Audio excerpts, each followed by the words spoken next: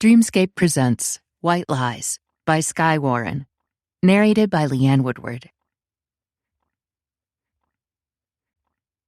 Chapter 1. Before. It's an absolute madhouse.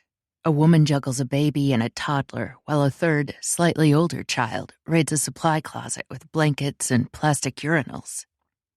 A man in a wheelchair with no legs hollers in the corner, while the harried nurses bustle past him as if he's silent. Stretchers full of moaning, injured people line the hallways, waiting for a room. Even more ambulances arrive at the emergency room door. We were lucky, if you could call it that. Being conked on the head gave Emerson a fast pass into the CT scan. It came back clear, so they're hoping to discharge him and make space for someone else. I step into the night, where a parked ambulance flashes its lights, a soundless refrain. The moon looms high and heavy. A full moon. That probably explains the excess of accidents in the hospital tonight. And at the circus. I wouldn't have given that idea any thought 12 months ago, but the circus is a superstitious lot. They've rubbed off on me.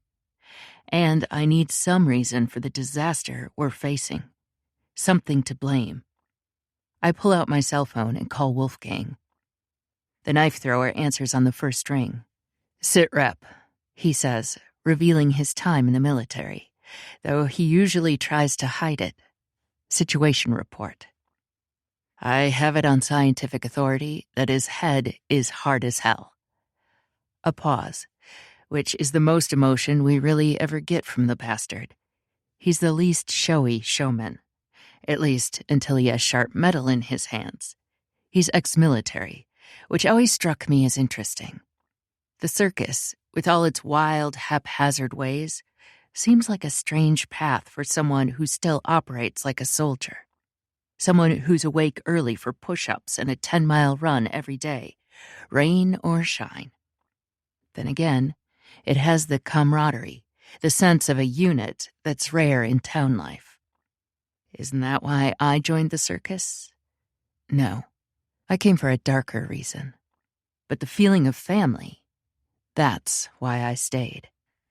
"Good," he says, his voice gruff.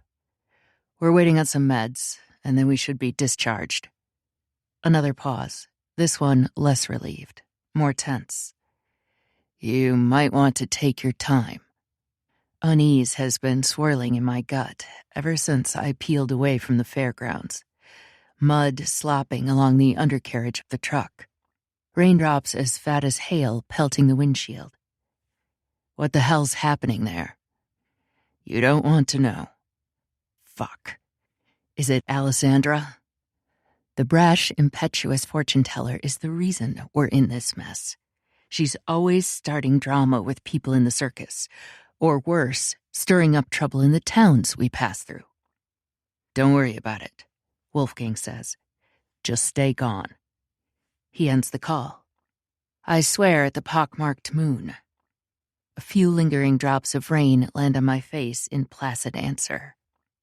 When I make my way back through the too-full emergency room, I find the small bay that holds Emerson's hospital bed already occupied. With a woman, of course. "Here's my cell phone number," she purrs. "I get off my shift in an hour.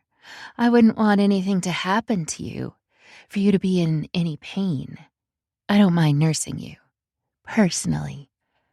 "What an enchanting offer," the ringmaster says in his usual fluid tones. "Though I wouldn't want to offend anyone with my presence. A lover, perhaps?" A giggle. "My husband is a truck driver. He's been gone for 4 weeks. "Too long to leave a sensual creature like yourself alone," he says with a heavy spoonful of sympathy. "Perhaps you're the one who's in pain." Christ. Even falling 10 feet and slamming his head into the metal platform of the Ferris wheel doesn't slow him down from charming women. It's enough to make a man annoyed as hell. If I were actually interested in sex or dating. Which I'm not. When you have my blood running through your veins, It's safer for everyone if you stay away. I push aside the heavy vinyl divider and clear my throat. The nurse jumps. Her eyes widen at whatever she sees written on my face.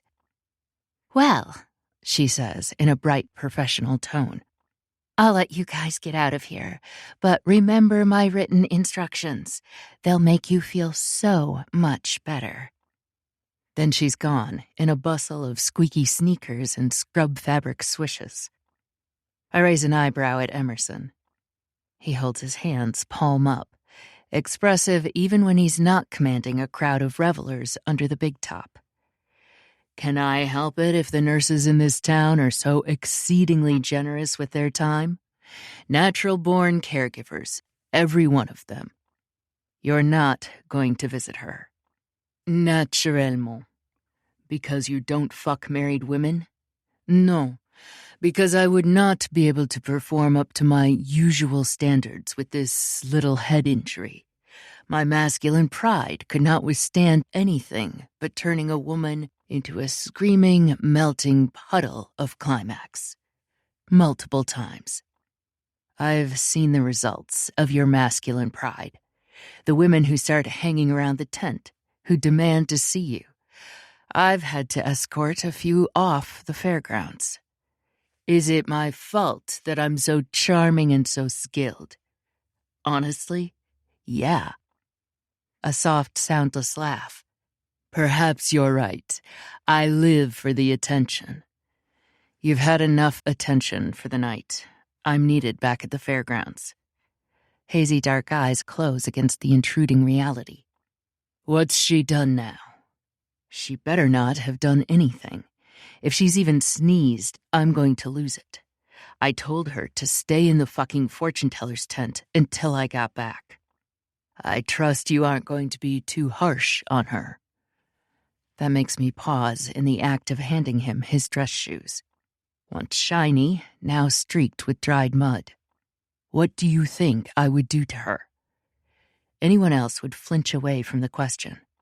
Emerson only studies me with those dark, mysterious eyes. I could not begin to guess, mon ami. Everyone knows who my father was, what he did. It was an open secret in the circus. Even when he was wasted away and dying, being carted from city to city in a tiny trailer hitched to the back of someone's RV. There were no doctors or diagnoses, only a frail old man. His tapestry of tattoos turned stretched and warped as he lost pound after pound. I had to stoop to even set foot inside the trailer. The air was tinged with sickly, sweet marijuana smoke. "Hello, son," came the haggard voice from the mattress on the floor. I shake my head, forcing myself back to reality. I would never hurt her. "Ah," he says. "Some of the townie morality." In the circus, being a townie, someone who stays put, is an insult. Yes, we prefer not to hit women or kick puppies. How provincial of us. Then she will only do it again. He touches a hand to his forehead, which is covered in a bandage. A lock of dark hair falls rakishly over the sterile white gauze. It's the only way we ever learn anything, through pain. I give him a sardonic look. What did you learn from the pain in your head?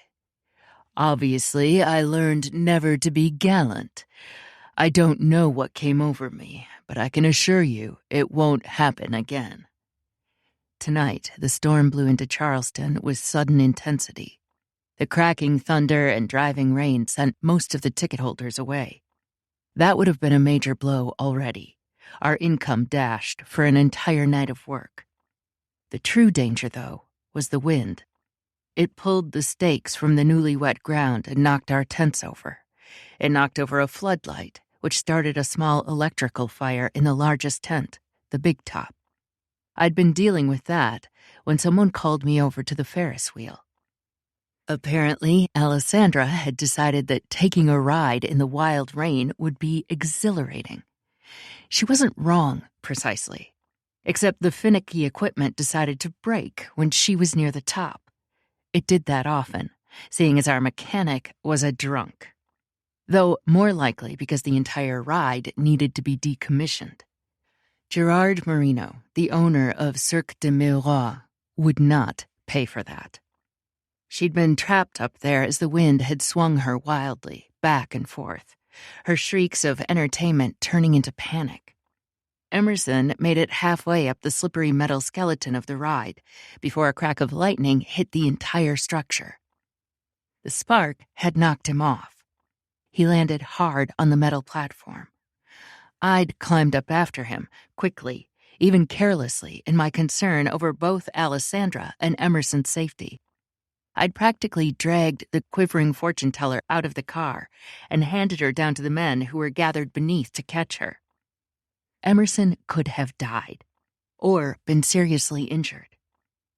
It was only Providence, and probably part of the ringmaster's cat-like 7 lives, that let him walk away with a few scratches. I drive back to the fairgrounds through an unfamiliar city. Unease weighs down my foot on the gas pedal, urging me to go faster, warning that something bad is happening. Something more than fire and a fall in the same night. No wonder they're superstitious about full moons. We arrive to a startling sight.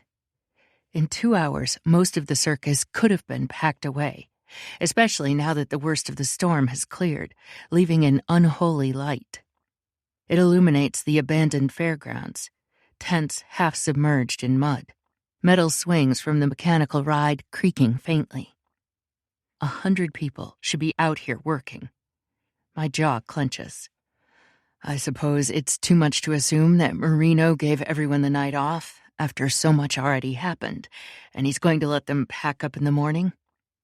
Emerson points toward the big top, which normally stands tall and proud. We pulled free one of the major supports while putting out the fire. It gives the large red and white striped tent a lopsided appearance, one half of it deflating like a balloon. Light peeks through the edges of the flaps, which means it's probably occupied. I think you're about to see the most dangerous and daring show the Cirque de Miroirs has to offer. No one should even be inside the tent without the left support beam. Safety is never the goal in a circus. It damn well should be.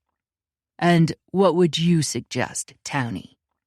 I may have only been here a year, but even I can see that we need policies in place. A system for shutting down the circus in inclement weather. A policy for when to run the rides and when to stop, even if people want to keep riding. Hell, we should have a medic on staff.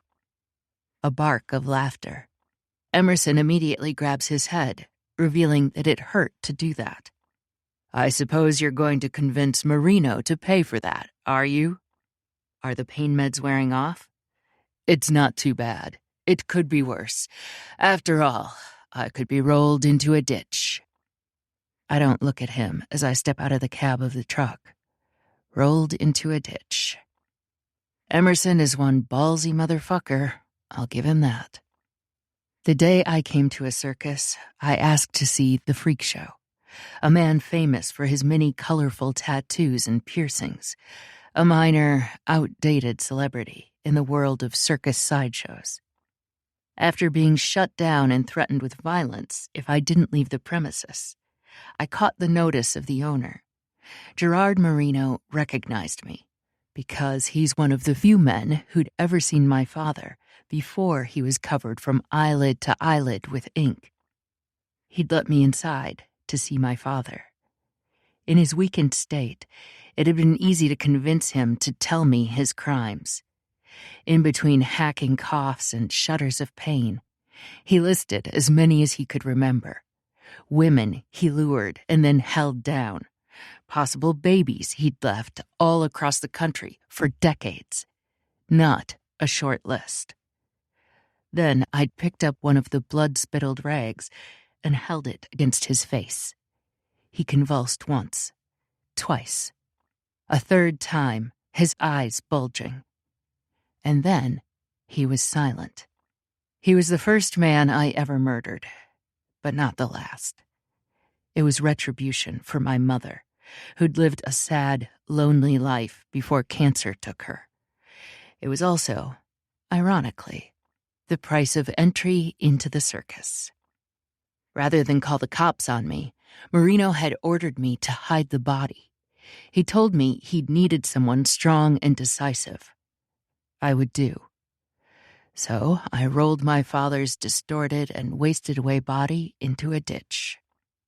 I walked toward the dimly lit, lopsided big top, my stomach clenched against whatever I'm going to see inside.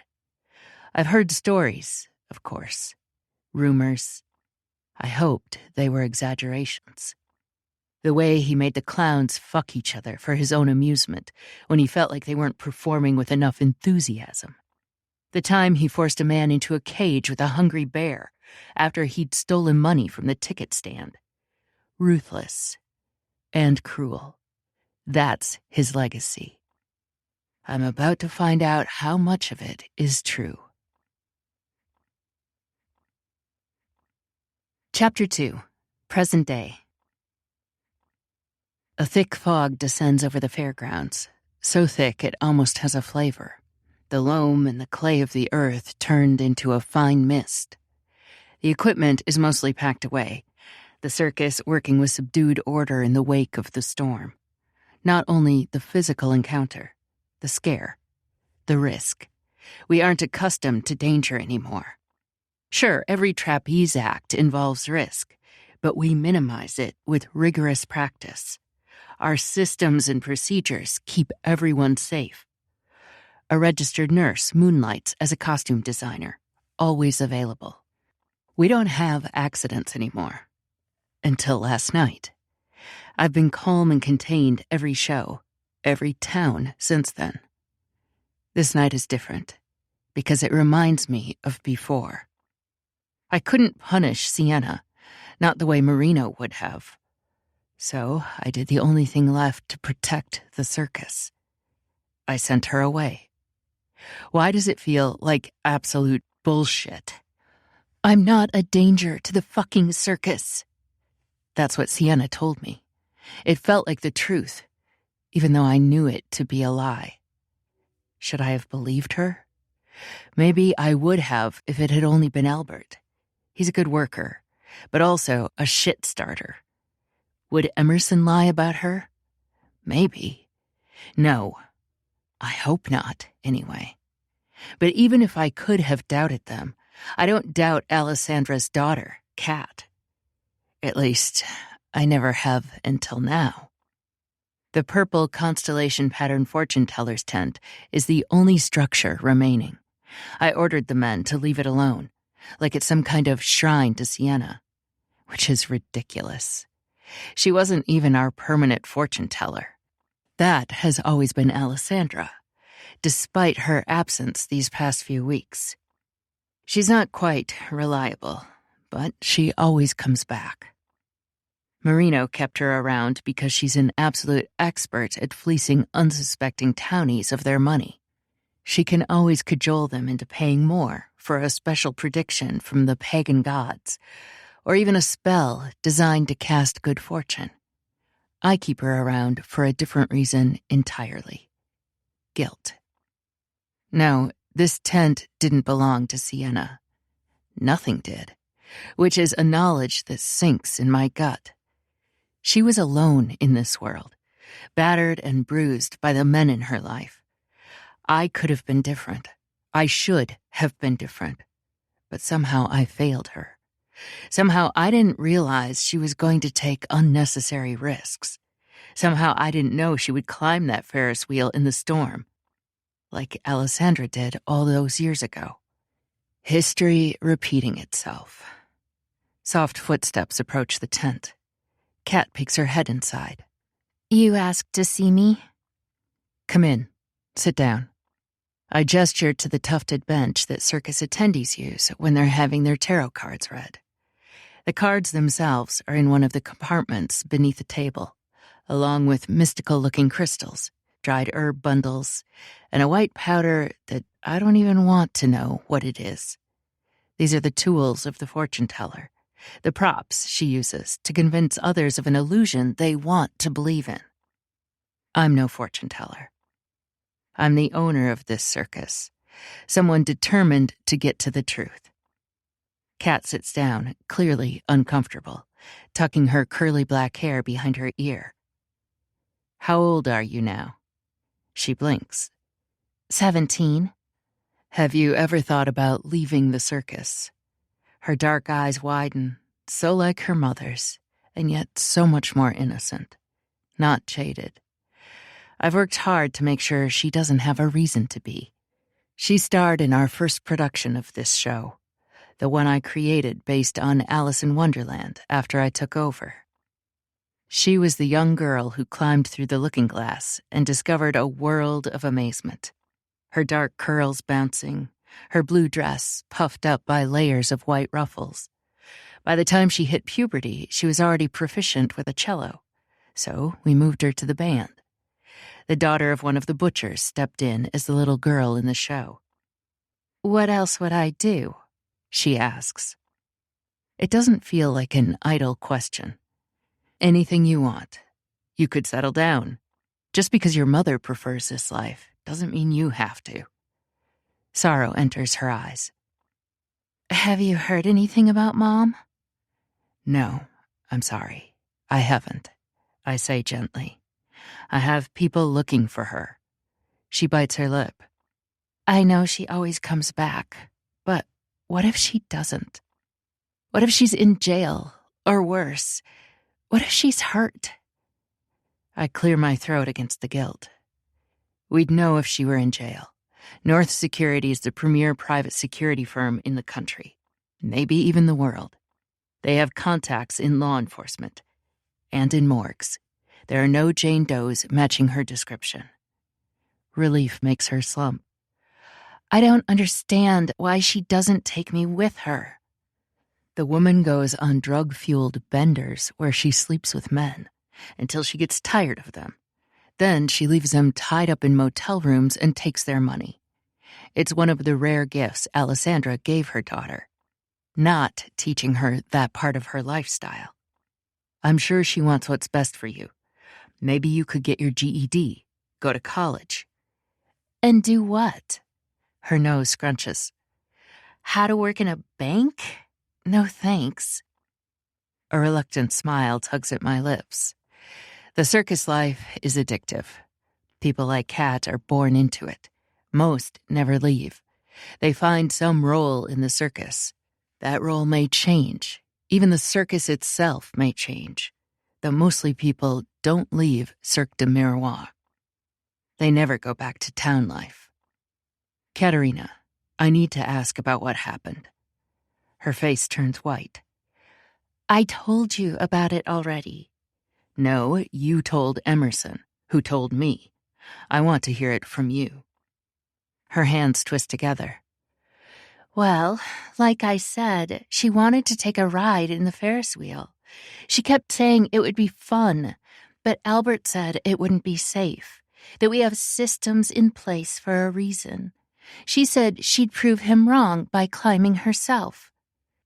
Have you ever seen her do anything like that before? No, I mean, I've barely even talked to her. Just brought her clothes and supplies when you asked me to. It's a big circus. A big circus.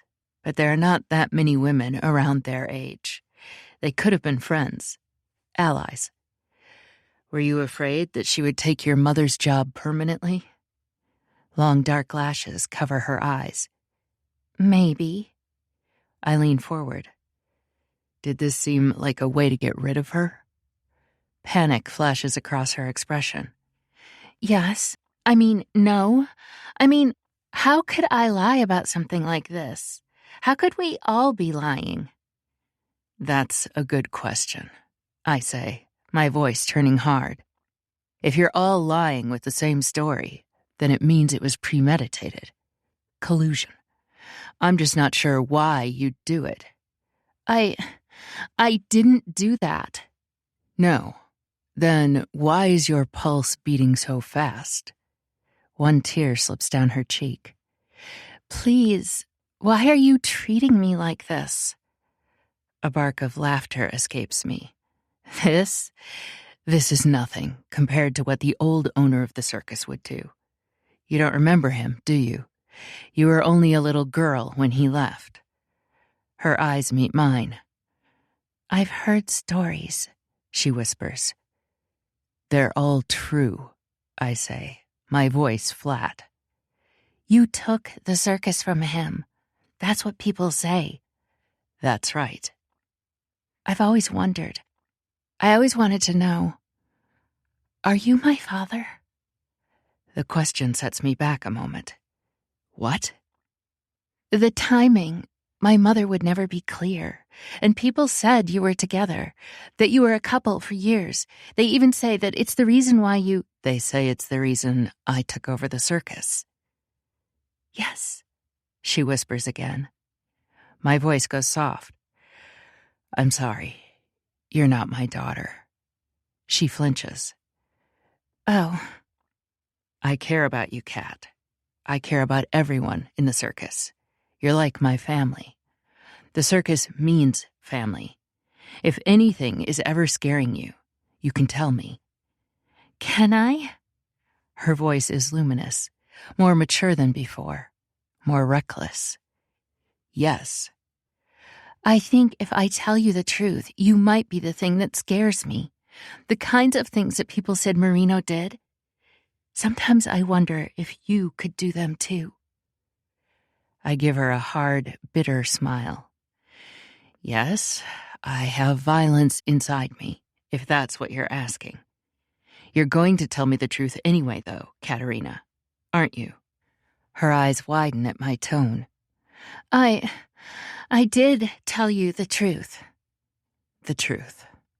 A funny concept, considering I didn't believe Sienna only 24 hours ago. Refused to believe her. Was I blinded by the past? Try again. She shifts on the bench, a place where so many circus patrons have come. Most to hear an entertaining bit of nonsense, but some came to hear a desperate, hopeful truth. I don't know what you mean. I don't think it was your idea. I'll give you that much. Mr. Whitmere, please. Someone came and told you to do this, and you do what you're told, don't you? Tears slip down her cheeks. No one was supposed to get hurt. Not like last time. But then, I suppose they didn't tell you about last time. What? Never mind. Who told you to do this? Who told you to lie to me? Her words come out in a hoarse whisper. I wanted him to see me as a woman. I thought if I went along with it, if I proved to him that I was... Who? It was just supposed to be a white lie. Tell me who, goddamn you. Mr. Durand. Emerson. There it is. Proof that I've been betrayed by someone who's become my best friend over the years. Proof that I should have listened to my gut and trusted Sienna, despite the evidence. Proof that she's been used, bullied, and mistreated one more time in her life. And this time, I was the one who did it. I thought you were different, she said to me. I stand with enough force to shove the table a few inches in Kat's direction. She also jumps up, looking frantic. You aren't going to... Aren't going to what? You aren't going to fire Mr. Durand, are you? I bare my teeth in a facsimile of a smile. I'm going to do a lot worse than fire him. And my advice to you, Katerina Gallo, is to worry about yourself, because you betrayed the circus, and our beloved ringmaster sure as hell isn't worried about you. Chapter 3. Before. I'm striding toward the lopsided, lumpy big top. My gut churns, not knowing what I'm going to find inside, or how I'm going to stop it. Emerson's hand grabs my arm. What? I demand, swinging back to face him. You don't need to go in there. Come with me. Let's get drunk. Or we can meet up with that nurse. I bet she would like both of us in the room. Me charming her, you glaring at her. She would have the best night of her life. I don't fuck married women. Based on my observation, you don't fuck anyone. Because I have darkness in my veins. My father held down women and hurt them all across the country and back again. That's what I came from. I'm going in the tent. He shakes his head and then winces at the movement. There's nothing you can do to help her if he's trying to set an example for everyone. Set an example with a woman. My skin crawls with the realization. And the hint of sorrow in Emerson's dark eyes. This man is known to be calloused, even cruel. If he doesn't want to see what's happening in the tent, it's bad. This is fucking bullshit. It's the animal kingdom. Why do you think the bears and tigers know their place? Because they recognize who has the most power, who isn't afraid to use it. And for all that, he's a cold-hearted bastard. He's also the alpha of the pack. A low sound escapes me, one of barely contained fury. That's some real rich, gold-plated bullshit. You know that? We're not animals. We're people. I never fail to enjoy your commentary on circus life. That's a thinly veiled reminder that I'm a townie, regardless of my job title. 9 months ago, I had never worked in a circus. Most of these people, not only have they worked for Cirque de Miroirs for years, most of them were also born into the circus life. It's a tradition passed down from mother to daughter, from father to son. Go fuck your pretty little nurse, I say, my voice rough. Do whatever you want. I head toward the tent, and he doesn't stop me this time. Despite his bravado, I think he's too hurt to actually head back into town for a hookup, no matter how cute the RN was. More likely, he's going to his RV to drink himself to oblivion, which is what I should be doing. Instead, I push through the tent flap. My feet stop in the mud, as if they weigh 1,000 pounds. Gerard Marino is 12 kinds of bastard. But he's also the closest thing to a father figure in my life. He took me on when I was wandering around, unable to settle down, because my heart, my body, my very soul needed to keep moving. I need the circus. Time slows as I reach the flap. Blood pumps as thick and slow as the mud beneath my boots. I push into the tent. For a brief, suspended moment, it looks like an ordinary rehearsal. Someone high in the air, while others gather around with encouragement. It's what I want to see. A mirage. Not real. Then the picture comes into terrible focus. The person suspended on one of the trapeze bars isn't an acrobat. It's Alessandra. Something thin and black flies through the air. A whip. The animal trainer, a woman named Janie, doesn't actually use it on the animals. She flicks it as an extension of her own arm to gesture to the animals for showmanship. She's standing with her arms wrapped around herself, her skin pale, looking up. One of the few who are looking up. Most of the people have their eyes downcast, or they stare straight ahead. This is a lesson in endurance. Marino stands in the center of the ring, still wearing a drenched suit, his white dress shirt turned brown from the mud, flecked with darker spots. Alessandra's blood. Without pausing, I stride to the center of the ring. Fury burns in my stomach. Red blinds me. I never wanted to be the violent man my father was. But now I understand. It's been there all along. The dark impulses. To hold down, to control, to ruin. What the fuck are you doing? Marino's breath smells like whiskey, but his eyes are clear enough. Not drunk, just fucking evil. Showing you what the circus is really about, boy. You didn't think it was all pony rides and popcorn, did you? I force myself to take a breath. One, then another.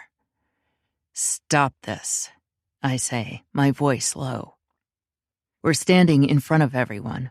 There's no real way for him to save face, but I'll be damned if I let this continue. I keep my gaze on Marino. Out of the corner of my eye, I see Alessandra's limp body spin helplessly, whip marks dripping blood. How long did this go on? I was only gone for 2 hours. How could he do this much damage? He steps close enough that I can see the red veins in the whites of his eyes. I could have strung you up next to her in a matter of minutes for insubordination. I bare my teeth.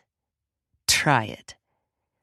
That earns me a genial smile, the kind he uses on circus guests he despises, the ones who care about safety and practicality instead of the show. You might be able to take down a few strong men, but not all of them, and they listen to me. Look around. I take his advice. The people who'd simply been enduring are watching carefully now. I see fear in many of their eyes, avarice in a few, though the smart ones are watchful. This is a power struggle, plain and simple. They don't want to be on the wrong side of this. No one does. Not even me. But I don't know how the hell to get out of it. Emerson looks blank. We've become sometimes friends, but I wouldn't want to test that. I don't want to find out if he'd help string me up. And Wolfgang? He looks pissed, but then that's his usual expression. He's probably armed with a handful of knives, which he can throw with alarming accuracy from long distances. Not to mention that his meaty fists could do damage. It's always been a mystery how that much brute force manages precision. I'm well and truly outnumbered. Her dangling body catches my attention. It's a mistake to look up. A mistake to see where the rope has cut into her ankle, because the skin there isn't meant to support her entire body weight. Blood as bright red as the circus tent drips along her shins, upside down. I should back down, live to fight another day. But I can't. Can't let it happen. Is this what you want? I ask the performers and the operators alike. To be beaten like animals? For our pain to be used as entertainment? It's punishment, says a man who has been enjoying the show too damn much. There's even a tent in his fucking pants. What else is he supposed to do? She endangered the circus. I don't bother arguing his point about the danger. I want there to be much stricter safety policies and procedures, but this isn't how we do it. Then what? Wolfgang asks, his voice low. There's genuine curiosity. If you write a neat little guidebook of your safety rules and someone breaks it, then what? Everyone watches me, some disdainful, some solemn. They want to know. Then they leave the circus. Anyone who endangers the circus has to go. I turn to face Marino with narrowed eyes. This man has been my mentor, even a father figure, and now he's my enemy. And right now, Marino is the one endangering the circus. A gasp ripples through the crowd, a few murmurs of surprise and speculation. I never thought of myself as a leader. I also never thought of myself as a man who would allow a woman to be strung up and whipped bloody against her will, which means I have a choice to make. You'll regret this, Marino says, his voice raspy, eyes bright with vicious intent. No doubt, I say, ripping the whip from his hold. He's strong, but not strong enough to hold on to it against my hold. Now get the hell out of the tent. He takes a step toward me, and I crack the whip. He stops because he's a fucking coward. He would use this on a woman, but he's too fucking scared to get hit with it himself, even to claim his own circus. Everyone sees it. Everyone knows.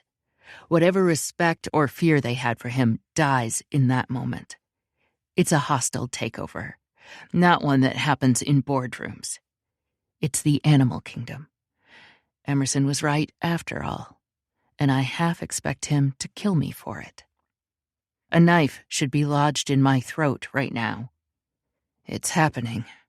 As I watch, in a fluid motion, Wolfgang pulls a knife from his boot. He aims and throws with such casual accuracy, it makes crowds of circus-goers gasp. I wait for the pain, the shock to my system. I wait for death. Instead, the knife sails past me. I even hear the whistle a few inches from my ear. He missed. How is that possible? Was it an accident? On purpose? I turn and see the knife slice through the thick rope holding up Alessandra.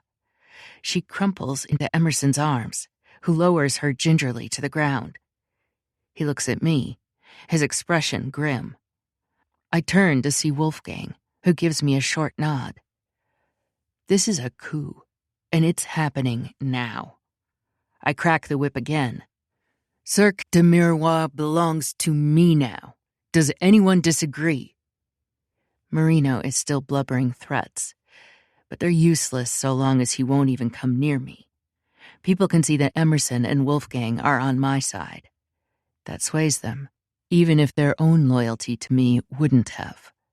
The workers look wide-eyed, shocked, and somehow relieved. Do we kill him? Emerson asks, sounding unconcerned with my answer. It's as casual as anything. Do we put the tent away? Do we drive to the next town? I stare at the man who mentored me, the man who snarls. He won't give up the circus without a fight. If we left him behind, he'd only come after us. How do we stop him? It digs into a deeper question. How do we punish someone who hurts the circus? How do we protect ourselves without becoming a monster? Chapter 4, Present Day.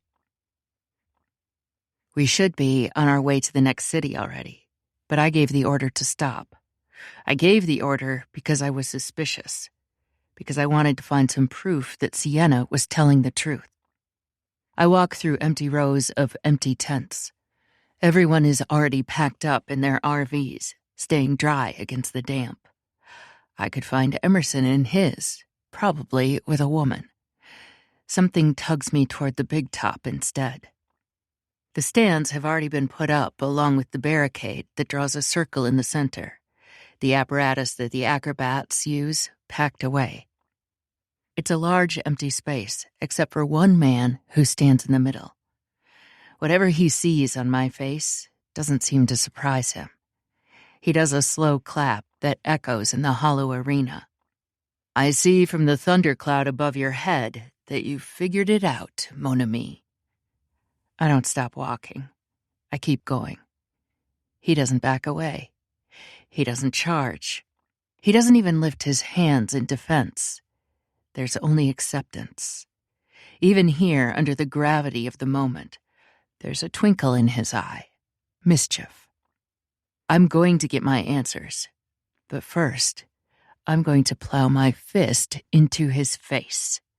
I'm going to feel the force sling his body to the ground. I'm going to hope that there's even an ounce of satisfaction as he crumples.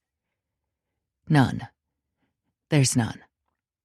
And I am left breathing hard, fighting the urge to hit him again and again, unleashing the feral animal inside me. He opens his jaw wide and then closes it, touching gingerly. Your right hook is legendary, he says. I can see why. Get up, I tell him. He reclines on the dirt floor, looking as cozy as if it's a plush cushion propped up on his elbows. He's still wearing his ringmaster suit, though he's lost the jacket and the hat somewhere. He's in short sleeves and bespoke pants. So, you can hit me again? That's not an enticing offer. I said, get up. He sighs as if I'm a trial. But he stands. And then I hit him again. This time it seems to land harder. Not my actual fist, but the gravity of the situation. He holds his jaw, panting. Fuck, he says. Predictable. That's the problem with this show. I knew what was coming. I bare my teeth in a cold, humorless smile. A show. That's all this has been. One that you directed. He moves slower now, clearly feeling the pain. But he stands up again and spreads his arms. Well, swing again, my friend. Swing again. As many times as it takes to get your anger out. As many times as it takes for you to become Gerard Marino. He looks up. Or perhaps you would like to string me up by the scaffolding. I'm sure we can find a whip somewhere here, even without the lions and tigers. A low growl escapes me. Tell me what the hell happened. Everything. Don't leave anything out. Everything, he says faintly, mocking as if it's a complicated story. Start talking, unless you would like to be hit again. He puts his hands up as if to say, I'm talking. Don't hit me again. Here's the story. Even speaking slightly quieter and more quickly than he normally does, there is still the air of a ringmaster leading me into the show. Boy meets girl. Girl becomes boy's temporary fortune teller. Boy loses his fucking mind, jeopardizes the whole circus. How? Because I already know she climbed up there because she believed that someone was inside. Because she was trying to help. That didn't jeopardize the circus. It happened long before that, he says, a little anger leashed in his voice. You were distracted. You didn't care what happened anymore. At times, when you would have been taking care of us, you were busy fucking her. A disbelieving laugh. So I'm supposed to live like a monk? Is that it? Oh, you can fuck, he says. You can fuck women. But you never have. Even when people believed you were with Alessandra, I knew the truth. You have been living like a monk until her. Images of her flash through my mind. Her body bared to the moonlight. Her expression as she came, reflected in 1,000 mirrors in the maze. And all of it, all of those sensual memories overlaid against a backdrop of betrayal. Because what is inherent in each moment that I touched her is trust. Trust that I deserved up until the moment that I didn't. And now I won't get to touch her again. Do it. Whatever you're planning on doing. Kill me. Kick me out of the circus. Oh, I will, I tell him, my voice grim. But first, you're going to explain yourself. He sighs, looking away.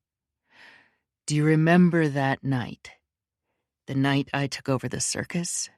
Yes, I remember every detail. Marino told you you'd live to regret it. No doubt I will, I say, echoing the long-ago words. The circus is more than a job. It's more than a mistress. It's a wife. It's a lifestyle. It's a god. We need monks to run it. You can fuck around with any woman you meet in town or even inside the circus. You can have your pick of them. But when you choose one, when you want one over anything, over the circus, then the whole thing falls apart. There's a reason why Marino worked for so long. He worked because everyone was fucking afraid of him. No. He worked because he made the circus his life. And most people aren't willing to do that. Even when they perform and travel, they still want their families. They still want a few moments to themselves each night. And you never did. You don't want a person, I tell him. You want a martyr. Yes, he snaps. What did you think you were being when you stood in front of all these people here beneath the tent? When you took the whip away from him and snapped it? You became our martyr. And then one day, because you saw some nice pussy, you decided that was over. Some of the fight drains out of me. I am still furious. I'm still disillusioned. I'd love to blame blindly. But in a twisted way, I can understand it. I did become a martyr that night, even if that isn't what I meant to do. And I have lived and breathed the circus every day and every night since then. Sienna changed that in a beautiful way. She made me come alive. And for that crime, the circus made her pay. If the circus is a god, it's a vengeful one, a possessive one. She was hurting the circus, Emerson says. Maybe not that night, but every night before. And isn't that what you said? That's what happens. They leave. Marino would laugh if he could see me now. He can't see me, of course. He's living in semi-captivity at our farm in Nebraska. That's where I kept him after I ejected him from the circus. I built that farm, where the animals could live out the remainder of their lives in cages. And what is Gerard Marino but a wild animal who performed for the circus? He has his own comfortable cage. I throw one last punch. Emerson's not expecting it, so he staggers back before crumpling to the ground in an ungraceful heap. I stand over him. I don't know what would have happened had you not interfered. Maybe I would have fallen in love and made babies and settled down in some suburban house with a white picket fence and a dog. Eventually, that might have happened. But now, I'm going to find her. I'm going to stall the entire fucking circus until I find her and beg for her back. And then she will hold the fate of every act of every person in this show in her hands. You were afraid of her power before. Know that it's even stronger now. Then I stalk out of the tent, determined to drive into town to find her. I'm already taking out my cell phone to call her. She probably won't answer, but I have to at least try. She can't have gone that far. It's been a few hours, but she didn't have a car or a plane ticket. She just had money and a small dog. The memory of the dog pulls me up short, and for a second, I can imagine that suburban house with a picket fence and that little tan dog with one ear up and one ear down. I can imagine Sienna laughing as I come home to her. Imagine her round with my child. The vision is breathtaking, and all the more painful because it was within reach. As if I conjured him from memory alone, the little dog comes into view, panting from its run, both ears flopping around. Hope rises in my chest. Did she come back somehow against the odds, despite the callous way I sent her away? Even if it's as simple as forgetting something in my RV, at least I'll have a chance to speak to her. I look behind the dog as he arrives at my feet. He goes up on his hind legs, one tiny paw against my shin, as if asking for something. Where is she, boy? He doesn't look back, to indicate that someone is walking behind him. Instead, he turns and starts retracing his steps. I start following him, his path, and he trots along beside me as if this is the right thing to do. Did something happen to her? Christ, maybe she tripped. Maybe she fell down. The ground is so uneven ever since the rain. Or worse, maybe a scorpion bit her. The hard thing about traveling is that you don't know what the locals know about precautions against wildlife that are dangerous up here. We learned them over time and share that wisdom, but she didn't know. Whatever happened, I'll help her. Everything will be all right. That's what I tell myself. But as I get further away from the fairgrounds, the little dog trotting a couple feet ahead of me as if to guide me, My weariness rises and rises. "Where are you taking me?" I mutter. "This better not be a wild goose chase." The dog just keeps trotting along. Only when we arrive at our destination, Sienna isn't there. She hasn't fallen or gotten bit by a scorpion, at least as far as I know. She's gone. Vanished. A flash of silver in the mud reveals her phone. I crouch down to pick it up. It looks largely unharmed, just covered in mud. I stand up and look around. She's nowhere to be seen. She wouldn't leave her phone behind, at least not willingly. The dog whines and looks at me imploringly. Dread sinks in my gut. Something happened to her, something worse than a scorpion. She was taken. And I have a dark suspicion that I know who did it, that it was those bullies I met the same night I met Sienna. Kyle and his two assholes, as she called them. They were obsessed with her. They wanted her. But they wanted to possess her as an object, not as a woman. Did they follow the circus? Did they lie in wait until she was separated from the pack? That's what predators do. And I made their job too fucking easy when I sent her away. Chapter 5. Sienna.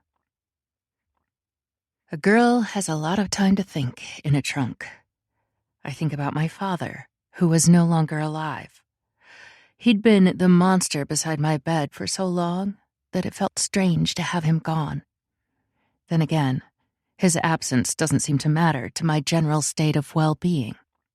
He's still dragging me home to Forrester from beyond the grave. I think about Travis, who managed to escape his bullies and find refuge. He belongs at the circus. He's a clown, a damn good one. I'm glad one of us got away. Maybe that's all the hungry rage of a dark small town is willing to lose, one at a time. I very carefully don't think about Logan. I don't think about whether he'll miss me or whether he feels guilty, even though he probably does. Not because he cares about me specifically, but because he'd save the whole world if he could. Instead, he saves his own world. Cirque de Miroirs. They belong to him in a way I never did. The car swerves to the right, sending me into the left side, slamming my legs against hot metal. Fuck. All three men drove Ford trucks to prove their manhood. The Cadillac I'm in was a concession to their kidnapping plans. Hard to hide a flailing, fighting body in the open bed of a pickup. Not that I could fight very well with both hands tied behind my back. A bump in the road catapults me into the air and slams me into the roof of the trunk. Metal on bruised flesh. I'm battered, suffocating in the hot air. But I won't make a sound. Not a moan, not a plea. I made all the sounds before they stuffed me in here. Swearing, baseless threats, an animalistic howl of defeat. The car stops with a hard screech, and I roll into the hard front of the trunk. Car doors slam. The trunk opens. Sunlight blinds me. Dry West Texas air feels almost cool and breezy after being baked for hours in a tin can. Bathroom break. Kyle sounds curt. Don't make a fuss or someone will get hurt. Fuck you, I say hoarsely. Someone inside the place will get hurt, he amends. A hand on my arm hauls me out of the car. My legs feel like jelly, and against my will, I slump against him. He embraces me, which is crueler than letting me fall to the ground. Shh, he mutters, running soothing hands up and down my back. This will be over soon. I wish, I say between gritted teeth. I take a staggering step away from him and almost fall down again. Apparently, a long bumpy ride in the desert can turn my legs into jelly. The gas station looks like it's been closed for a decade. Paint peeling off the wooden sign. The entrance to an ancient car wash grinning with blue rubber teeth. A flickering Marlboro sign is the only proof that it's open. That's probably why the boys almost passed it, and probably why they swerved to stop here. Not many people around to hear me scream. Faded posters advertising alcohol and tobacco wallpapered the windows. Inside, a young man sat behind bulletproof glass, reading on his phone.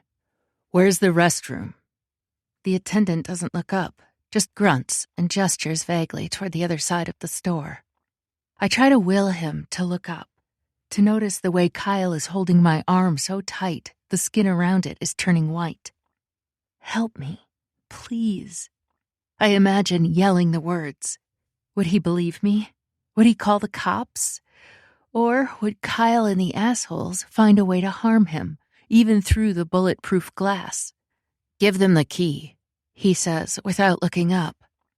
A little girl appears from behind the counter, pushing open the divider that was clearly unlocked. So much for safety behind the glass. She has tight braids and a suspicious frown. I give her a forced smile so she doesn't question me. I don't want them noticing there's a problem now that there's a kid involved. "You Hispanic?" she asks. I've been asked this plenty of times, especially in Texas. Something about the blend of Asian and white heritage. "She's Indonesian," Kyle says, his voice tempered with pride and gentle encouragement. As if he likes kids. As if he likes me. Which turns this entire thing into a farce. How does someone evil look kind? The guy behind the counter doesn't even look up from his phone to check on his daughter. I'm not even sure he would if Kyle looked less wholesome, but still, it's a mindfuck. Kyle half drags me toward the bathroom and pushes me inside. There's a flimsy lock with the copper plating rusting away. It wouldn't keep him out for very long. There are bars on the small bathroom window, which makes this entire gas station seem even more sketchy. Who's breaking into the bathroom? No magical escape routes in here. Nothing to do except actually use the toilet. And pray I don't catch something. Then again, that would serve Kyle right. I know what he plans for me. He wants me to be a good little wife. I wash my hands in a sink that's probably teeming with bacteria. My reflection in the rusty metal mirror looks even worse than I feel, which is saying something.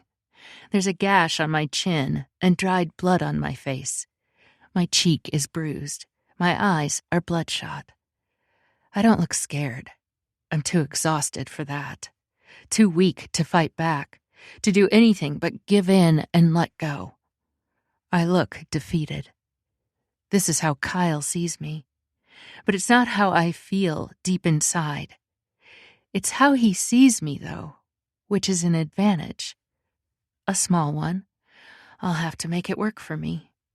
I want to break the mirror, to feel the glass cut me and taste my own blood. But I can't risk the noise. A rap on the window. I look up, expecting to see a bird tapping its beak. Instead, there's a child, her face pressed to the filthy glass. I manage to hold in my scream. Barely. It's the girl from inside the station. She points to the metal handle. It's the kind of window where you turn it to open a few inches. I might have been able to push the dog through, if he were still with me. Maybe. There's no way a person is going through. Though even if I could get out, I'd have hundreds of miles of unforgiving desert and dangerous wildlife to contend with. "Hi," I say, my voice strained from hours locked away in stifling heat. "Where's Indonesian?" I don't have time for a geography lesson. Then again, maybe that's all I have left. Time. Time before Kyle arrives back in Forrester. Time before he touches me. Time before he breaks me. Indonesia? It's far away, I say. The other side of the world. How do you get there? By plane, I assume. I wouldn't know. You've never been there? I've only seen photos online. Photos of beautiful scenery and architecture. Photos that I'd felt exactly zero emotional connection to. No.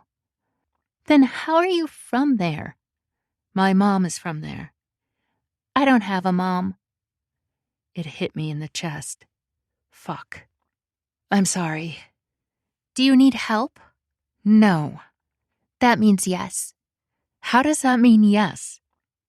People who don't need help look confused and ask me why I would think that. You got this weird look on your face, like you have to poop, and then lied. Little lie detector. In that case, I'd better go with the truth. It's better if you don't get involved. I can call someone. After you leave, I can call someone. Hope beats in my chest. The offer is too good to pass up. Once we're gone, they'll be safe. Yes, please. Who should I call? That's a good question. There's my mother. I can't imagine her doing anything but freaking the hell out. There's Maisie, who would be more resourceful.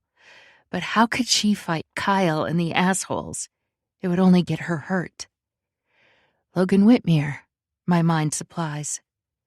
My mind is an idiot. Logan Whitmere kicked me out. Would he come and rescue me if I called him? Maybe. Only out of a sense of duty. He doesn't actually care about me. He doesn't trust me, which hurts more than anything. For all I know, he would assume it was another stunt, like the fucking Ferris wheel. For as long as I live, I will never go on another Ferris wheel, not even if it's a beautiful sunny day. B. Jones, I say. Brian Jones. He's a state trooper. Call 911 and get them to find Brian Jones. Tell them the girl from the circus is in trouble. The girl from the circus might be Alessandra. Or Kat. It might be a lot of people. The one with the black eye. She snorts. So you had a black eye, but you don't need help. Right? Snarky little brat. I can't help but smile. She reminds me of myself. Thank you for this. An eye roll. Whatever. She disappears with barely a sound as her feet drop to the hard-packed earth outside.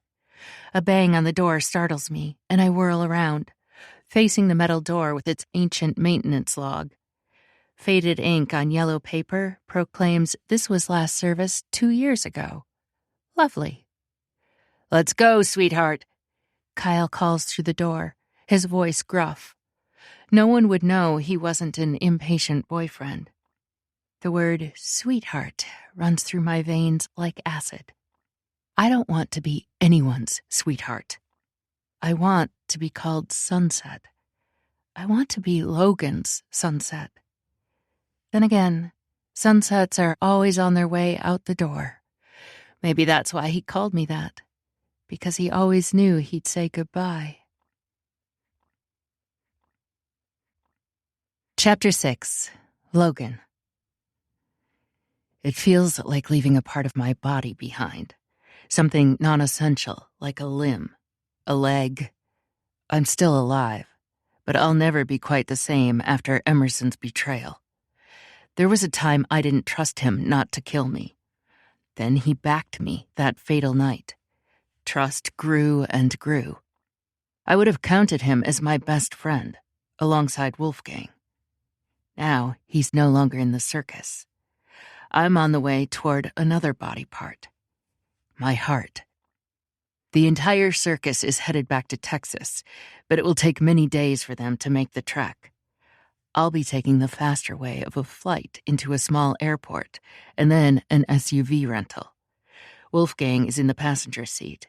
Travis is in the back, my personal resource to the small town of Forrester, where Sienna was born and raised, where she's most likely being held against her will.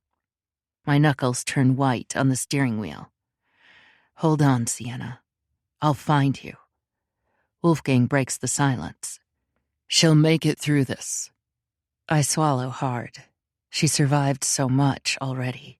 She shouldn't have to survive more. A faded sign says, "Welcome to Forrester." An old-fashioned painting of a mural with a scenic lake with tall trees and a few birds flying away. Beautiful. Picturesque. And entirely a facade.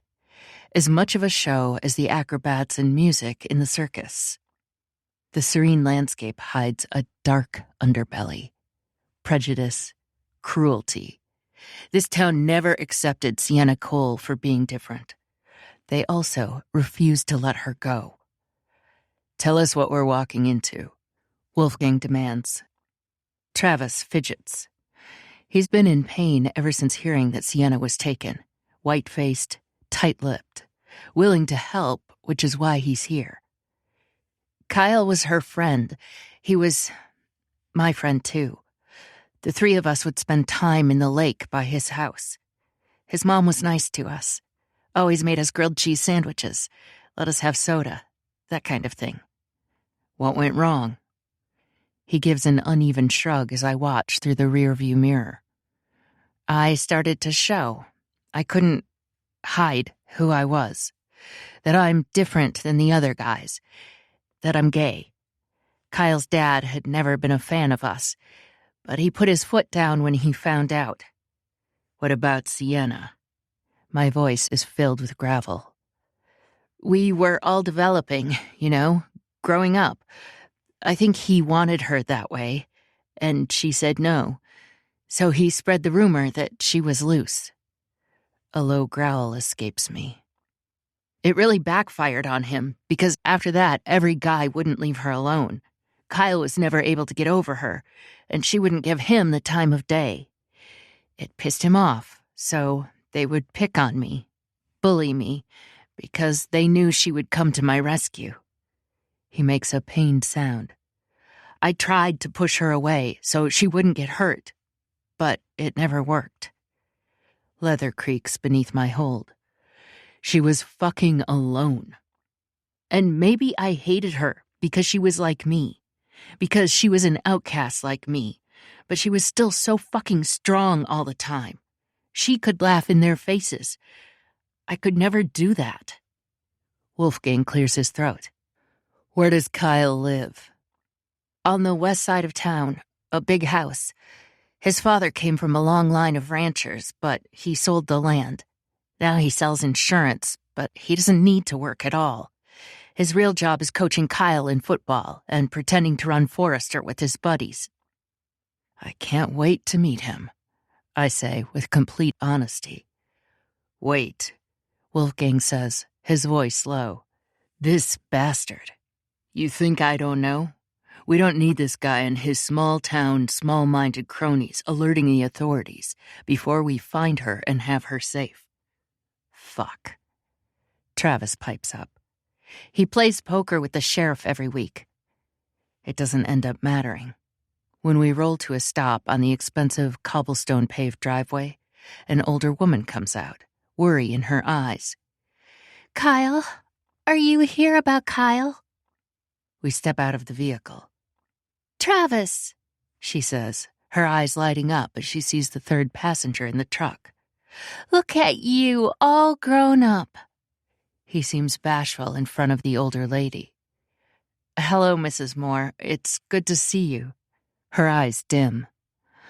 I'm sorry you stopped coming around. She hesitates. I'm sorry you weren't welcome here anymore. I tried to tell them. They were wrong, but they just... It's okay, he says. I understand. She looks fierce. You shouldn't have to understand. You should have been safe here in this house, in this town.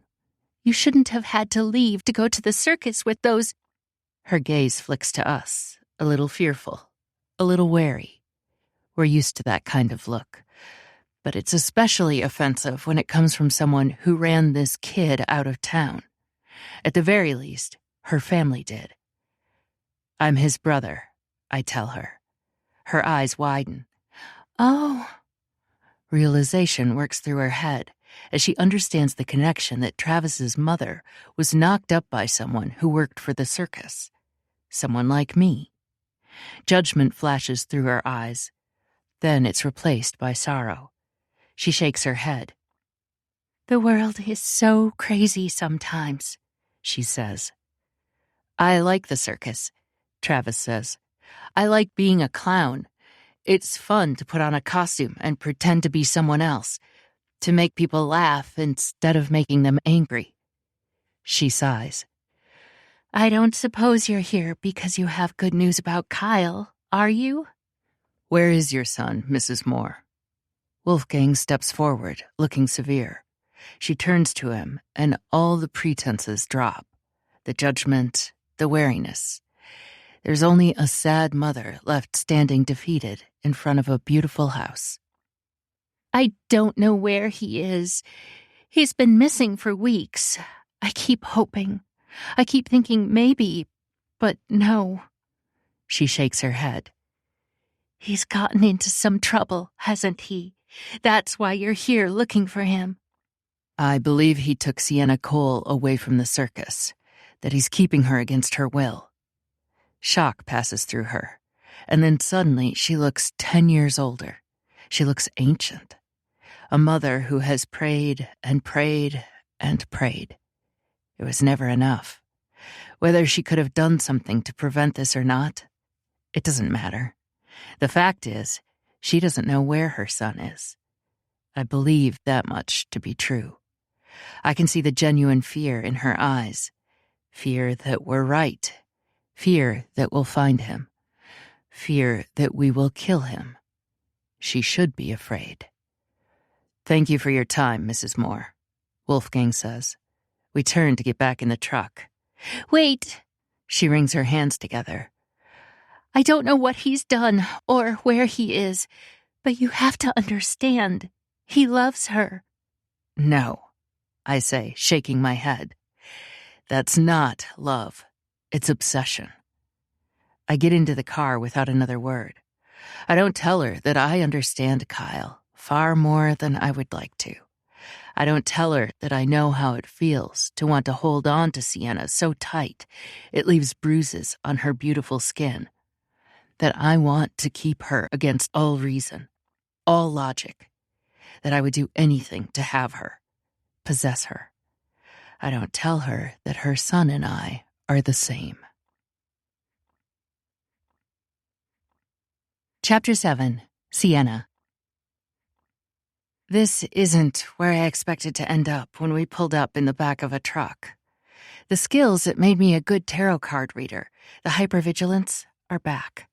And they're telling me to play along, to put on a good show, that I'm in more trouble now than I was in the trunk of the car. Because the mastermind behind all this is more than a few violent, horny men. I'm getting my first tarot reading. Oh, I've given plenty of them, making up bullshit based on what the internet taught me about tarot cards and what I could read of people. That old hypervigilance from years of abuse helped me do a decent portrayal, but it was always an act. What's happening now is not an act. At least, not in this woman's mind. She smiles at me, gorgeous even in her advancing years. Beautiful smile, beautiful hair. Only her eyes reveal her wildness. I wonder if they helped people believe that she had a connection to the mystical world, back when she was the fortune teller for the Cirque de Miroirs. Let's see what the spirits have to say, she says, shuffling the cards. I wish I could participate, I say, my teeth ground together. Unfortunately, my hands are tied, literally. Another brilliant smile. Your participation is not required. The cards do all the work. Considering I've been a fortune teller for a few weeks now, I beg to differ. I shift, trying to assuage the ache in my arms. The angle they're bent back isn't extreme, but it's not being able to stretch them out that has made me scream in pain. I long to reach up. The fact that I would undoubtedly do violence to the woman in front of me is just icing on the cake. Unfortunately, she knows that. Probably the cards told her the super insightful tidbit that kidnapping someone doesn't exactly make them friendly. "You were a fake," she says, her voice flat. "You stole what was mine. You left." "I was going to come back," she says, her eyes wilder now. It isn't mysticism making them that way. It's insanity. "I always come back. Logan knows that." "I guess he didn't know," I say, taunting. "Or maybe he didn't care if you came back." Maybe it's not a good idea to taunt your captor, but I've given up on being the good girl a long time ago. People are going to judge me. They're going to fuck with me. So I might as well fight back, even if it's only with words. She flips a card over, revealing an image of a tall building. A tall building that's on fire. Lovely. "Destruction," she says, a gleeful glint in her dark eyes. How can she look so much like Kat, but also so evil? Then again, Kat did lie to Logan about me. She's just better at hiding it. "Chaos. This represents your past, your childhood." "It's Forrester," I say, feeling almost thoughtful despite the rope tied around my wrists.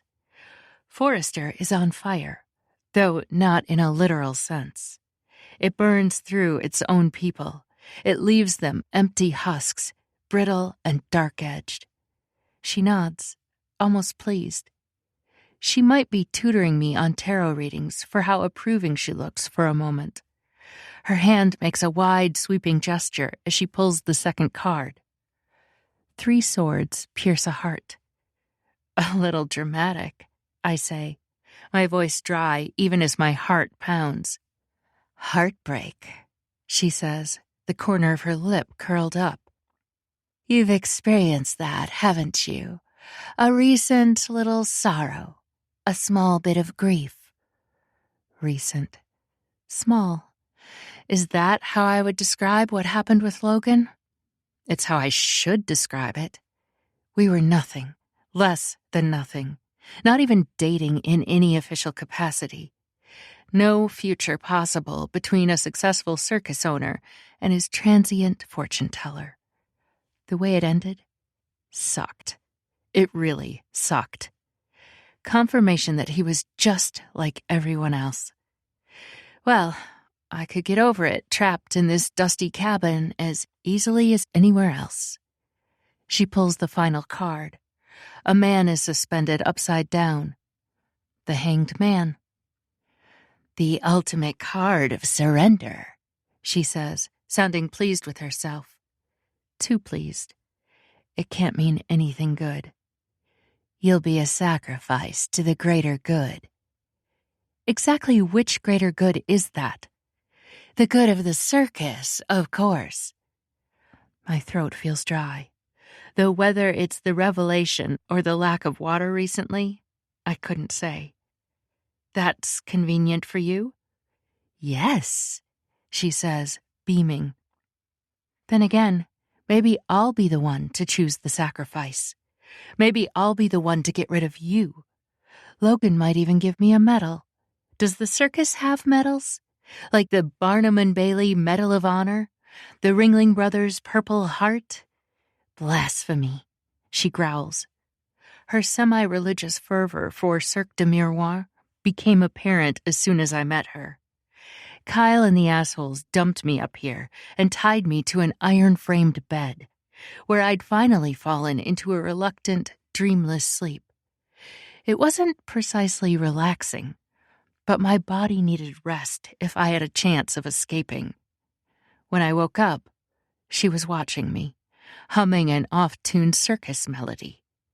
Creepy as fuck.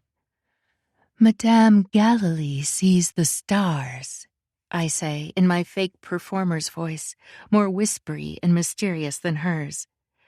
"And the stars know what has been and what will be. You're a fake." "Precisely. which is how I know how easy it is to make the card say whatever you want, especially when you have a stacked deck. Her eyes narrow. I don't cheat. The irony of this woman claiming not to cheat, when her entire career has been based on fleecing strangers in every city.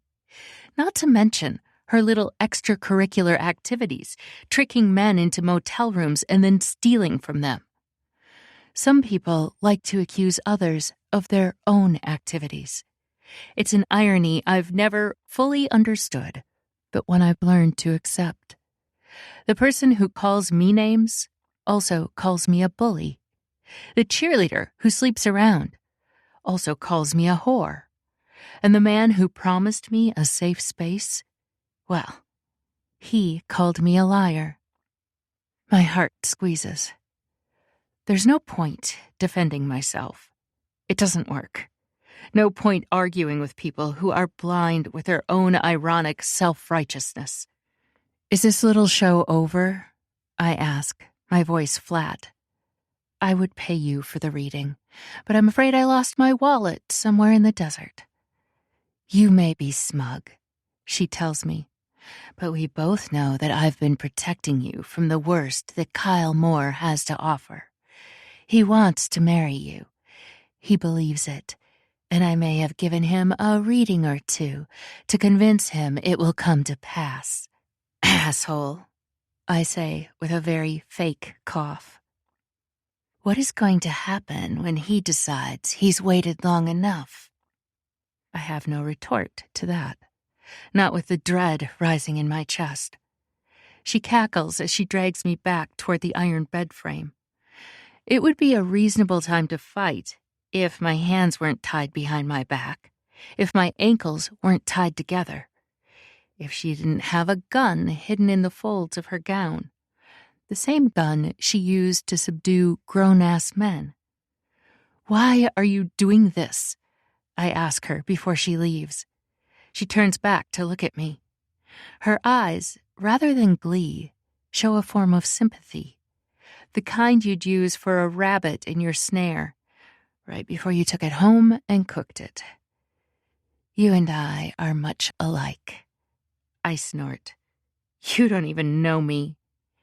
You are misunderstood, though not by accident. They wish to misunderstand you. It's easier to make you the villain in their story than to realize that they are the problem. Based on what? The town slut, the troublemaker. A shiver runs through me. Kyle talks a lot of shit. Logan told me he'd met someone. I investigated, of course. I'm protective of him and the circus. Found out it was a little hussy. But here's what you must understand. I don't judge you. All women are thrown onto the stakes. They don't need fire to burn us alive. If you don't judge me, why the... I shake the bed, which rattles ominously. Why the whole kidnapping and murder thing? I was prepared to let Logan have his little fling. Men need sex. They need domination. He could have you, as a treat. Then I heard that he offered you a job. My job. And I knew that I had to remove you from the picture completely. Ah, so classic greed. You dressed it up in the occult, but it's baser than that. What do you think the tarot cards read, my child? They read lust and sinister intentions. They reflect the darkness in humanity. That's why people love them. That's why they pay me money to tell them they're bound for destruction. She leaves me with those parting words. Then I'm left alone to stare up at the dust motes dancing in the sunlight. Funny how they don't seem to care whether they swim through the air for a joyful family scene or a lonely captive tragedy.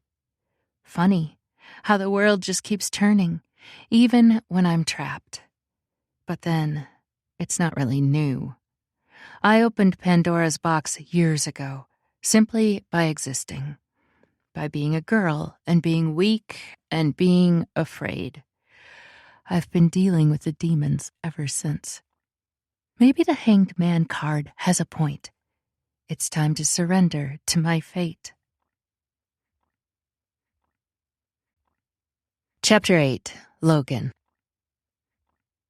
The SUV rolls to a stop in front of a modest yellow house, overgrown weeds lining the front walkway. Sienna's house. It looks sad, despite its general upkeep. The dainty white flowers planted along the front only highlight the sorrow cloaking the place. Wolfgang squeezes my shoulder before we climb out of the truck.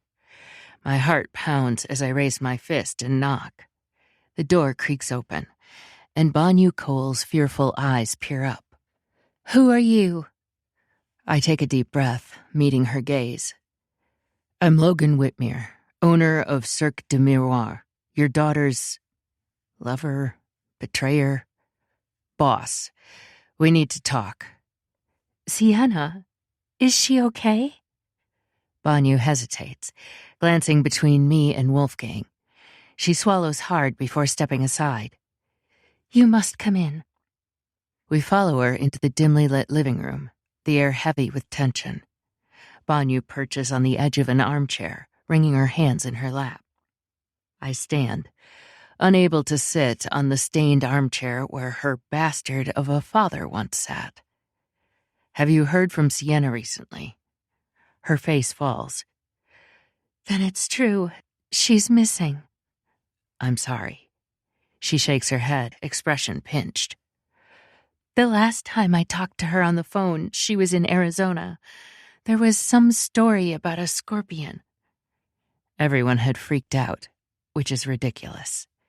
Sienna had been unafraid of the lethal little arachnid. She would have taken a baseball bat to it if I hadn't stepped in to handle it for her. The memory makes my chest tighten. She was protecting the circus. Why didn't I see that? I lean forward, pulse racing. "Do you have any idea who might have taken her?" "I don't know." Banyu's voice wavers. "She's friends with Maisie Young. She lives a few miles from here with her family. She's doing correspondence classes for college online. That is what I wanted Sienna to do, but we don't have a computer. And her father." Her father. I wish I could kill him again. "We heard your husband passed away," Wolfgang says gently. "Our condolences." Banyu's eyes flick to Wolfgang, then back to me, gaze shifting away. "Thank you." I swallow against the lump in my throat and reach for Banyu's hand. She startles at my touch before relaxing into it. "Can you think of anything else?" I ask, giving her hand a gentle squeeze. "Anything you can tell us could help. Anyone who didn't like her." Banyu's eyes shimmer with tears as she meets my gaze. "A lot of people in town didn't like her. They don't like me either, because we're different. And because it's easier to pretend that they did not see our bruises if they could also say they hated us." She trails off with a helpless shrug. She looks like Sienna, but also different. Older, of course, more tired, more exhausted. It's a stark contrast to Sienna's vitality. They have the same features, but an entirely different energy. At least, they did. What will happen to Sienna's beautiful strength after this? Even if I find her alive, will she have the same spirit? I want to believe that nothing could tear her down, but that's a futile hope.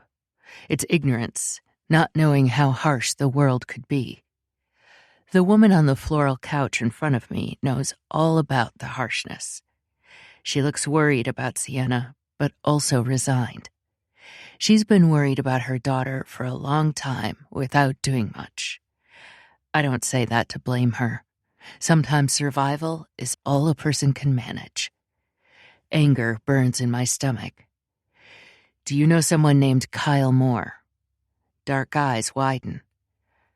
"They were friends as children, even before she became close with Maisie, Travis, Kyle, and Sienna.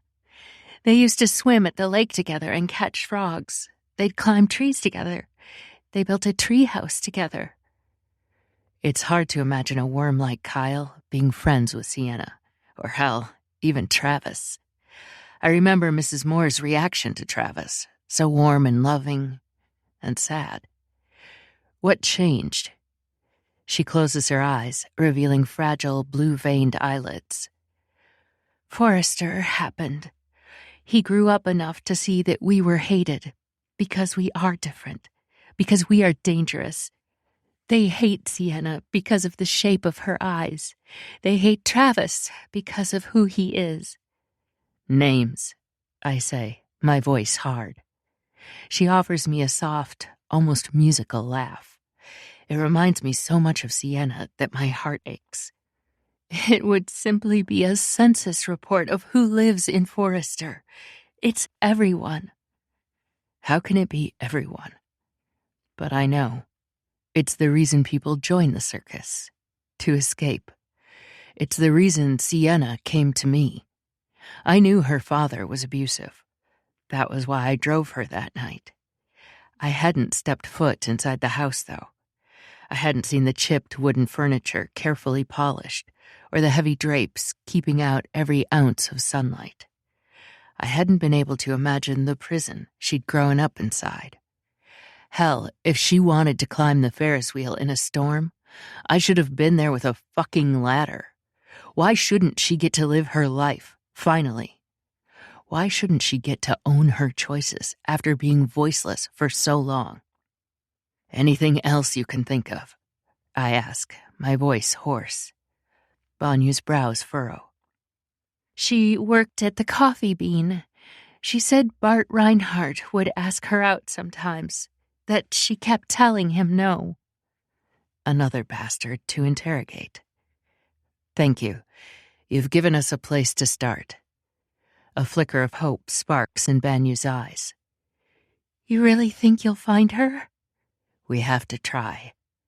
I pull her into a hug and she relaxes into my embrace. Thank you for everything. Banyu nods against my chest before pulling away. A determined set to her jaw, the fear in her eyes replaced by steely resolve. Find her, she says softly. Bring her home. I share a look with Wolfgang, determination etched into the lines of his face. We don't have any more information than when we started, except for seeing that Sienna was fighting for her goddamn life in this backward town. We will, I promise Banyu, voice firm with conviction. She offers a sad smile, eyes glistening once more. Be careful. Sienna has been through so much already. She's strong, but... Banyu hesitates, gaze drifting toward the window as if she can see beyond the limits of Forrester. There are still shadows lurking inside.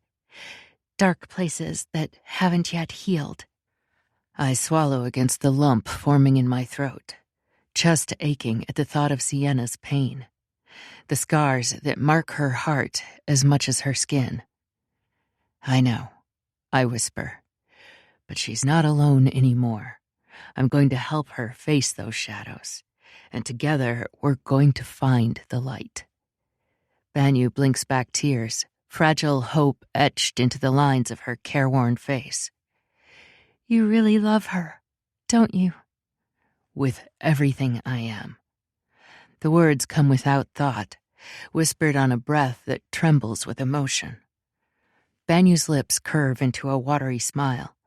She brushes a kiss against my cheek, eyes shining with gratitude. Then there is hope. As long as you're by her side, the dark cannot win. I pull Banyu close once more, heart overflowing. There are no words to express my gratitude, the surge of fierce protectiveness that swells within. Sienna is my light, my heart, my everything, and I will stop at nothing to bring her home.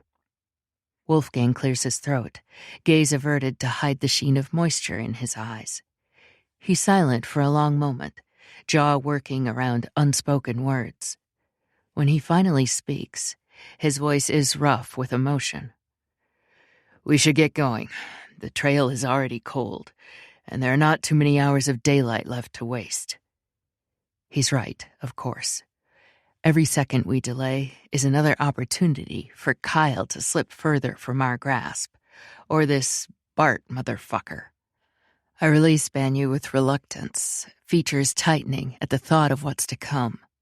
The hunt, the confrontation, risking everything to save the woman I love.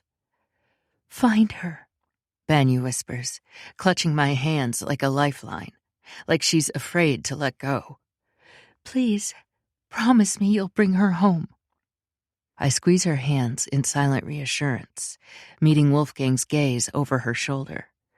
My friend offers a sharp nod, jaw set in grim determination. We will, I vow, pulse quickening as I straighten away from Banyu's embrace. The time for parting has come, and though my heart aches to leave Sienna's mother behind, I know there's no other choice. Not if I want to keep my promise. Not if I want Sienna back in my arms where she belongs. Her home isn't this stifling prison. It isn't Forrester. She belongs with the circus. Banyu's eyes look almost glazed as she studies a wooden china cabinet with glass walls. It matches the rest of the house, trying hard for elegance, desperate fingers clenched on the cliff of civility. I always thought she was like one of my dolls. They were the only things that were mine, you know. The only things that Patrick allowed me to have, as if I were a young girl. He's gone now, Wolfgang says gently. Something he knows well, because he was there when I killed the man. I swallow around a knot. Did Sienna like them? I never let her play with them. She was too much like them already, pretty and trapped. Seeing her touch them would feel like I was keeping her prisoner. Tears spring to her dark eyes. It didn't matter, though. I should have helped her leave. I should have left with her. I pause on the threshold, chest tight with emotion. This could be the last time I see her, the last glimpse of the woman who gave Sienna life. Somehow, I know with deep-boned certainty that everything is about to change. And when we next meet, the future will have shifted into something unrecognizable, a world remade by loss and sacrifice, by the threads that bind us together. I take a deep breath, steeling my nerves, and step into the sunlight. The door creaks shut behind us, a hollow ache blooming in my chest. Silence follows, heavy and oppressive, until Wolfgang clears his throat. Now what? Frustration simmers in my veins, a bitter poison I struggle to contain. We keep looking, I say, my voice preternaturally calm, fists clenching at my sides as I look toward Travis and Wolfgang. We tear this shithole town apart if we have to, but we're not leaving until we find her. Wolfgang sighs, scrubbing a hand over the stubble lining his jaw. And if she's not here, if this was all some wild goose chase, they might have taken her to Vegas for all we know. I flinch as if struck, a flare of panic igniting behind my ribs. No, I can't accept that. I won't. Like most animals, he has a lair. We just have to find it. I drive deeper into town through quiet streets, past old clapboard buildings and rusty pickups lining the road. Somewhere in this town, the answers are waiting. Somewhere close by, Sienna is counting the seconds until we find her. Actually, knowing Sienna, she's not expecting me to come for her. She'll expect to do this alone, the same way she's done everything in her life. We'll visit the coffee shop. Wolfgang shakes his head, worry creasing the corners of his eyes. It's worth a try, even though if it is this Bart Reinhardt, he wouldn't keep her at the shop. Too much noise. We park and walk down the street, scrutinizing each building we pass. Most are small businesses. A diner, a mechanic shop, a laundromat. Nothing that looks suitable for holding a hostage. Fuck. The idea of Sienna as a hostage makes my blood rush. He might have a storage space, someplace secluded. I scrub a hand over the scruff lining my jaw, ideas spinning through my mind. We'll start at the shop and work our way in. Search every building if we have to. Chapter 9. Sienna. My head is pounding. Every inch of my body aches. Noise below me. The dust in the cabin makes my nose twitch. A sunset has come and gone. That's not a good sign. I feel like I've heard about the first 24 hours being crucial in a missing persons case. Then again, someone would have to know I'm missing for it to be a case. Maybe State Trooper Brian Jones is on it. Maybe not. Either way, I have to get out of here now. Myself. There's no waiting to be saved. I've never been a princess. I hear footsteps coming up to the cabin. It's wrong that Kyle looks wholesome and handsome in the dreary space, holding a bag of greasy sandwiches and a 6-pack of beer. He should look like a villain, instead of Forrester's golden child. He had the best chance of getting out of town, more than me or Travis, but he never wanted it. He's the hero here, the one everyone loves. They never understood why he was interested in me. Him bullying me, that made sense to them. "Morning, sweetheart," he says, putting the food down on the table that so recently held the tarot cards. The Hanged Man. That's my future, unless I change it. Unless I harness it. I refuse to die in this cabin. He gives me that huge smile that made all the girls spread their legs.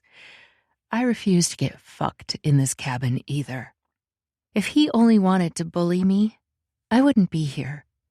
Alessandra is crazy, but she's right about that much. He wants more. And he's delusional enough to think it'll actually happen. It would be simpler if he didn't care about consent, not even a little. The bindings currently biting into my wrists are a sign that he doesn't care a lot. But part of him has held back from holding me down all these years. After that first time with the assholes, he hasn't let them touch me either. That means there's some morality inside him, doesn't it? Even a grain of moral sand. Listen, I say, my heart thumping unevenly. Thanks for the ride and all, but can we just chalk this up to one of your little stunts? We all laugh because it's a big joke. He sits down on the mattress beside me, making the springs squeak. We both know I'm serious about this. About us. My skin ripples with unpleasant awareness. There is no us. His fingers stroke my arm, and I force myself to stay there and take it. I know you're scared, because of what happened. Because I let Randall and Lucas touch you. Touch? An uneven laugh escapes me. It's getting harder to pretend to be calm. They did more than touch. So did you, come to think of it.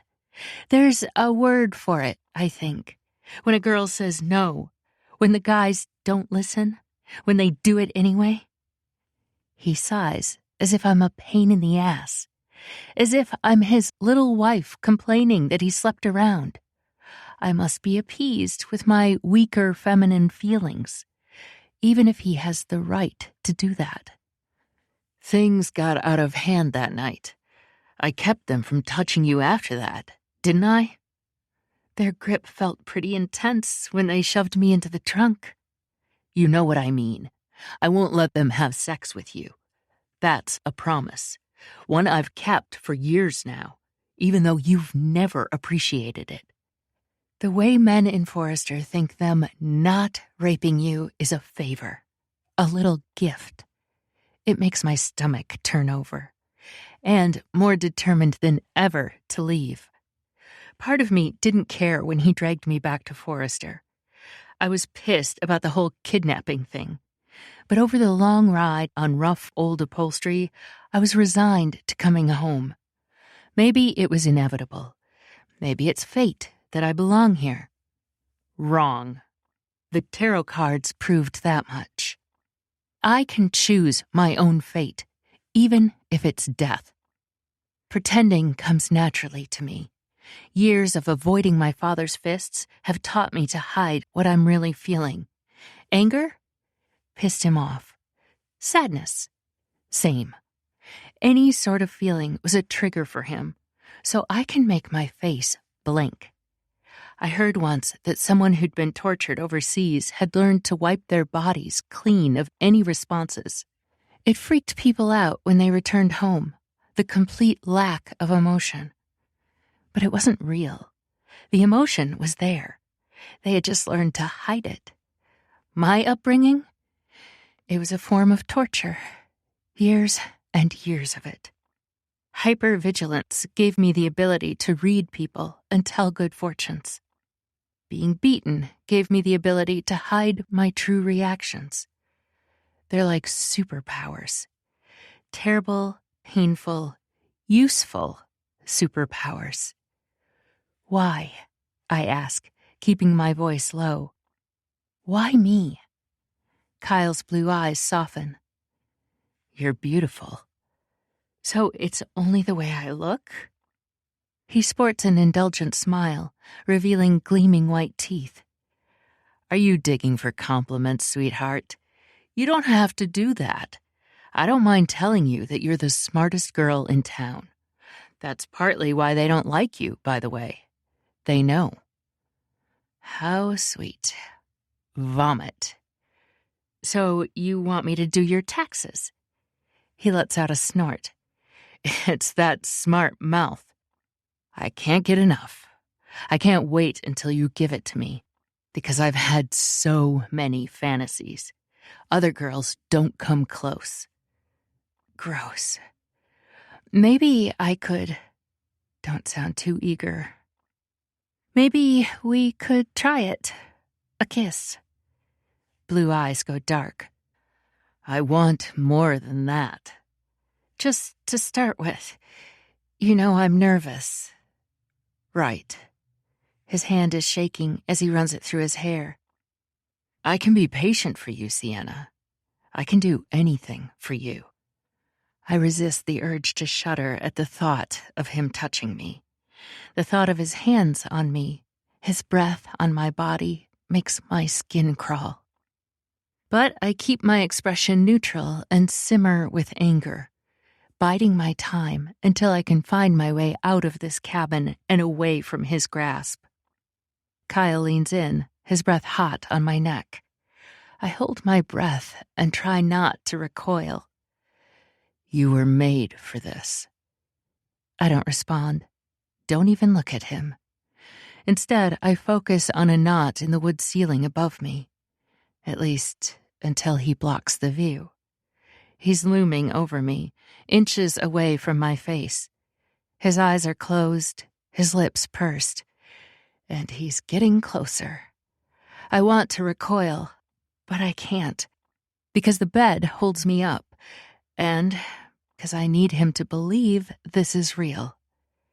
The musky scent of his cologne clashes with the grease of the fast food he brought inside. I feel like I'm suffocating. I watch as his lips move toward mine. His face is wreathed in shadows, but I can see the sharp angle of his jaw, the square of his chin. He moves in, closer. He brushes his lips against mine, and his tongue slowly darts out to taste my mouth. Stale beer, old toothpaste. Blue eyes go dark. He looks determined, passionate. His lips curl down in a frown. He looks pissed off, like he always is. Kiss me back. I can feel the heat of his body against mine, the hardness of his hand in my hair, tangling. He holds me still. I fight his touch, not to pull away, but to get closer. It's the only direction to go, anyway. It's the direction of freedom. He's breathing hard, little staccato intakes of breath. The hairs on my neck stand on end. And I kiss him. But it's not a real kiss, not the kind that makes your heart flutter and your knees weak. It's a kiss born out of desperation, a kiss meant to keep up appearances, a kiss that makes me want to gag. As he pulls back, I can see the triumph in his eyes. He thinks he's won me over, that I've finally given in to him. Little does he know, I'm just biding my time, waiting for the right moment to escape. I can feel his hand moving down my body, fingers grazing my breast, and I tense up. I can't let him do this. I need to get out of here now. Pretend. You can do this. Except the only way I know how to feign sexual interest is by pretending that he's Logan. It's a twisted form of pretense, one that makes me confused inside. Do I want Logan? Or do I hate him? Both feelings bubble up, making my reaction to Kyle look realistic. My body feels languid, warm. Nipples turn hard beneath the tank top. His gaze turns hot. He strokes a hand from the base of my neck over my breast, squeezing with alarming gentleness. I force myself to squirm, only a little, as if I like it, as if I can't get enough. You're so soft. His voice is a whisper. I knew you would be. His head dips, and I can feel his hot breath through the thin fabric. I want to make you feel good. A shiver runs through me. I know what he means. I've heard the good he has to offer. The things Kyle and his friends do to girls. I've seen the blood on the bathroom floor after they were done with me. And now he's going to do those things. If I don't get out of here now, history will repeat itself. He strokes the hem of my shirt. His hand dips in slowly, gently cupping my breast. You're so beautiful. My body reacts. My nipples are hard, and I can feel my entire body warming. Logan. Pretend it's Logan. I can't pretend he's Logan if I'm thinking about that night with Kyle and the assholes. I can feel his hand shaking, his skin clammy. Kyle's hand, so often hard and cruel, now soft and gentle, cups my breast, his palm damp with sweat. His fingers brush over my nipple. I can feel his arousal pressing against me. I can feel it through his pants and my jean shorts. I'm wet. My body is betraying me. It's letting Kyle win. I try to think of Logan, but all I can focus on is Kyle's hand on my breast. I can feel him squeezing me, too hard, too tight. I can feel his eyelashes fluttering against my cheek, his breath on my neck. His tongue darts out, exploring the hollow of my neck, tasting my skin. His erection rubs against my thigh. I can feel myself opening up to him, to his touch, as if my body is letting him win. Yes, he breathes. Touch me back. Then it happens. Finally. Fucking finally. He reaches up to undo the bindings, eager to feel my hands on his muscled body. His beautiful body full of lies. Why are men so beautiful? Why do they lie so much? In this moment, with the pretend arousal merging into real memories, he is Logan. He's every man who's ever hurt me, who's ever made me want kindness. Violence and lies and evil. That's what men are. The ropes fall to the floor and he reaches out, touching my face. I recoil at his touch, pulling back as he frowns. What's wrong? Nothing. I shake my head. Is it because of that circus freak? My mouth twists into a frown. I don't want to say his name, to even know he exists. It's Kyle who's with me now, not Logan. I remember his lies and his kisses. I stare back at Kyle, searching for any hint of last night, any sign of my childhood friend. His grip loosens on my face, and he brushes a strand of hair off my cheek. I forgive you. Thank you, I managed to say. Let me touch you. His voice is raspy, his eyes dark. I've dreamed about this. Me too. In nightmares. I can feel his erection riding my leg. A wave of nausea hits me. I want to get out of here before that heady combination of arousal and fear creeps in, before it feels easier to become his monster. I wiggle my hands to get the blood flowing again. I want to scream, to fight, to run out of the room before he can touch me. He reaches for me. There's desire in his eyes, a kind of desperate need to feel something. His lips twist up in a smile. I've been dreaming about the day you would let me have you, when you'd be mine. He moves closer. His lips touch my own, but his breath is warm on my neck. I can feel him trembling. I can't look at his face. Sienna. His voice is a whisper in my ear, and he exhales, his breath hot. I don't care what he wants. With soundless, vital effort, I slam my hands down on his neck. He makes a sound of surprise. Then I shove with my entire body, using my hands and feet. I shove his head into the rusty iron headboard with a loud thump. A groan of metal is the only sound in the cabin. His body leans on me heavily. With one final push, he slumps to the ground. Chapter 10. Logan. The coffee bean is dimly lit. I pause at the entrance, waiting for my eyes to adjust. The little bell above the door falls silent as Wolfgang and Travis enter behind me. A patter of toenails on dark grout tiles brings up the rear. The scent of stale coffee grounds permeates the air. The crush of an espresso machine clamors above the chatter of voices. Suspicious eyes follow us as we stride inside. I don't know whether they recognize us from the circus or whether they're just suspicious of strangers in general. Probably both. It could be improved by local art or a splash of color. Instead, we have yellowed walls with black mold spots.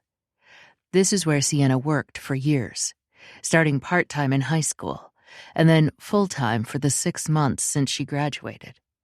It's where she might have come back to work if she hadn't been taken. My stomach drops.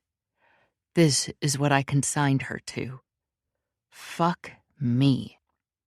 The cute little drawing of coffee beans on the chalkboard had been a glimmer of hope in a dim place. It's been clumsily erased, leaving the faintest imprint of a walking, smiling coffee bean behind. Over the top, someone has scrawled, "Coffee, 50 cents. Even for a small-town coffee shop, that's cheap. I'm imagining instant coffee from the grocery store, bought in bulk. The place has definitely been struggling since Sienna left. The counter is empty, as if she's about to appear from the back room with a new jug of milk. An older woman has an empty cup of coffee in front of her, the dark dregs at the bottom, red lipstick marring the lip. So clearly someone is working today. A familiar laugh catches my attention, and my stomach drops. Emerson sits in the back, one eye swollen shut, an insouciant grin on his face. Shock holds me still for 1 second. 2. What the hell is he doing here? He's supposed to be thousands of miles away right now. He's sitting with a blonde young woman wearing a white-dotted peasant top and ragged jean shorts. I wonder briefly, distantly, who the hell she is. Not that it matters. The shock coalesces into rage.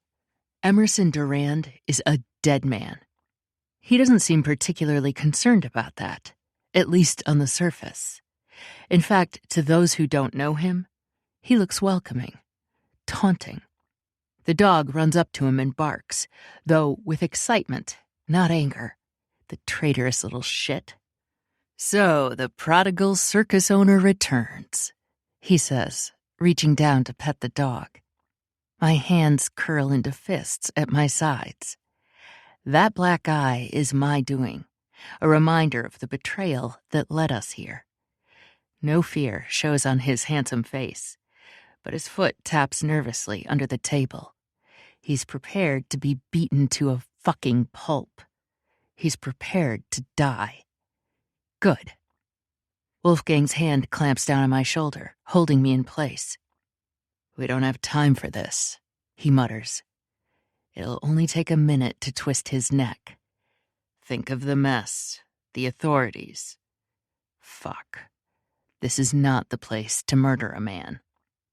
The young woman seated at the table slips pieces of her pastry beneath the table, reminding me that I haven't fed the dog since we last ate.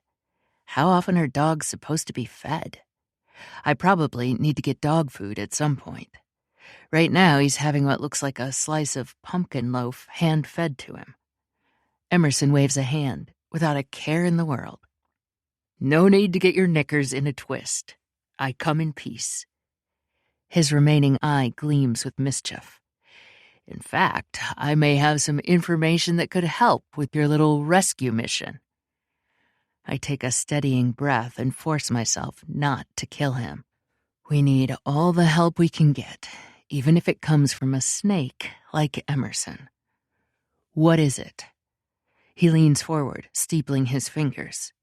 The other patrons have gone back to their conversations, but their gazes continue to flick our way. "It seems our dear Sienna has gotten herself into quite the predicament." I measure the distance from here to the dimly lit exit sign. "I think I could stuff your body in a dumpster back there and be gone before the sheriff even gets up out of his chair." "Patience, my dear boy." Emerson leans back and gestures to the young woman beside him.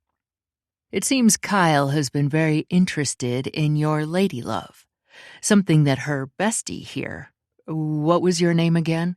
Oh yes, Maisie Young." Maisie looks very young indeed, and nervous, and slightly turned on. Emerson has that effect on women. Sienna's friend. Her mother had that thought too. It's convenient to find her here. Worry darkens her blue eyes. Kyle was obsessed with her. He always thought they'd get married.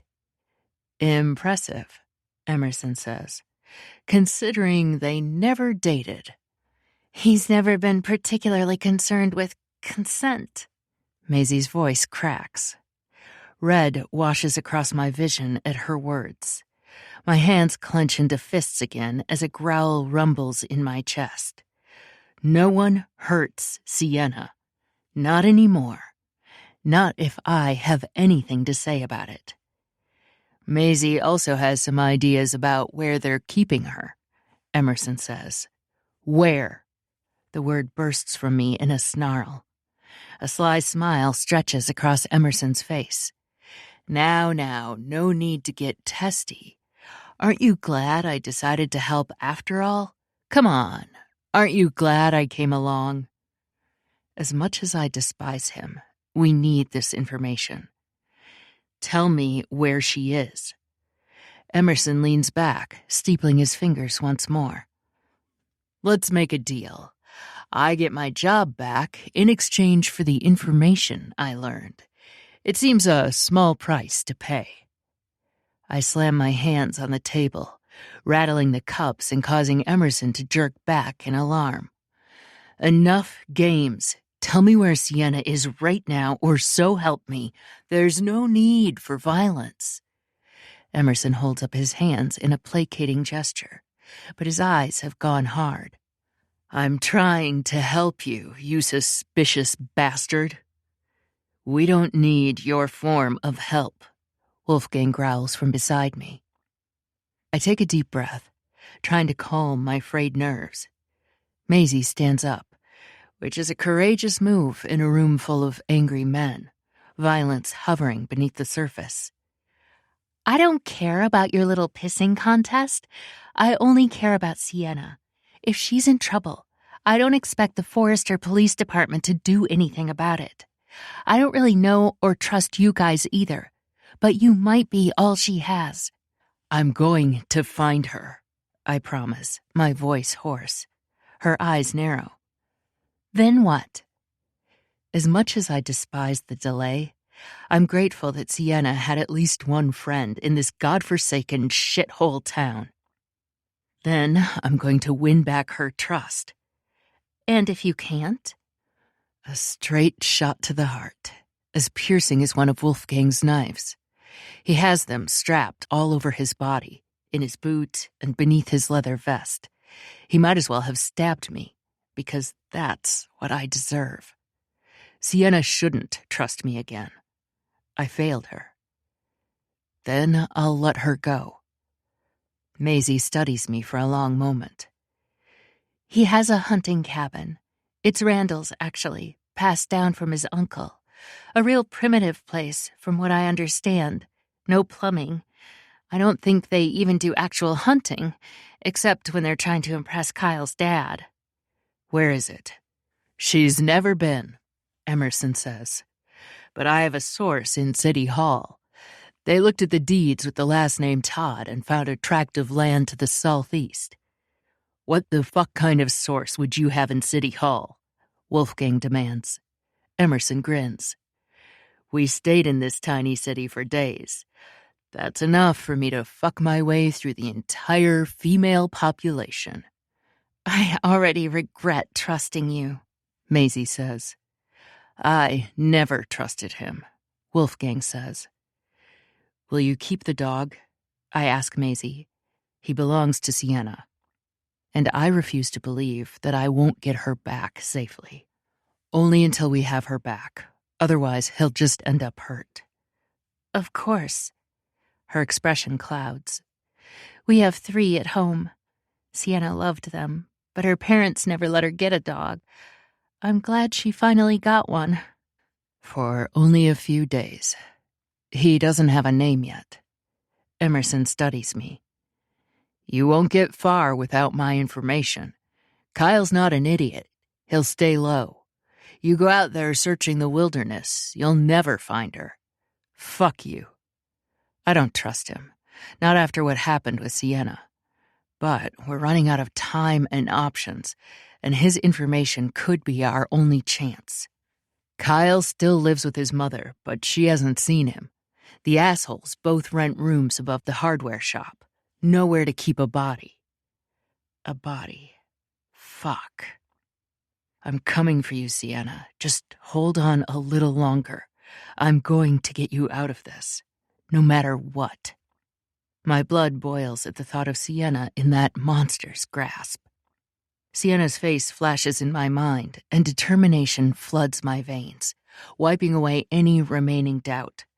I'll do whatever it takes to get her back, even if that means trusting Emerson, at least for now. Take me with you, Emerson says, his voice gone low, and, in a rare move for him, sincere. Let me make this right for you. My hands unclench as I meet Emerson's gaze. Fine. Emerson's sly smile returns. That's more like it. He may not kill you, Wolfgang says, but I might. Tears make Maisie's eyes glitter like diamonds. I knew how hard her life was, but I didn't know how to help her. She picks up the dog, who licks a tear off her face. The cops always sided with Kyle. They didn't care enough to do anything about her father. And now this. A pang shoots through my chest. So Sienna went through that hell alone, with no one to turn to for help. The thought shreds my heart into pieces. I give Maisie a hard nod. It's a promise, that nod. It's not your fault. Sienna is strong. She'll come through this like she did everything else. Maisie nods. I'll watch over the dog until you bring Sienna home. Stay in town, I tell Travis. Ask around. Call me if you find out anything. He nods, looking relieved that he isn't involved in a firefight. I turn to Wolfgang and Emerson, my friend and my betrayer. We go in tonight under cover of darkness.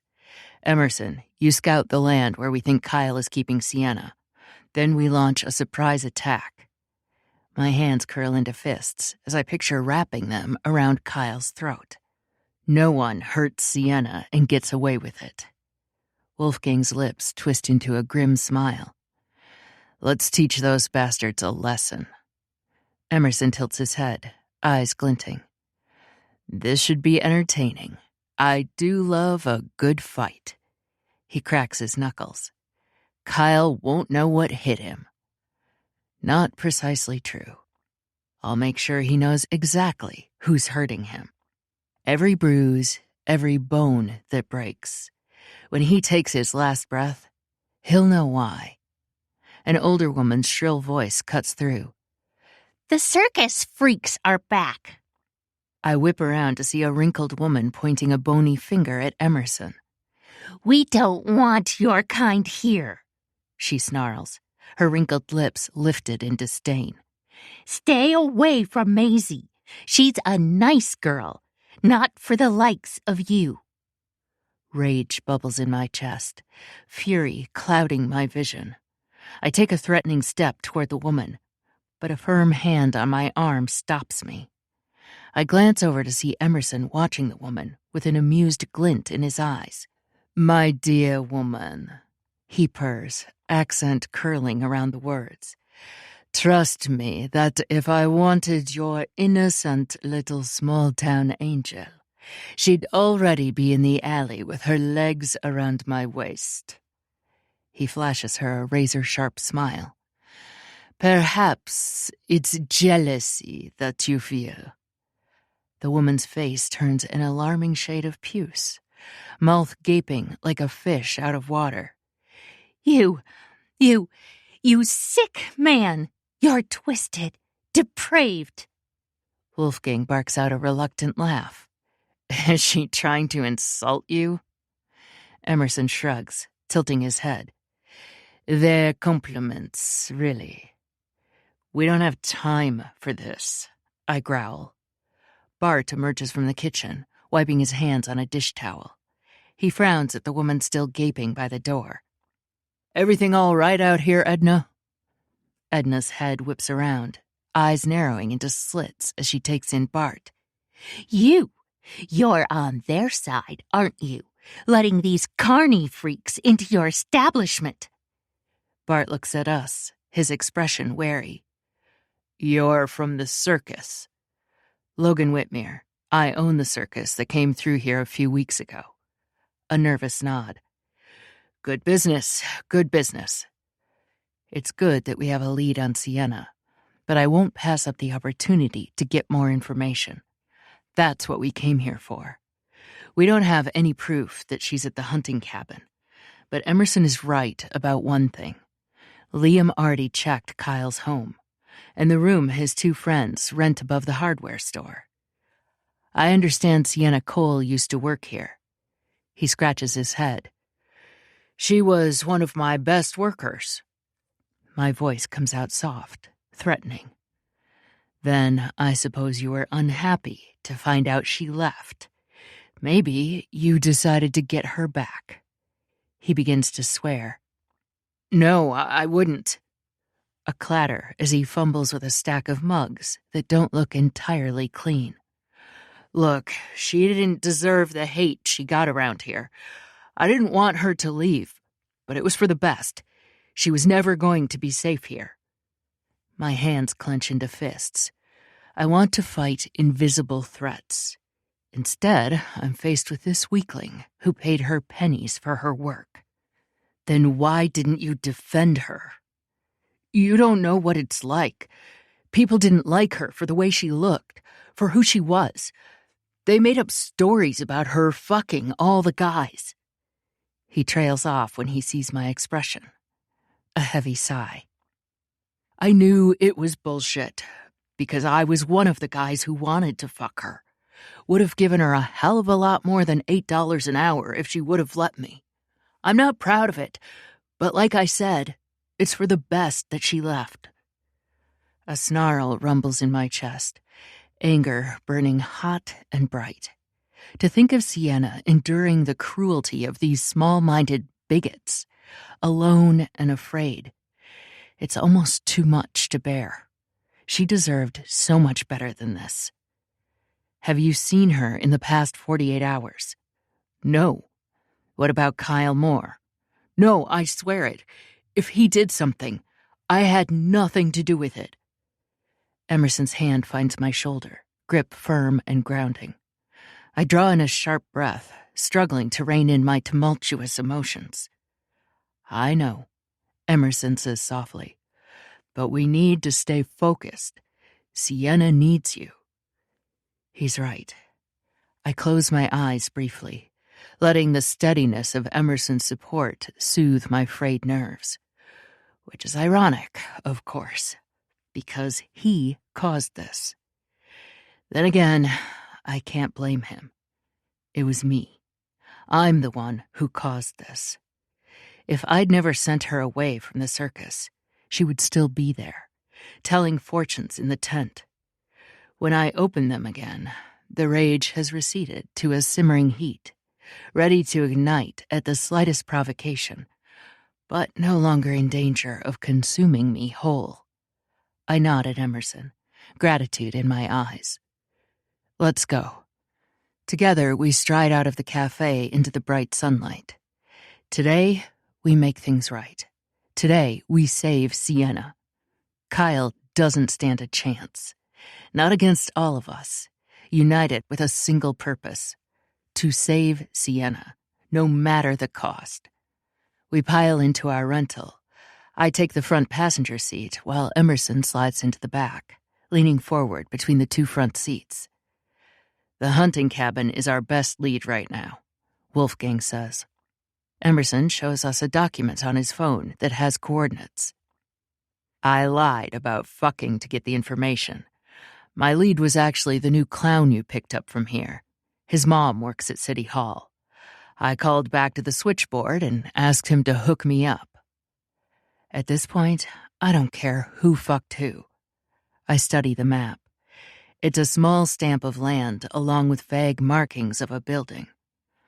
Emerson, you circle around to the back of the building. Wolfgang, you take the west side. I'll go through the front entrance. Wolfgang nods, face set in grim determination. Emerson flicks a mocking salute, though his usual smirk is absent. Be careful, I warn them. We have no idea what we might encounter in there. Kyle already proved he's violent, and that he has friends. Sienna's safety is our top priority. Don't worry, boss man, Emerson drawls. We'll get the girl out safely, and murder the assholes, all in a day's work for the daring cast of the Cirque de Miroirs. Wolfgang snorts. Trust Emerson to lighten the mood. But his reassurance, as flippant as it may seem, settles my nerves. Together, we can overcome any challenge. We've always been strongest as a team. As we near the cabin, I breathe deep, summoning my courage. Whatever awaits us, we're ready. We fight for those who can't fight for themselves. And this time, we fight for Sienna. This time, we fight for truth. Except when I burst through the door of the cabin, she's not there. Instead, we find it empty. It's clear that people have been here, that someone was kept in this bed, rope around their wrists. But there's no sign of anyone. They're gone. Chapter 11. Sienna. I've lived in Forrester all my life, but there are places I haven't been. I suppose you could say it's lack of interest, a decided dearth of exploration instincts inside me. The truth is, I've always known I'm not welcome here, that the relative safety of town evaporates quickly the further into the forest I get, the deeper into the woods I go. And that's exactly where I am. As I stumble around, dehydrated, starving, exhausted, battered. I'm worse off now that I've been slapped by about 100 trees, their stinging branches leaving little red marks across my sunburned skin. There's something strangely reassuring about the way birds continue trilling and hopping around, searching for worms or mates, doing whatever birds do, entirely unalarmed by the presence of a bedraggled, wandering human.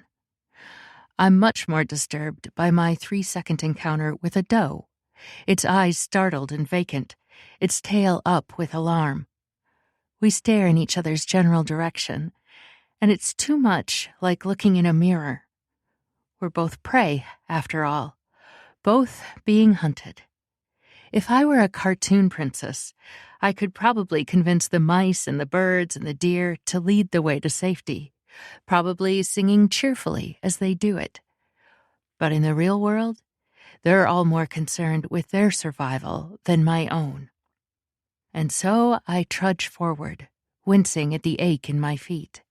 At a large clearing, I pause.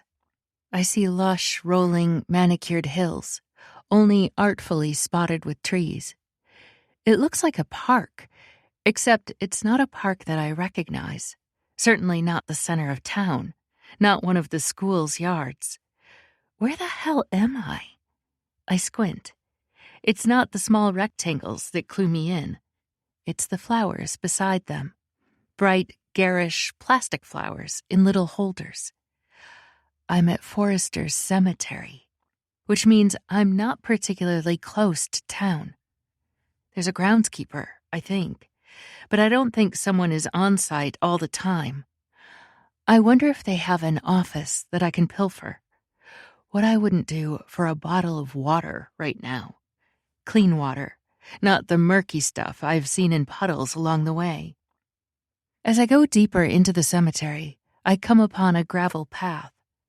Civilization, at last, even if it's only occupied by the deceased. I've never actually been here in the daytime. Never attended a funeral here. When Maisie's grandfather passed away, they had a private, family-only ceremony. I attended the wake at their house after. By the time Travis's aunt died, we had already lost contact. My own family has only ever consisted of 3 people. Me, my mother, and my father. My father is dead now. He died the night I left Forrester. That fact still feels hazy, shrouded in a sense of unreality. I should be focused on finding the groundskeeper's cottage for food or water. Or I should keep walking west, because now at least I know which way Forrester is. Instead, I become determined. There's a pull inside me. Find it, find my father's grave, as if to prove that he's really gone, that the monster of my childhood can't ever come back to haunt me, even if I have plenty of monsters still above ground. There were a few Halloween nights where we dared each other to go into the cemetery, the moon high above us, giddy with terror. It loomed large in my memory, a dark place, a scary place, a haunted place. But in the sunlight with birds trilling, it feels almost charming, a little sweet, bittersweet.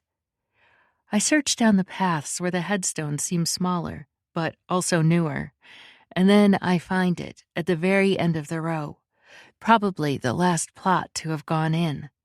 It's still mostly dirt, only a few small sprouts of grass, unlike the others, which are covered in thick, lush blades. Patrick William Cole, it reads. There is no epitaph, no beloved husband and father, which is fitting for my father. The most notable thing about him is that he was alive, and then one day he was not. I dropped to my knees beside the grave, shaken by a sense of grief.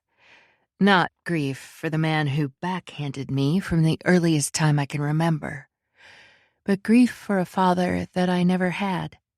The father who cared about me. The father who protected me. Grief that I could never even grieve that man's death because he never existed.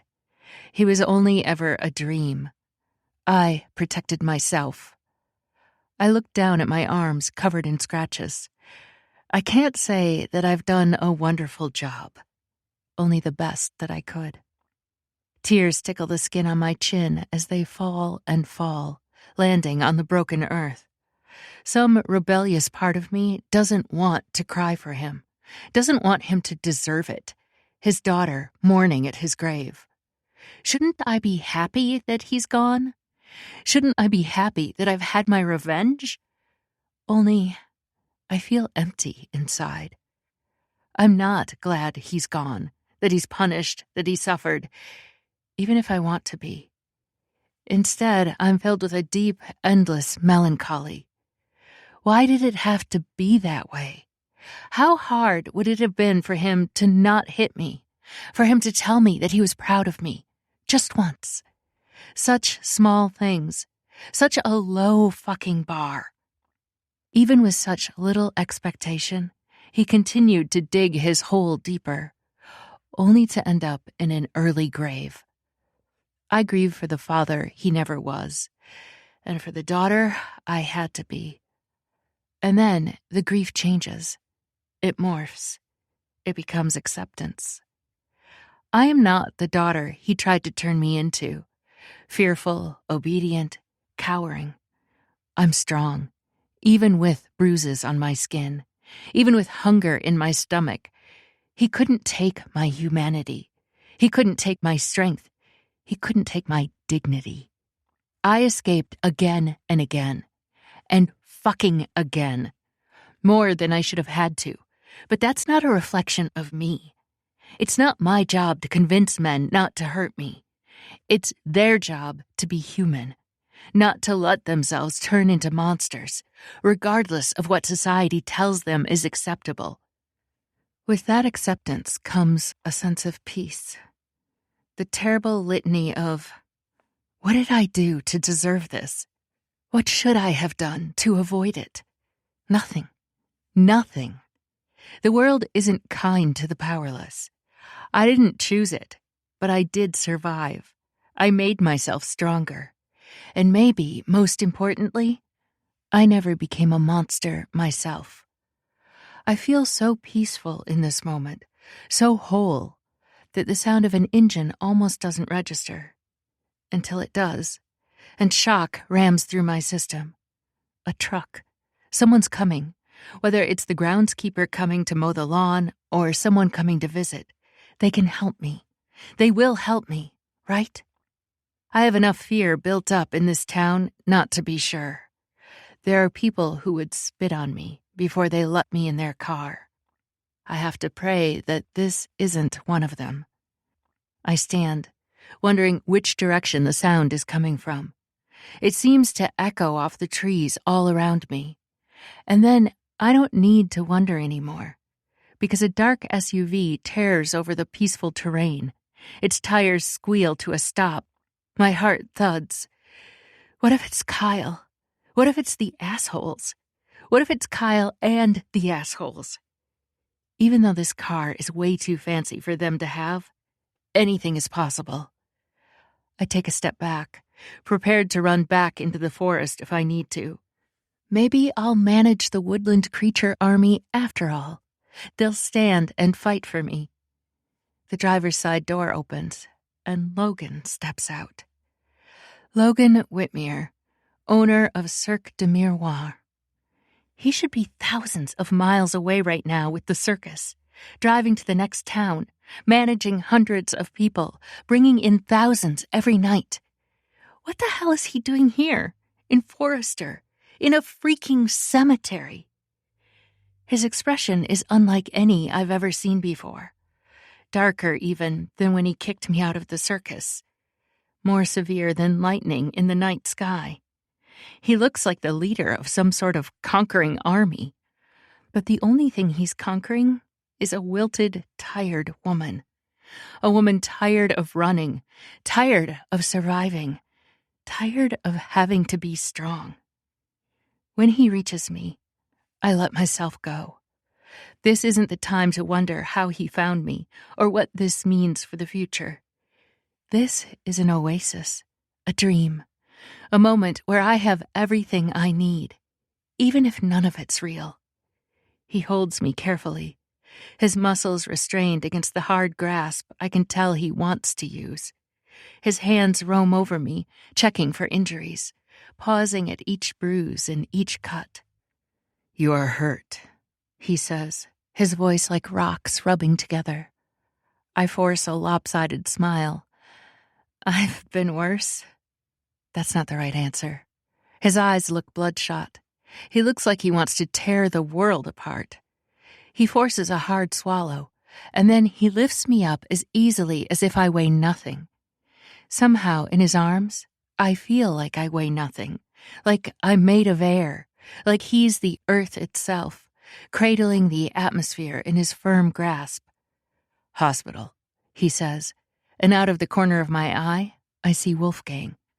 "No," I say, my voice hoarse. I know the nurse who works there and how she likes to pinch the children when the grown-ups aren't looking. And worse, I know the doctor. He's so ancient, he probably thinks bloodletting is an appropriate treatment. Logan hesitates. "You need to be seen." I just need... It's impossible to name everything that I need, especially when my throat is so dry. I need food and water and bandages. I need to sleep, I say. You would think 16 hours in a trunk would give a girl time to nap, but surprisingly, no. What can I say? I'm like the Princess and the Pea, the slightest bump in the road, and I kept waking up. He drops his head, his forehead touching mine. "You're making jokes." "Not funny ones. You weren't laughing." "Sienna," he says, "what am I going to do with you?" "Not take me to the hospital, hopefully." He sighs. Then he tells Wolfgang. "North security." Then the vehicle is moving. A water bottle appears in his hand, and there can't be anything better, nothing sweeter, not even honey. As the cool liquid pours down my throat, my stomach rebels, and I cough. Logan pulls the bottle away, regretful. "Take it slow, Sunset." I flinch at the nickname. The old nickname, Sunset. Why did I find it romantic? Why did I find it sweet? It just means the end of something, doesn't it? That's all I ever am. An ending. A goodbye. He sees my reaction, of course. Logan has always seen everything. Not everything, a voice whispers. He didn't see the truth.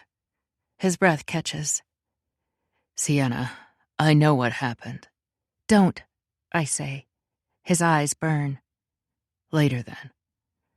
There will be no later. Nothing comes after the sunset, only a long, dark night. That's my last thought before sleep claims me. Because even though my brain tells me that I can't trust this man, that he betrayed me just like everyone else, my body feels differently. It feels safe. And finally, sleep takes me. It drags me under, hands like underwater weeds holding me down, making everything murky. In that liminal space, I hear his voice, though I'm never sure whether he's actually speaking or if it's just part of the dream. "I'll take care of you," he says. "I'll protect you. That's a promise. I'm never letting you go."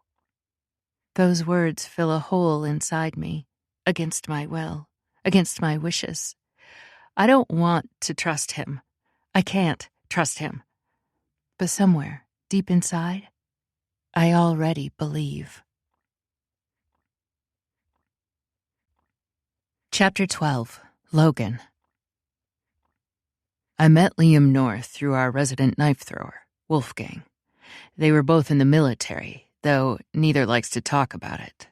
I get the impression they both did black ops, things that the government ordered them to do but would not like to claim in public. things that make their records blacked out and confidential. Wolfgang left the military and decided to join the circus, rather than continue in some sort of violent capacity. He prefers to play with a knife's edge, to make audiences gasp with fear and with delight when he manages to avoid someone's head and hit an apple sitting on top of it. In contrast, Liam North lives a different life. He started the top security firm in the country. North Security provides bodyguard services to celebrities and politicians alike. I get the impression they're also tapped by the military to do some of those black ops when they want even more plausible deniability about their involvement. Regardless, the firm is hugely successful, and their operations base is only an hour south of Forrester. The way that I use the firm is really too small potatoes for them, but they do it as a favor to me. It mostly has involved helping to track down my half-siblings, left from my father. Half-siblings like Travis, who I approach and offer them a place in the circus if they want it. They also help me keep tabs on Alessandra whenever she goes off the grid.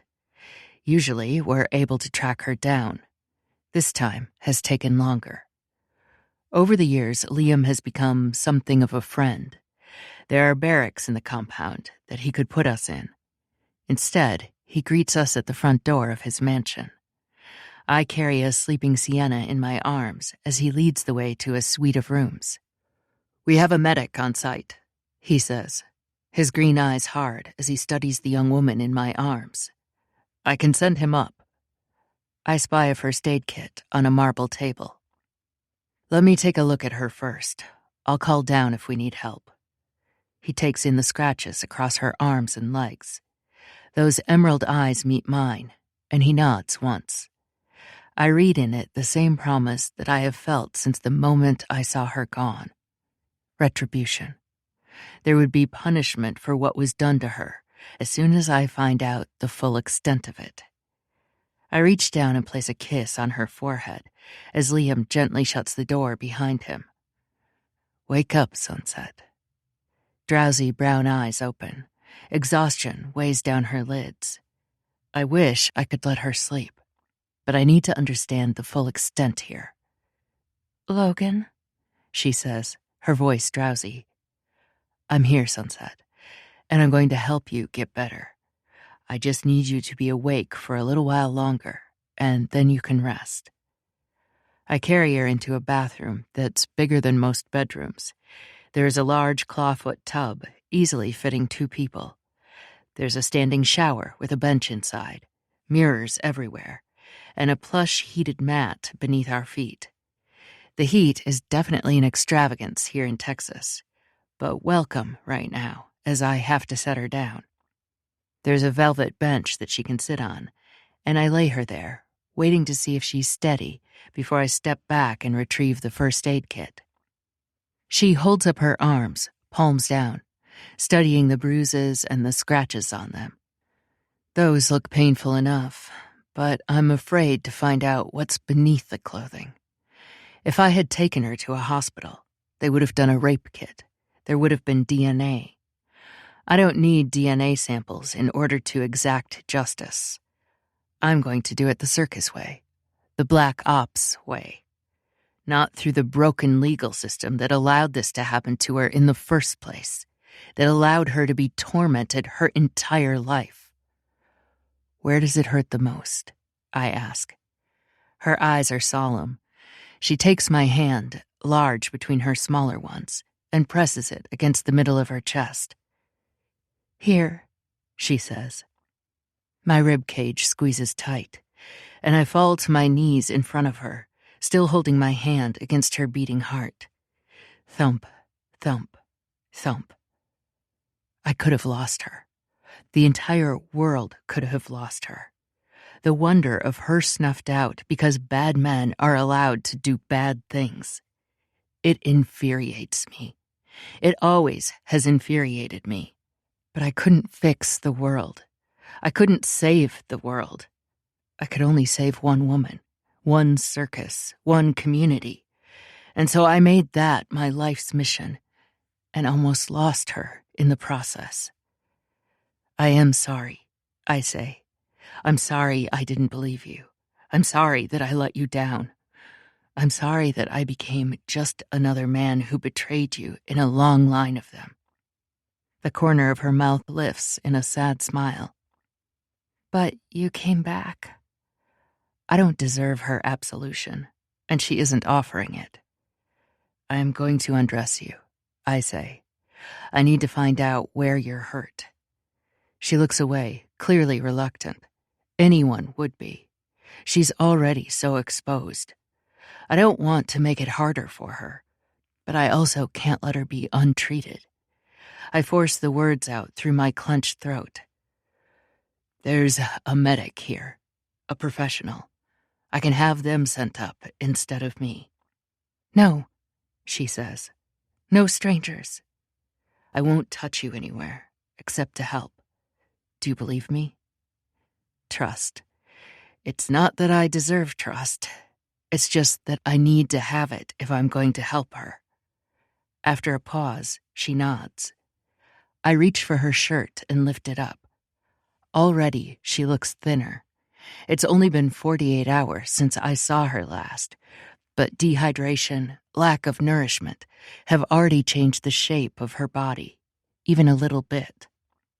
I grit my teeth and force myself to continue, helping her tug down her jeans until she's naked on the bench. Her limp body, so beautiful and strong, now marred with bruises and cuts. Her limbs curled in on themselves, as if she's shielding herself from me, from the world.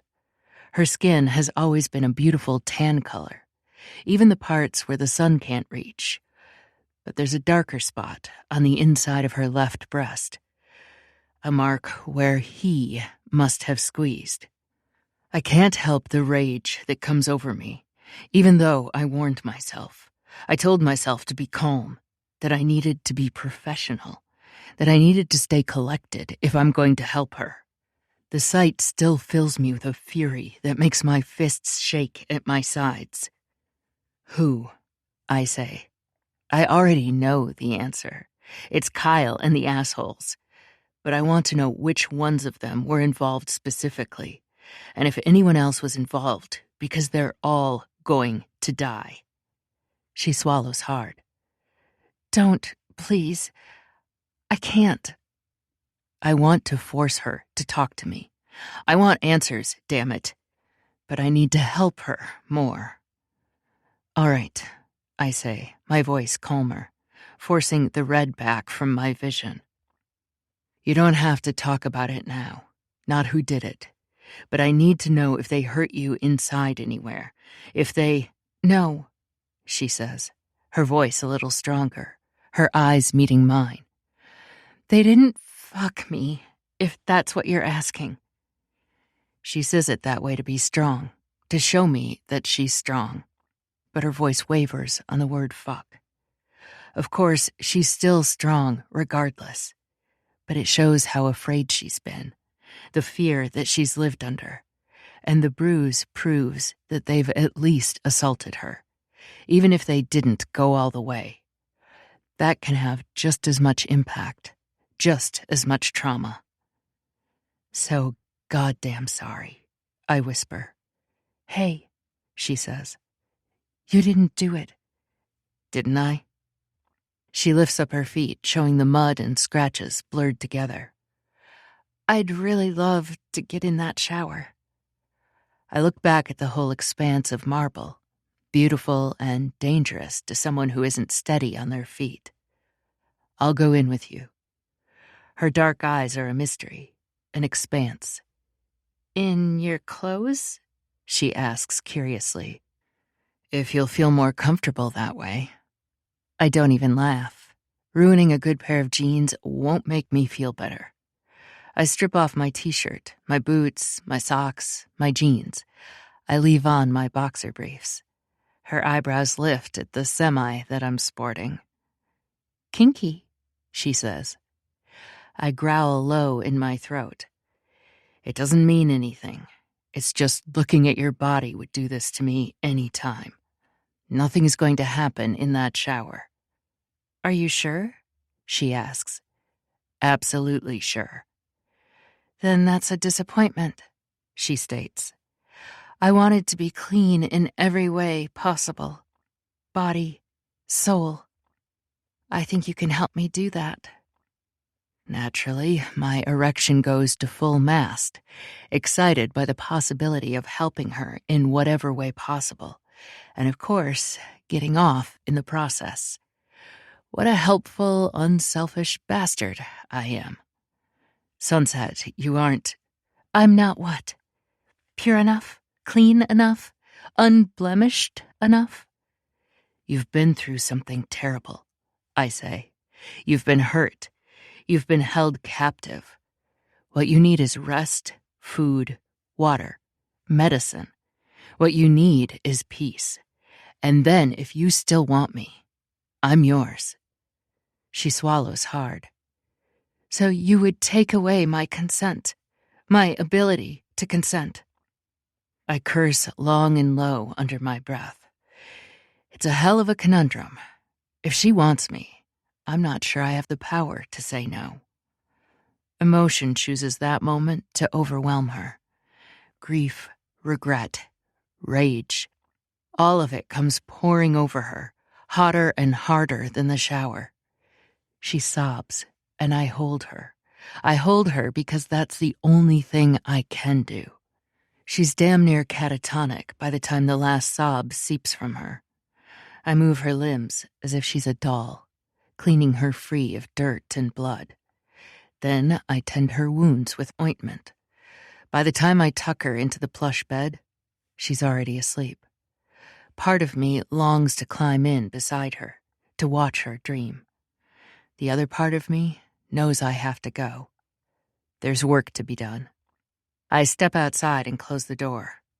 Footsteps come up behind me. I whirl, muscles tensed, only to find Liam leaning against the balcony.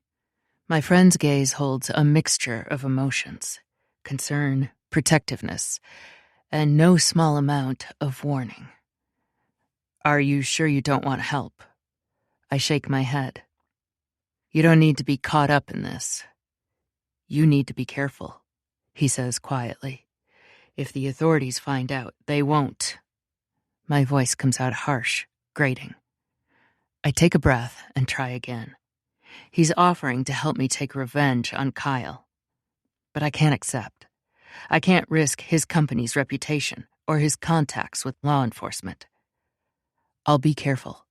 I'm in control. Are you? Liam's stare bores into me, seeing too much. Sienna isn't the only one with wounds that need healing. You can't just pretend the past isn't part of you. Watch me. I turn away, dismissing him. Right now, my focus must remain on Sienna, on keeping her safe, on proving I'm worthy of the gift I want more than my next breath, her trust. Liam hesitates a moment longer before retreating down the hall, his footsteps echoing into silence. Alone at last, I settle into the chair beside Sienna's bed, keeping vigil through the remaining hours of night. Come dawn, our future will begin anew. Between now and then, I have a task to complete. Chapter 13. Logan. My plans for a quiet escape are dashed by the sight of men lounging against the SUV. Emerson raises an eyebrow, as if challenging me. I glance at Wolfgang, who shrugs. We'll make him go first, he says, in case they're armed. Come, mon ami. Emerson strolls over. After all we've been through, we do this together. You can watch. It's the only concession I'm going to make. Gladly, Wolfgang says. I have a feeling you'll need witnesses. A short nod before I climb into the driver's seat. My fingers tighten around the steering wheel as I speed down the winding country roads. Anger simmers in my gut, fueled by the memory of Sienna's bruised and battered face. How could I let this happen? I should have protected her. The bonfire is visible a mile away, sparks flying high into the sky before going out. Next comes the bass of music being played from someone's truck. Only when I pull up on a rise do I see the crowd of people lounging on a pebbled beach and dark lake. Found you. I pull up beside the cars and step out. It doesn't take long to find him, surrounded by friends. I don't nod toward Maisie, even though she's the one who sent me the text alerting me to Kyle's location. No reason these assholes need to know that. His eyes widen in surprise before he schools his expression, pretending indifference, pretending he's not afraid. What the hell do you want? To have a conversation, I say, as if a conversation means death. About Sienna. Kyle hesitates, then puts down his beer. What about her? About where she got those bruises. His eyes darken in the firelight. That's none of your concern. I keep my voice low, even though we're surrounded by people. They're watching. Witnesses. That's important. Because she's yours. That's what you think, right? His jaw clenches. He definitely still wants her. You think you know her? She's been mine since we were in fucking kindergarten. Back the hell off. I don't think so, I say, my voice still low. Not with the number of ways I've had her. I know how she tastes when she comes. Do you know how sweet she tastes, Kyle? Fury makes him turn red. Shut up, motherfucker, right now. And the way she sucks my cock. I force myself to remember the feel of her mouth. The impossible warmth, the magic of her, even in the presence of this scum, to make it realistic. She's the best I ever had. But not the best you've ever had, is it? Because you've never had her. She never let you have her. You had to kick her, someone half your weight, punch her in the face just to hold her. His friends have come to back him up. Good. You don't know the danger you're in, he spits. This isn't your little fucking carnival. This is Forrester, and we protect our own. The way you protected Sienna? There it is, that flicker of guilt, that sliver of humanity, the memory of the little boy who was once friends with her. It's quickly subsumed by the monster he's become. If she had only listened to me, this never would have happened. I smile. It's a cruel smile. I imagine it's the one my birth father saw before he held my mother down. Pure cruelty. Only the animal side of me is left. I'm going to enjoy this. Get him, he says, huffing a harsh breath. That sends one of the assholes toward me. I vaguely remember from the file that this one is Randall Todd, the one who owns the hunting cabin that was empty. Doesn't matter. The way Sienna names them makes more sense. Asshole number 1 and asshole number 2. The first one comes at me, a glint in his dark eyes. He enjoys the fight. I slam a fist into his face. It hurts me more than it does him. Great. My body has been through 1,000 fights, and more than that, it's carried the equipment for a circus from city to city for countless shows. I'm tall and strong and experienced. But these guys still have about 100 pounds on me of pure mass. Better rely on experience then. Which means I need to use his own weight against him. Asshole number 2 doesn't wait for his turn. He comes at me with a kind of plodding charge, his expression more determined than gleeful. I whip around, sweeping low, so that he trips directly into the fist asshole number 1 aimed at me. They both go down in a painful-sounding thud of heavy bodies. The crowd laughs. A good thing, because I need people on my side. They're witnesses for what comes next. Important witnesses. This is what Wolfgang meant on the way here. See, Killing people is legal. There's a loophole, though. A technicality. Self-defense. Which means they see Kyle throw the sucker punch. They see him come toward me when he thinks I'm not looking. Except I was waiting for this. I wanted this. Because then whatever I do next will be self-defense. When I kill him, it will be legal. I have experience with murder, after all. He lands the punch, and my brain rattles. I stumble back, letting my body absorb the impact fully.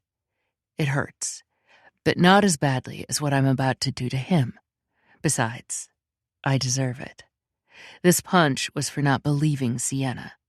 At least, that's what it means to me. I stagger back to standing, not bothering to hide the wince.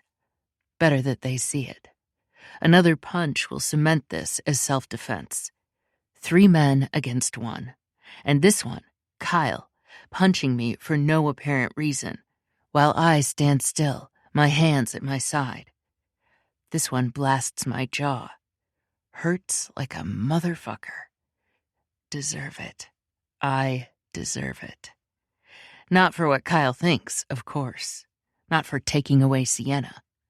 I'd do that 1,000 times over again, even if it earned me a place in eternal damnation. And, well, it probably will. I deserve it for losing her, for letting her be taken, for the bruise on her breast. The memory crystallizes my purpose here. My eyes narrow. 2 punches is enough, right? 1 more, mon ami, comes the low murmur from Emerson. A cautious man, perhaps, but correct. The 3rd punch knocks me on my ass. The entire crowd watches with held breath as their town golden boy, the town bully, beats up a stranger. Some people have even taken their phones out. Good. Video evidence will go further than eyewitnesses anyway. When I stand, there's a sense of peace. I've grappled with violence my whole life, but here, tonight, it doesn't feel like a conflict. It feels like purpose. I throw a punch at Kyle, who immediately crumples. He didn't expect me to hit back. And with his 2 assholes, he probably doesn't get hit very often. I wait for him to stand up before hitting him again, but this time, when he falls, I go down with him. A natural-looking tumble, one that allows me to straddle him, to slam my fist into his face, again and again. That handsome, all-American face, the one that could have pulled any girl except for the one he wanted to possess. No one will call him handsome after this. I feel his jaw break under my fist. A tooth comes loose. He moans and moves his hands loosely.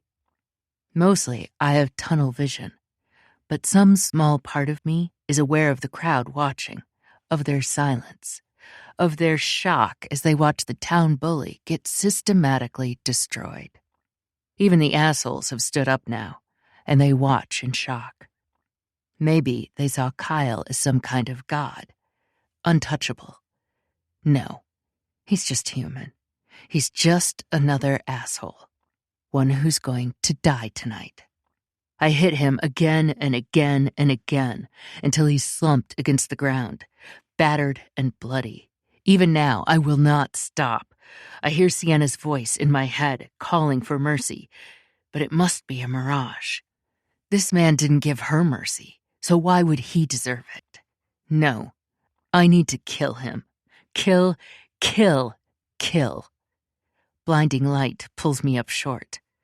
I stand up off Kyle's limp, still-breathing body with reluctance, just in time to greet the state trooper who once inquired about Alessandra's whereabouts. He raises an eyebrow. Mr. Whitmere, it seems like whenever there's trouble, you're there. Chapter 14, Sienna. In my dreams, I envision a grand circus tent filled with life-size dolls, their movements controlled by invisible strings, creating a surreal and magical atmosphere. I'm standing in the center of an enormous circus tent, dazzled by the spectacle surrounding me. Graceful dolls spin and twirl through the air, dancing as if on invisible strings. Their movements are fluid and precise, creating a surreal, dreamlike atmosphere. As I watch, mesmerized, one doll breaks free of the intricate ballet. She floats down until we're face to face, her porcelain features exquisite. But where her eyes should be are empty sockets, dark and fathomless. A shiver runs down my spine at the sightless gaze. The doll's lips curve into a knowing smile, and she whispers in a voice like rustling silk, "He's not who you think he is." I jerk awake with a gasp, blinking against the darkness. Just a dream, I tell myself. But the doll's warning lingers, sowing seeds of doubt in my mind. I blink, disoriented. For a moment, I expect to see the modern interior of Logan's RV. Then it comes rushing back. The compound, Kyle, Logan. I glance at the clock on the nightstand. I've been asleep for over 12 hours. My gaze falls to a tray on a wooden table, laden with food and a vase of fresh flowers.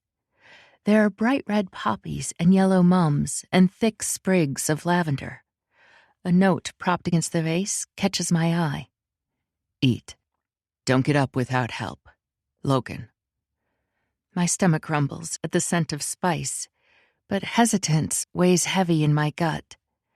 Logan's kindness leaves me wary, his motives unclear. He vowed to protect me. But can I truly trust him? Have I traded one cage for another? The questions swirl through my thoughts as I stare at the shadows, finding no answers in the night. The memory of his hands massaging shampoo into my hair surfaces unbidden. I shake my head, dislodging the image. I can't trust him, no matter how comforting his presence feels. Still, I have nowhere else to go, and I'm tired of running. For now, I'll play along. I rise and pad over to the tray, intending to sample a few bites only. I'm shocked to discover a plate of chicken satay on wooden sticks, nicely browned over a fire, still juicy and vibrant. They rest on a bed of jasmine rice sprinkled with saffron. It's an Indonesian dish. I don't know the name of it, but my mother has made ones like it 1,000 times. There's even a small bowl filled with peanut sauce for dipping. My curiosity turns into rampant hunger. Suddenly, I'm starving, not only for protein and sustenance. I'm starving for the reminder of home. Even so close to Forrester, I don't feel like I belong. Even with my mother nearby, this is not my land. It's in the food, the flavors, the spices. It's in the care that went into preparing this dish especially for me. A soft knock sounds at the door. "Sienna, are you awake?" A feminine voice is muffled, but laced with concern. "Yes, come in." I school my features into indifference, bracing myself as the door opens. "Feeling better?" It's a young woman who looks startlingly similar to myself. A round face, dark hair and eyes, full lips, tan skin. Her sympathetic gaze travels over me, assessing, as she steps closer to the bed. "I'm Samantha. There are fresh clothes in the wardrobe and toiletries in the bathroom." I nod, swallowing back my request for Logan. "Thank you. I thought you might want a visitor." Alarm runs through me, because I'm in no shape to meet anyone new right now. Samantha seems nice enough, calm enough, but I'm not really up for meeting new people. But it's not a person who runs through the door. It's the dog. "Oh, God," I say, dropping to my knees. He runs into my arms, and I hold his quivering body close to my heart. "You're okay. You're okay," I murmur against his face as he licks my lips, my nose, my eyelids. "I was so afraid for you." He licks me back, frantic as if to tell me, "I was afraid for you, too." Samantha's eyes are warm as she watches us. He's been such a well-behaved little boy. Comes when he's called, sits, lies down. He can even roll over. What? I say, pulling back with surprise. An unexpected smile on my face. Is that true? Can you roll over? Let me see. To prove the point, he rolls onto his back and then stands back up with a spring in his step. His tan fur looks none the worse for the wear after our adventure, after the long drive that he must have done to get here. His one ear flaps down while the other one points up, making him look perpetually jaunty. He pants at me, looking cheerful.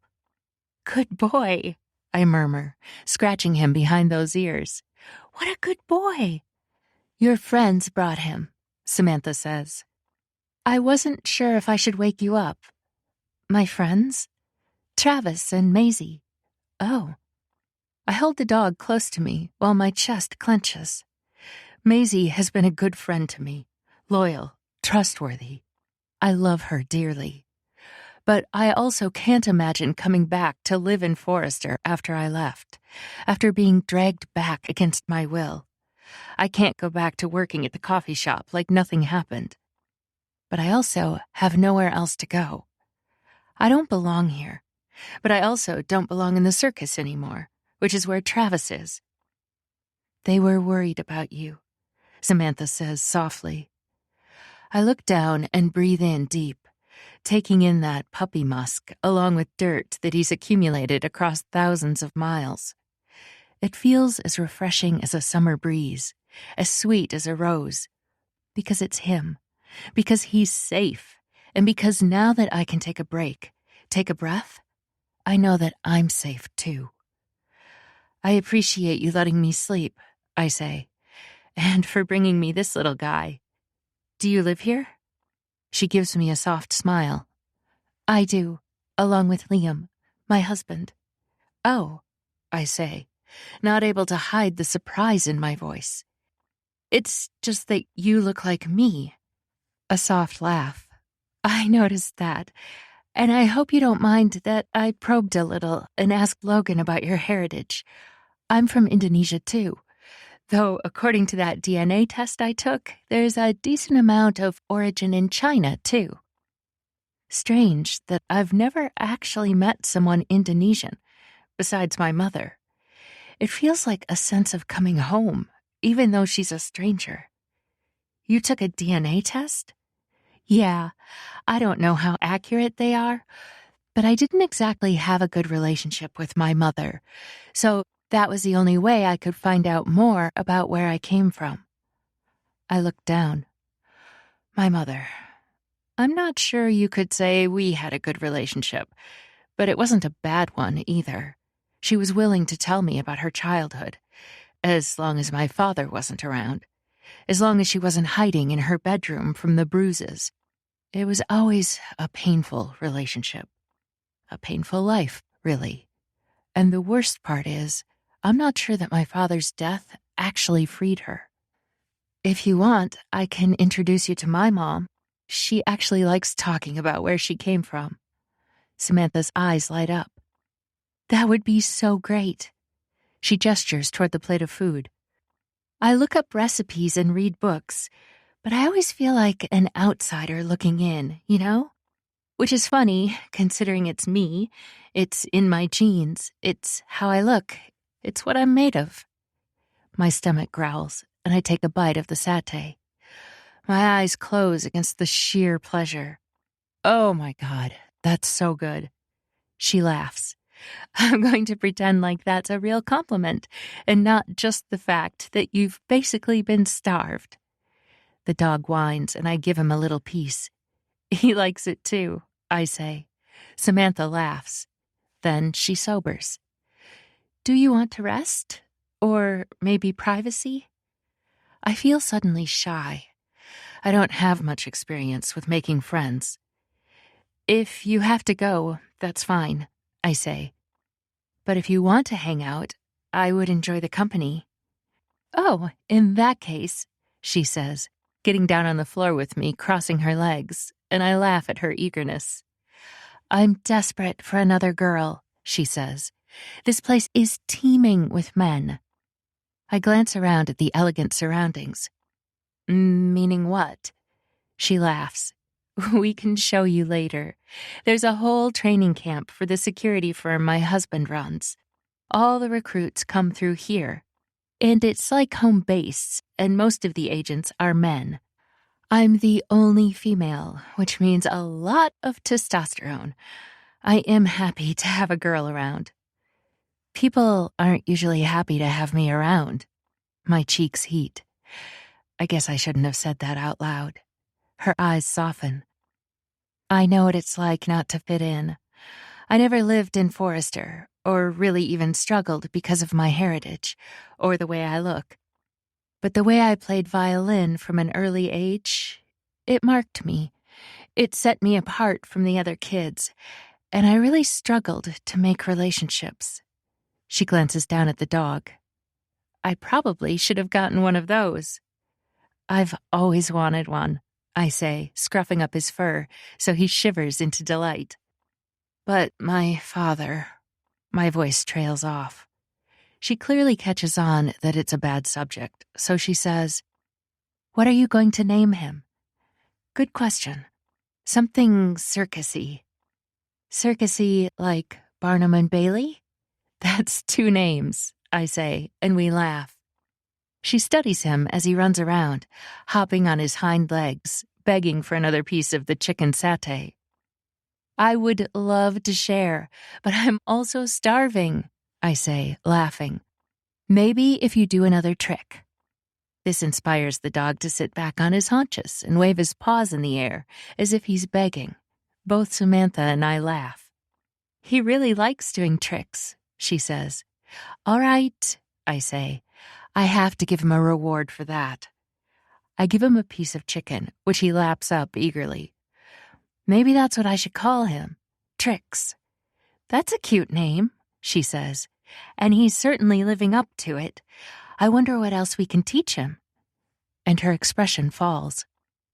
I'm not sure how long you'll stick around, of course, but you're welcome to stay here as long as you need. Thank you, I say, looking down. I am not sure that I'll be able to repay you. Hey, she says gently. You don't need to repay us anything. We just want you to be safe. Why? I ask. I'm a stranger to you. Not quite a stranger, she says. For one thing, you are with Logan, and we like Logan, most of the time. But more than that, I feel like we're kin, you know? Outcasts got to stick together. The corner of my lips turns up.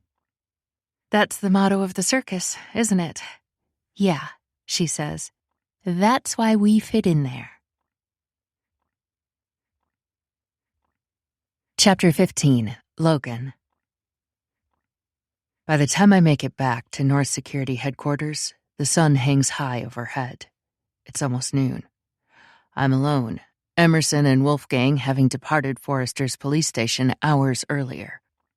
I walk through the front door and am greeted by the sound of laughter. Everything that I've experienced over the past 24 hours has drained me. It's drained me of life force, of hope. And God, this laughter, it fills me back up. I follow the sound as if in a trance and stand at the door of a large sitting room. Sienna is on the floor, her long legs crossed, wearing a dress that I assume she borrowed. Something light and flowery, the seafoam green highlighting the beautiful tan of her skin. There's an expression of pure joy on her face. It's enough to stop my heart. What I wouldn't give to see that expression every day of my life. What I wouldn't give to see that expression directed at me. I'm a selfish bastard at heart. It's not enough that I want her to be happy. I want her to be happy with me, for me, near me. Her hands are animated as she shows the dog something she wants him to do. There's a stack of books, thick tomes with cloth bindings on the floor. It looks like she's trying to get him to stand on it. He puts his front paws on the books and then looks at her expectantly, wagging his little tail, panting, hoping to get some of what looks to be cheese cubes that she's holding in her hand. "All the way," she says, coaxing. "Come all the way up with your back feet, too." She taps the books to show him what to do. The little dog hops off and then hops back on, front paws only from a different angle, as if to say, "Is this right?" "So close," she says, her voice encouraging and patient. "Come all the way up." I'm aware of Samantha, Liam's wife, watching and cheering them on, but I can't take my eyes off of Sienna. I suppose to some people, the women might look similar. They both have black hair and black eyes, beautiful olive-toned skin, and slender bodies. But to me, they couldn't look more different. Liam's wife is a striking woman, but Sienna is as breathtaking and changeable as the sunset. No one else has those jaded eyes that hide a heart full of hope. No one else has that beautiful mouth that I want to kiss, want to taste, want to breathe through. No one else has a body that makes me hard just thinking about it. The visible cuts and bruises I can see from here don't stop my cock from wanting her. Even knowing she's injured, she's tired, she's traumatized, I want to fuck her into the ground. She nudges the little dog's back feet, tapping them until he pulls him up on top of the pile of books, standing proud on the improvised pedestal. Sienna whoops and praises him. "What a good boy! Such a good boy!" He chomps down happily on his cheese reward.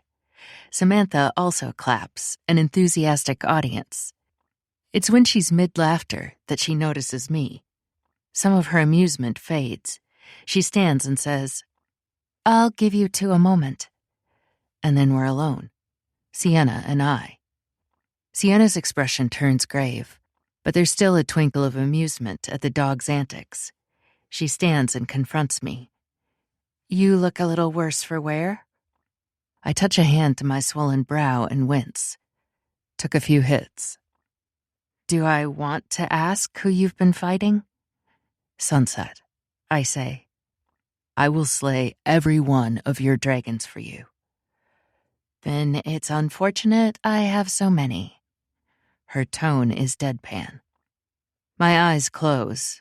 Only this woman could find humor in this situation. I lead her to the couch and sit down. The dog jumps up and sits between us, looking expectant. She grins. "He wants the cheese in my pocket. I named him. Did I tell you that? He's Trix." I gently shove Trix down to the ground. "I need a few moments with her," I tell him. He looks like he's thinking about arguing, but ultimately goes and sits down, curled up on the pile of books, now that he knows it's a place that brings him treats. "I'd rather not tell you the details, but you'll find out eventually. I fought with Kyle and the two assholes." Her eyes grow dark with emotion. "Where are they now?" "Not where I want them to be. I was hoping they'd be underground. That was the plan, anyway." "Logan, you can't endanger yourself like that." A reluctant smile curves my lips. "As I was beating him, I thought I could hear you telling me to stop, though I didn't know why you would grant him mercy." And this woman, this beautiful, gorgeous, strong, unbreakable woman, laughs. "Mercy? For him? No. But you would get in trouble." "I had it worked out. He'd hit me 3 times. It would have been self-defense." She frowns. "That's still a risk." I shrug because the risk was meaningless to me. My freedom means nothing. Her safety is everything. If they threw me in jail, I'd probably lead a revolt within 6 months. She shakes her head, trying to look disapproving, but failing. "That much, I believe." Well, I was stopped before I could finish the job. State Trooper Brian Jones showed up. Apparently, you'd called him. Her eyes widen. "Wow. I wasn't sure that actually happened, or that he would even care if he found out." "Apparently, he's been looking for you. He figured out it was Kyle and went to the bonfire to find him. only to find me on top of him, pummeling him. "Oh, no," she whispers. "Yeah, I got arrested. Don't worry. Emerson and Wolfgang were with me. They called Cirque de Miroirs' lawyer, who got me out. There was video evidence that proved that Kyle had started it, so he's the one in lockup tonight. I'm free." "Logan," she says, her voice emphasizing her concern. It warms me, that concern, even though I don't deserve it. "promise me you won't go after him." I shake my head. I would go after him right now, except that he's in county lockup, and it doesn't look like he'll be free anytime soon. Not for what he did to me, and not for what he did to you. Jones is coming by later to take your statement. Tears reflect in her dark eyes. "Okay, I can do that." "I'll be right here with you," I tell her. Jones seems like a stand-up guy, but if he pushes too hard or asks you anything uncomfortable, I'll protect you. She sighs. "Maybe I don't want to be someone who needs protection. Maybe I want to defend myself." I brush the backs of my fingers against her cheek.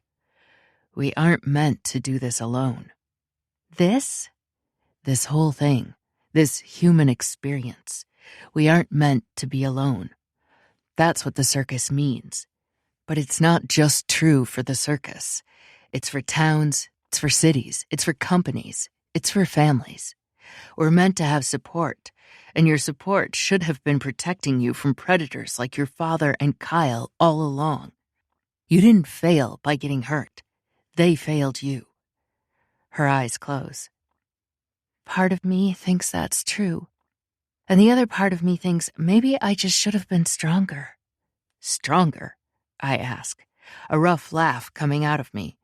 "You're the strongest woman I've ever met, the strongest person I've ever met. If you got any stronger, you would be made of pure liquid gold, burning hot and immutable." Her eyes are luminous as she looks up at me.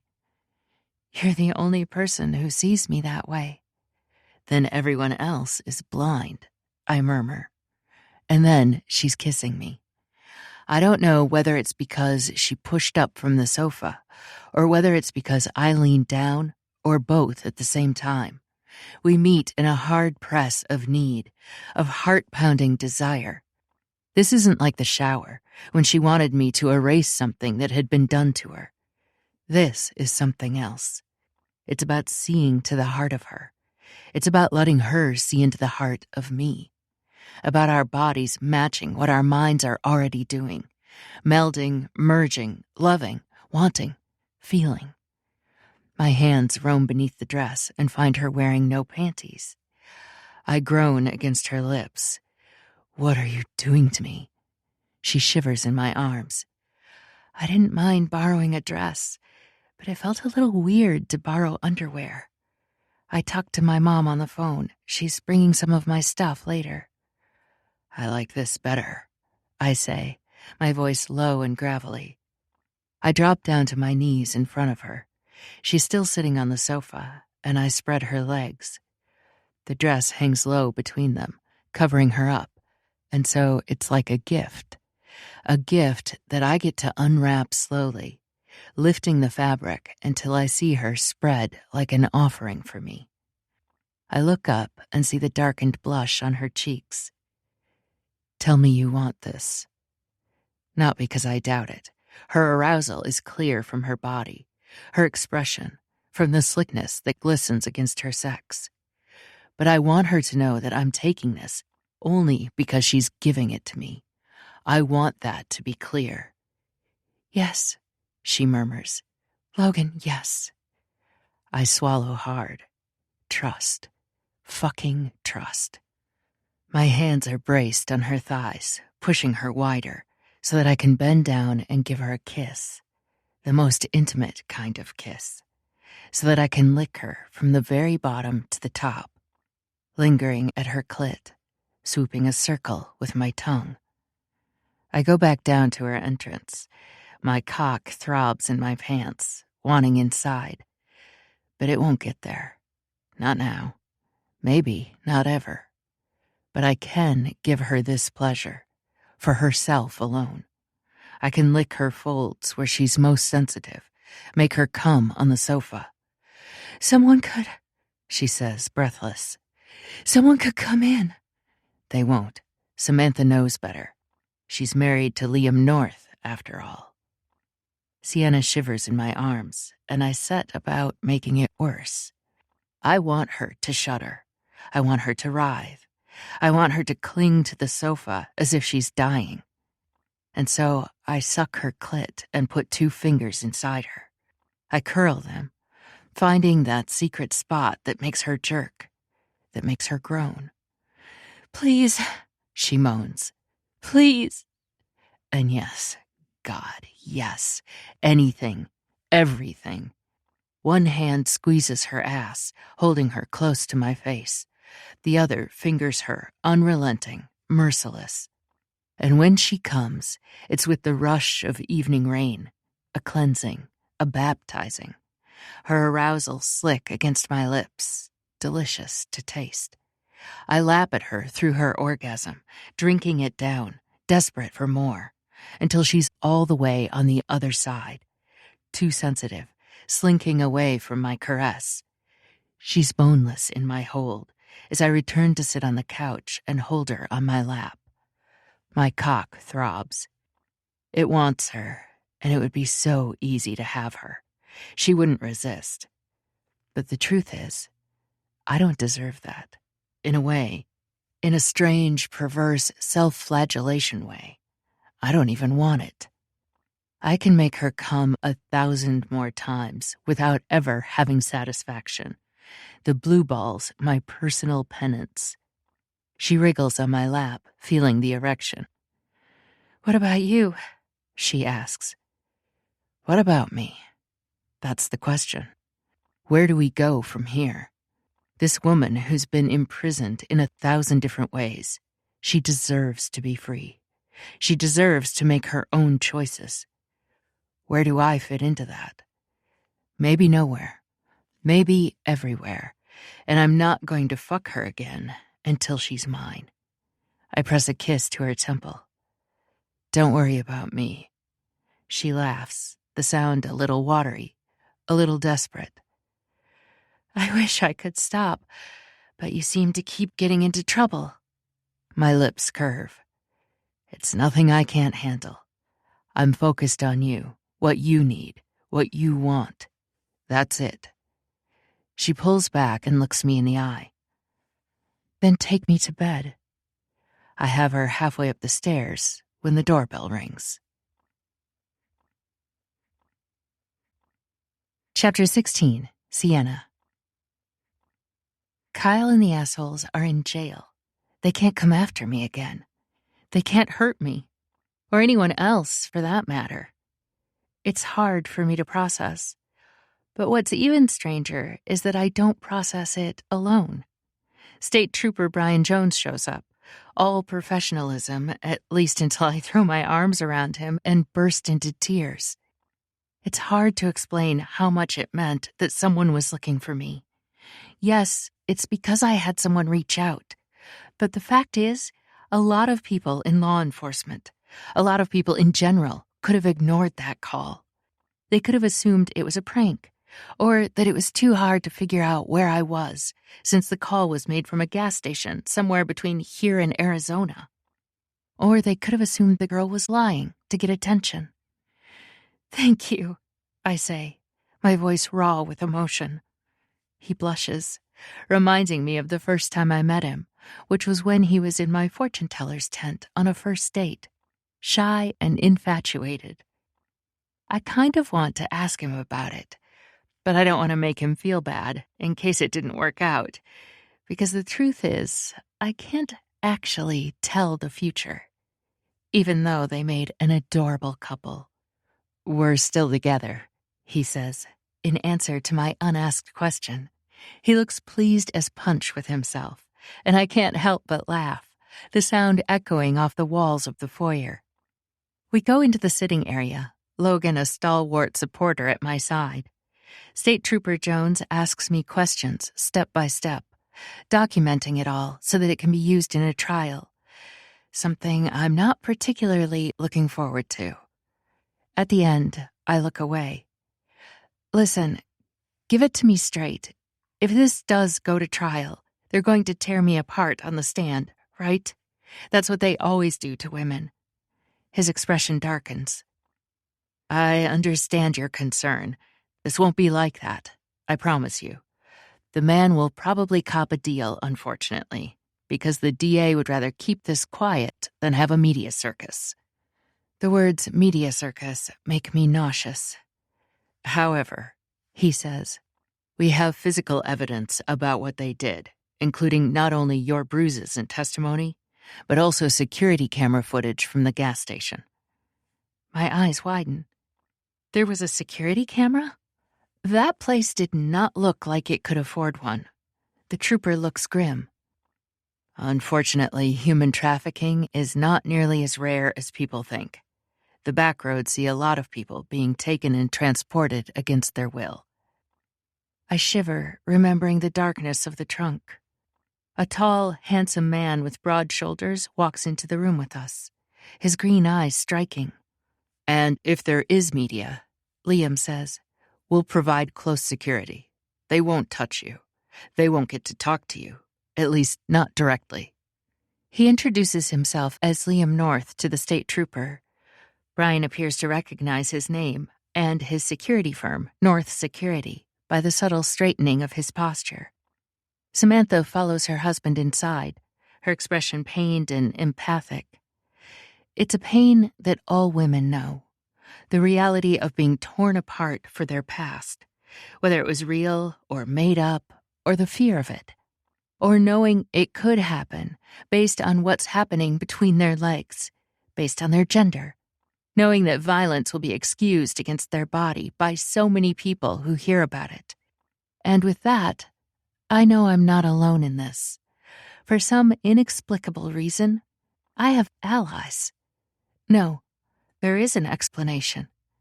It's Logan. Logan may have betrayed me that one night, but he has also supported me, helped me, protected me.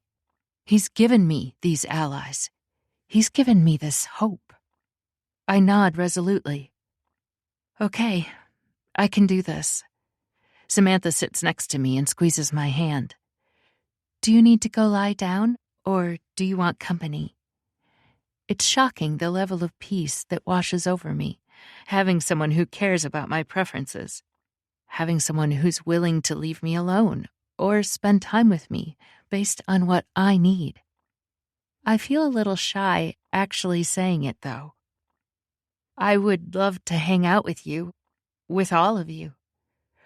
That's how I end up seated around a large dinner table, the heady scent of spices, lemongrass, turmeric, and ginger, mingled with the fragrance of coconut milk and freshly ground peanuts. Liam and Samantha, on either side in this traditional family style, two heads of the table. I'm seated next to Samantha, with Logan on my other side, cocooned in safety. Maisie showed up in a barrage of hugs and quiet grief for what happened. She's sitting across from me, Wolfgang next to her. There is impressive chemistry going on between them. Maisie is flirting because she loves to do that. Wolfgang is acting stoic, but the sparks are hot, even across the table. I whisper to Logan, "What's up with that?" He leans back. We met her at the coffee shop. She was helping us find you. She told us about the hunting cabin. They met there, though. I don't know what this is about. What's the point of making a bed? Maisie says. It just becomes unmade that night anyway. It's like a complete waste of time. Wolfgang's eyes narrow. It's about discipline. It's about cleaning something up after you've used it. How messy does your bed get anyway? Maisie challenges, clearly flirting. Her eyes meet mine across the table, and I can't help but smile. Wolfgang doesn't know what's hit him. Platters are filled with an array of colorful dishes. A steaming bowl of fragrant beef rendang takes center stage, The tender meat simmered in a rich coconut curry that melts in the mouth. There's a platter of nasi goreng, fried rice, glistening with a medley of shrimp, chicken, and vegetables, topped with a few perfectly fried eggs.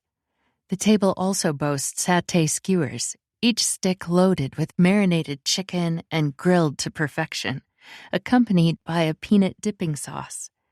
The aroma of grilled meats mingles with the sweet and smoky flavors, making the atmosphere lively and inviting.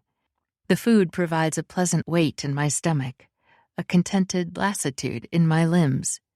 There are glasses of a sweet iced tea called Esta, its caramel hue glistening in the fading sunlight through the tall windows. A sunset glows from beyond the rolling hills. I feel drunk on good care and laughter. "When do you go on tour?" Logan asks. Liam answers. "We had a South American tour, but it's just been canceled." I glance at Samantha because I know she's a professional violinist, a prodigy, actually, and this is a little bit taboo. She was raised by Liam. He was her guardian until he eventually became her friend, her lover, her husband.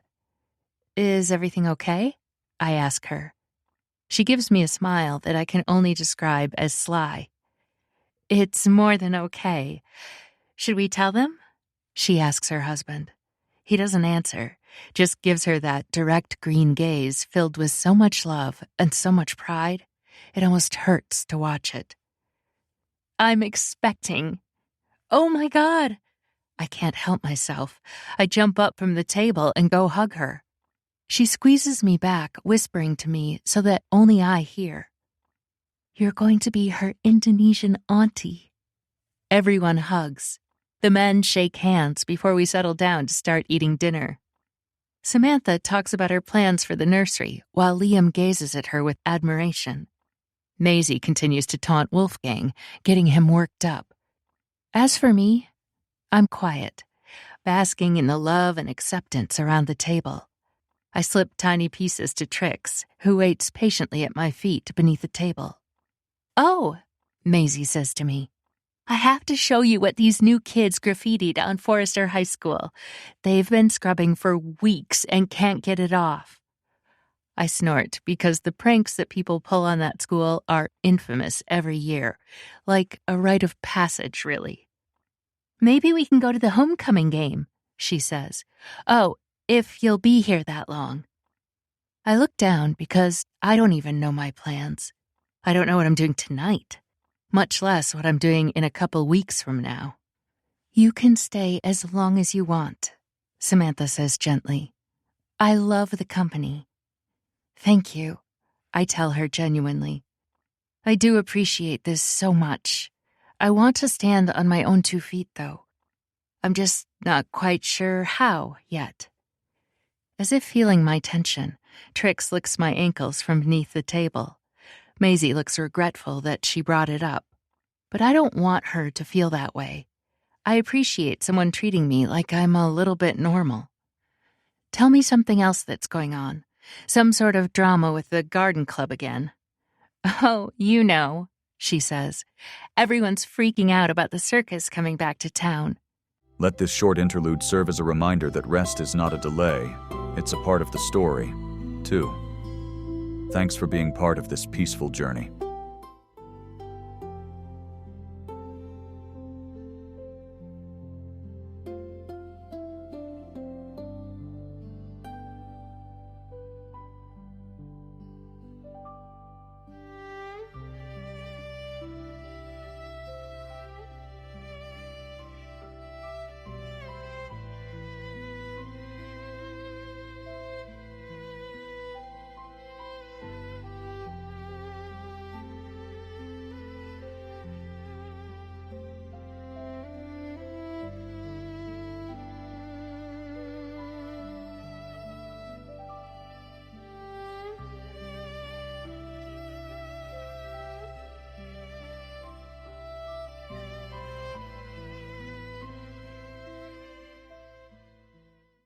And then she freezes, realizing what she just said. It is not operational right now. I am not open for business. No shows are happening, Logan declares. We're just camped out, waiting, Wolfgang adds. Logan leans back. It can wait. Wolfgang and Logan stare at each other, and I sense disagreement. I sense tension. Presumably, Wolfgang doesn't want to wait. What are they waiting for, anyway? Logan can leave whenever he wants. Liam sets down his fork. I wasn't sure when to bring this up, but I got a notification right before dinner that Alessandra Gallo has been found. Anxiety turns my muscles hard as wood. Where is she? At the fairgrounds? Liam nods. She showed up to her RV she shared with her daughter. Kat is the one who called us, actually. We still don't know where Alessandra was hiding all this time. My palms turn sweaty. I clench the arms of the ornate wood chair. I may know something about that. Every pair of eyes in the room turns to me. I let myself focus on Logan because I'm overwhelmed. There's something I have to tell you. What is it? It was Alessandra. She's the one who helped Kyle. She's the one who convinced them all to lie. Her eyes close. And of course, she, more than anyone, knew all about the Ferris wheel and how you would react to it. His expression turns dark. It turns dangerous. Chapter 17. Logan. My blood pounds. My heart races. It was Alessandra who did this. It hurt enough to know that Emerson, someone I considered my friend, would do this. But in a way, it's kind of his modus operandi to cause trouble. And I understand that he was doing what he could to save the circus. I don't forgive it, but I understand it. She's the one who left. Sienna straightens her dress, clearly uneasy with my rage. Apparently, she wanted her daughter to be with you. She thought you two could rule the circus together. Fuck. You're not responsible for her, you know. We'll disagree about that. She was part of the circus, and she hurt you. I'm making her nervous, her eyes wide. The aroused Sienna from before dinner is long gone, replaced by this woman who's been hurt by men too many times. I'm one of them. So I do the only thing I can do to make her feel safe. I leave. Blood pounds in my temples as I storm through the house, fists clenching at my sides. Every muscle in my body is coiled tight, rage burning through my veins. How could I have been so stupid? I pivot on my heel, pacing the length of the foyer like a caged animal. The cheerful trill of the birds does nothing to soothe my anger. If anything, the sounds of this place only fuel my anger, a constant reminder of the life I've built to get here. The circus keeps going and going. It never stops. Not for anyone. Not even the owner. Breath rasping in my chest, I run a hand through my hair and tug sharply at the roots. The sting is a welcome distraction from the maelstrom of emotions tearing me apart inside. Guilt, regret, self-loathing. They war within me, as bright and garish as the lights of the circus. Try as I might, I can't escape the truth. I'm the reason Sienna doesn't trust me. My mistakes drove her away, and now, have I lost her for good? A shudder runs through me. I can't bear to finish that thought. Sienna. The name alone is enough to shatter my fragile composure. My hands curl into fists, nails biting into my palms. If only I could take it all back, rewind that night and make a different choice. But I can't. My sins are etched into the fabric of time, like the gold embroidery on the fortune-teller's tent. All I can do now is beg for her forgiveness, pray that it's not too late, and take revenge. Against a woman? Has it always been leading to this? Marino would probably laugh if he could see me now. I stop pacing, chest heaving with each ragged breath. There's no time for self-pity, no time for doubt or inaction. I have to believe there's hope for me and Sienna, and this time, I won't fail her. As I stand there, hands clenched at my sides, a familiar voice interrupts my turbulent thoughts. "Logan?" I glance up to find Liam hovering in the doorway, brow furrowed with concern. Of course he would follow me when I'm like this, distraught. I just can't believe it was Alessandra. I drag a hand over my face, impatience simmering beneath my skin. The last thing I need is a discussion about Cirque de Miroirs right now, not when my mind is consumed with Sienna. How the fuck was it Alessandra all this time? What is the connection between her and this Kyle Moore? Frustration bleeds into my tone as I level a glare at him. Only Sienna. Kyle was obsessed with her, thought he would marry her. Liam stands his ground, jaw set in a stubborn line. And Alessandra? The only thing she ever cared about was the circus. And I'm assuming Sienna was a threat to that. I meet Liam's gaze, a flicker of hope piercing the darkness that shrouded me for days. Now that the circus is back, Alessandra won't be able to stay away. Liam nods, understanding etched into his expression. I'll drive. He drives in silence while I stare out the window, watching the familiar streets of Forrester blur past. My fingers tap an agitated rhythm against my thigh as possibilities swirl through my mind. I've fought to protect Alessandra out of guilt, but that's over now. Now that she's endangered Sienna. Why the fuck would she do that? Why would a woman who's been brutalized by men allow that to happen to another woman? The circus looks the same as it always does. Vibrant, half alive, and waiting. It's waiting for me to arrive. I stride through the empty fairgrounds to the fortune-teller's tent. There stands Alessandra in all her eccentric glory. Vibrant red hair, colorful kaftan dress, and a knowing smile that makes me wary. Logan, how wonderful of you to visit. I've been expecting you. We have some things to discuss. Her green eyes glint with secrets, and I have to fight not to demand answers right away. Indeed we do. Please come in. You have been busy, but then so have I. I enter the dimly lit tent, assaulted by the familiar sense of incense and exotic spices. Alessandra lets the flap fall behind us, then turns to face me, hands clasped. Cut the shit, Alessandra. I know you can't actually tell the future. She smiles. You never believed that was your problem.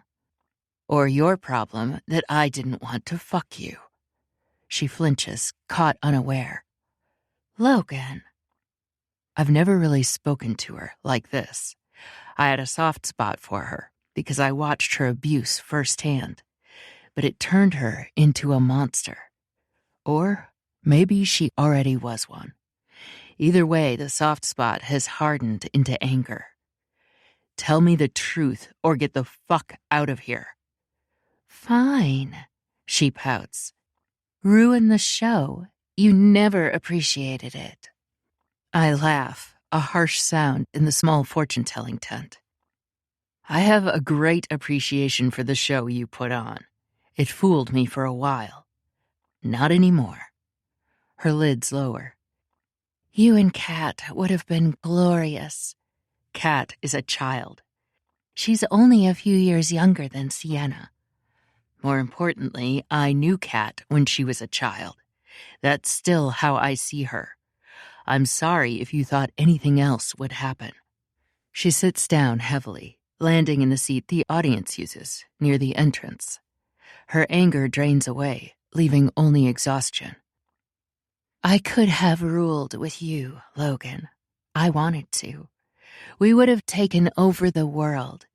But when you didn't want me, When it became clear you preferred a younger woman, I thought Kat would be perfect. You want an alliance. You want power. Yes, damn it. Is that so wrong? No, I say, my voice softer now. It's not wrong to want power. I know what it was like for you to be powerless. I saw it happen. But you're not going to get it at Cirque de Miroir. She draws herself up, struggling to appear haughty. You wouldn't kick me out. I stand behind the table where you can see the little cupboard spaces for crystals and other materials. There's an old tarot card deck, the edges softened for authenticity. Never use a shiny deck, she told me once. Yes, I have an appreciation for the show now. The cards feel warm in my hands as I give them a quick shuffle. I pull one. The card features a series of cups, along with Roman numerals that means 8. In the background, a man walks away. Alessandra doesn't know it yet, but that man is me. What does it mean? The 8 of Cups means disappointment, abandonment. It means the end. Impressive. Maybe you do have a gift of foresight, because this is the end for you. You're officially leaving, not temporarily, not on one of your jaunts. You're gone for good. Cirque de Miroir no longer has a place for you. Chapter 18, Logan. The photo stares back at me, a permanent reminder of the blood on my hands. It's from an old newspaper advertisement for the circus my father was in. Come one, come all. 50 cents to see the freak show, it reads.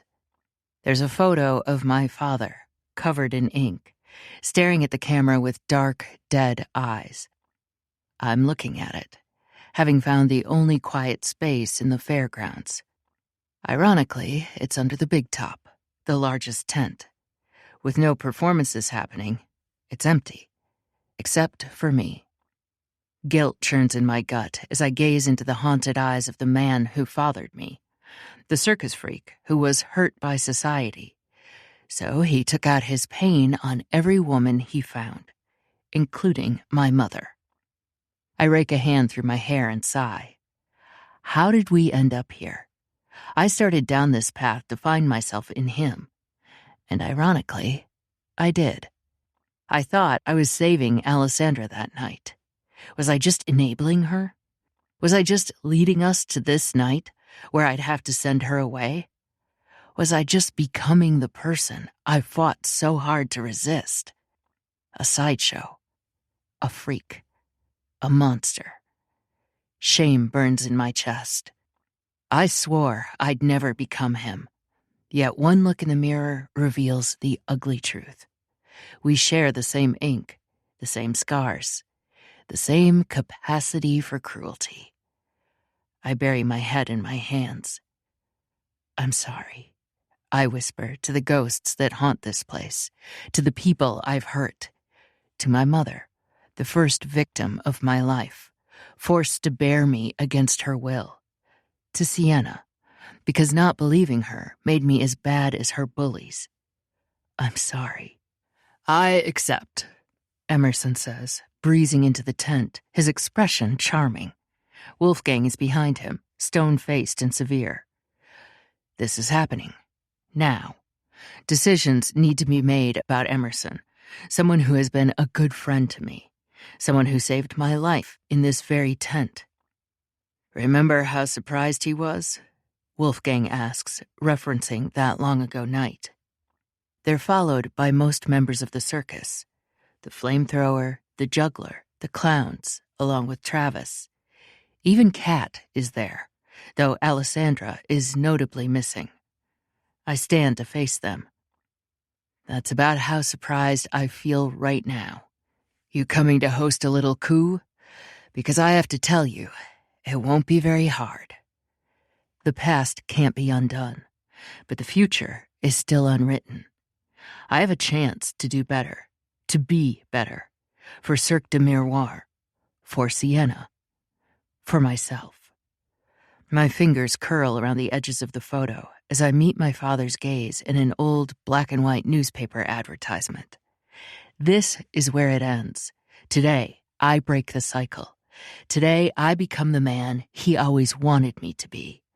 The man I was meant to become. I crumple the old photo, determination stealing my spine.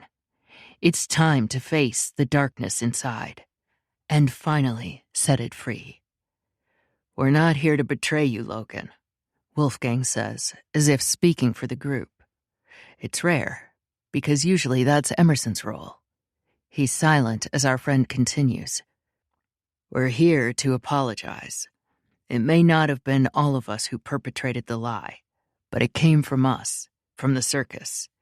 It happened because you trusted us, and we let you down." I look out over the faces, some of them stoic, some of them attempting smiles, others looking worried. Memories assault me with every breath. The acrid scent of sawdust and sweat, the roar of the crowd, Marino's voice barking orders as animals soared through fire. This was our kingdom. Now it's my prison. My fingers brush against the cold metal that holds up the big top, once my sanctuary, now a symbol of all I've lost.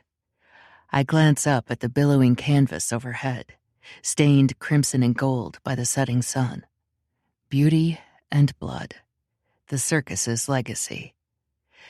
I appreciate the apology. I'm not sure I'm the right leader for you. At least, not anymore. "You can't give up on us," says someone from the crowd. I turn and see a mirage of Gerard Marino, standing in the center ring, as solid and imposing and fucking cowardly as the day he was overthrown. My heart clenches at the wavery vision of him. "I tried to tell you," his expression says. I see disappointment etched into his weathered features. "Tried to prepare you for running the circus." I take a shuddering breath. "You turned me into a monster." The mirage shakes his head. "You've always been a monster." His words cut deeper than any knife Wolfgang throws. I squeeze my eyes shut, willing the vision to disappear. When I open them again, he's gone. The space where he once stood is empty. No one hangs from the scaffolding, half naked and whipped. At least, not literally. Figuratively, I might as well have tied Sienna there myself. The memory of Sienna's face flashes in my mind, the hurt and betrayal in her eyes as I told her to leave. My stomach churns with guilt. I was supposed to protect her, shield her from the violence and shadows of my world. Instead, I led her straight into the lion's den. Sienna saw the monster inside me. She doesn't trust me anymore. Who could blame her? "You backed me that night," I say. "It was unexpected. A pleasant surprise when I expected to die. For that, I owe you. I've given you these years, hoping they would be enough." There's a murmur through the crowd, people commenting on the money, the schedule, the way everything got better. Yeah, I know all of that. To me, it didn't seem like a gift I was giving them. It just felt like the way things were supposed to get done. I look up at the cold metal trapeze, exhaustion and self-loathing threatening to overwhelm me. How did I become this person? Cold, manipulative, obsessed with control. In that moment, I know with stark and sudden clarity that I can't live this way anymore. The cycle of violence ends here. I have to be better than him. For Sienna's sake. And for my own. I stand up straighter, steeling my resolve. The first step is facing the damage I've done, apologizing to Sienna, making things right. This is my chance at redemption, and I'm not going to waste it. Cirque de Miroirs has been my whole world for as long as I can remember. It's been my past, even before I started working here. But the future can be anything. Sienna is my future, if she'll have me. I glance around the big top once more, the place that raised and ruined me. The show is over. I scrub a hand over my face, haunted by memories. The fear in my mother's face whenever she looked at me. The crack of Gerard Marino's whip on Alessandra. Kat steps forward, looking like a younger, more innocent version of her mother. I know we betrayed you, but we're family. You can forgive family, can't you? It's not about forgiveness.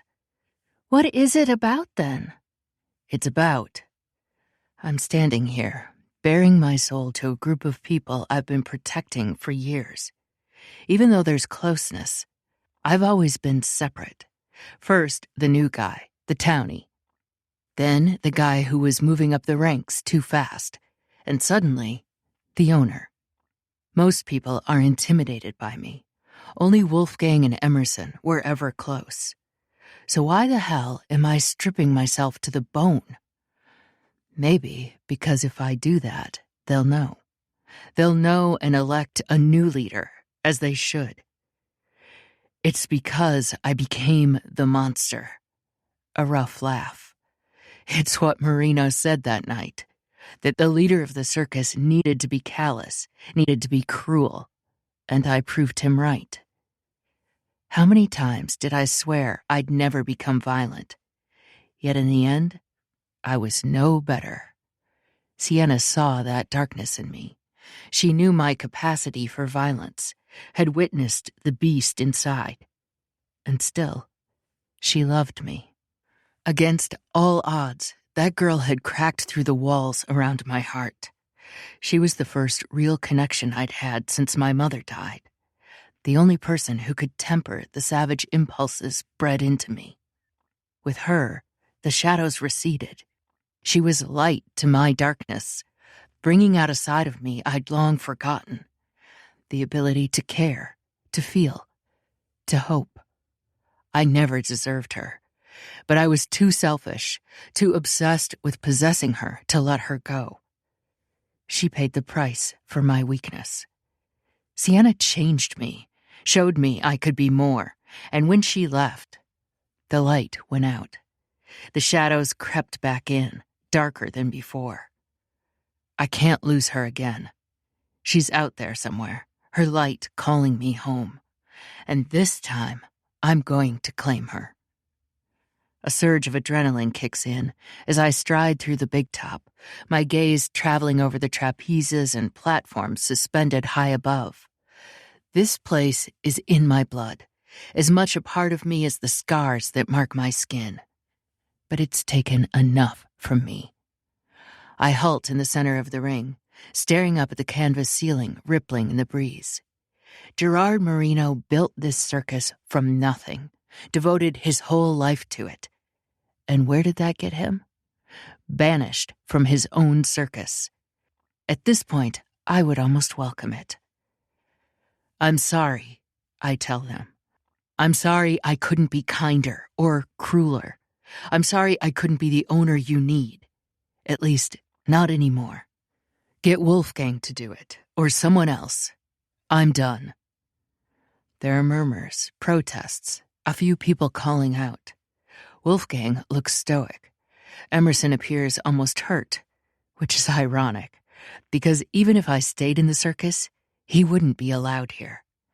A vision of Sienna flashes in my mind, her smile like the sun breaking through storm clouds.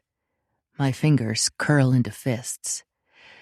No, I won't let this place consume me. Not again. Sienna's showed me there's more to life than sawdust and spectacle. I want to wake up without the screams of a crowd in my ears, make a home with the woman I love, start a family, be free of the shadows that dog my every step in this world. Because the Cirque de Miroirs is my legacy, my curse. Torn between longing for escape and duty to this circus, I stare at the place that made me, wondering if I have the strength to turn my back on everything I've ever known. A small, fierce flame of hope ignites in my chest. If finding Sienna means leaving this all behind, then maybe it's time for the circus to end. Enough. No more living in the past. No more chained to sins that aren't my own. Today, I choose a different path. I stand up, spine straight, and take a deep breath. The air tastes clean and full of promise. It's time to make things right. Protect Sienna. Ensure her safety and happiness, whatever the cost. Even if it means turning my back on the Cirque du Miroir for good. I walk into the sunlight, shoulders set, and push it open. The past is dead. Today, I choose to live. To love. Chapter 19. Sienna. Trix yips and jumps, chasing the scrap of fabric I dangle above his head. His paws skid on the sawdust as he tries to catch it, sending up a puff of dust with each slide. I laugh, the sound bursting from my chest in a way that almost startles me. When was the last time I truly laughed like this? Maisie laughs too. Come on, Trix, you can do it. He finally snatches the fabric from my fingers, shaking his head proudly. What a clever boy you are, Trix. I ruffle the soft fur between his ears, warmth flooding my chest at his delighted whimpers. A prodigy, Maisie announces. This scrap of a dog with his beige fur and curly tail has brought me more joy than anything else in longer than I can remember. Her eyes mist. I'm sad, but also happy. Is that weird? I smile. Makes complete sense. That's me all the time these days. How are you? She asks, her voice gentle. Really? Better, honestly. I mean that. And I want to thank you because you've been a good friend. A true friend, even after I abandoned you. You could never, she says. I'm serious.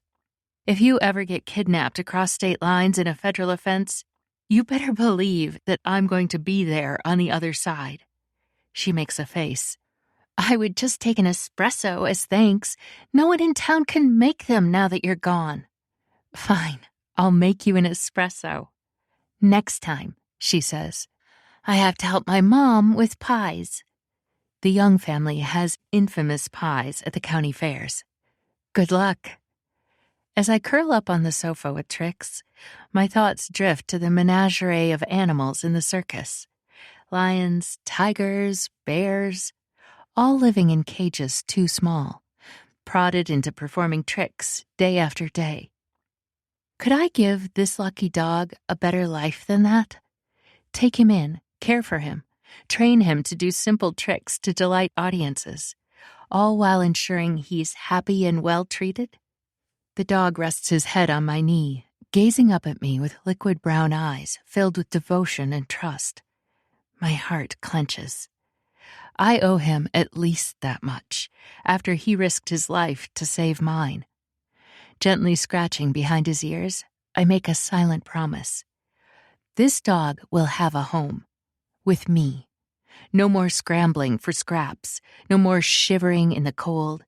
Just love, warmth, and treats every day. A smile tugs at my lips as I picture this little furball captivating crowds and bringing them the same joy he's brought me. It seems we've both found where we belong. What do you say? I ask the dog softly. Want to join the circus? His enthusiastic bark is all the answer I need. I dig into my pocket and extract a dog treat, holding it up for the little furball to see. His eyes light up, tail wagging in a frenzy of excitement.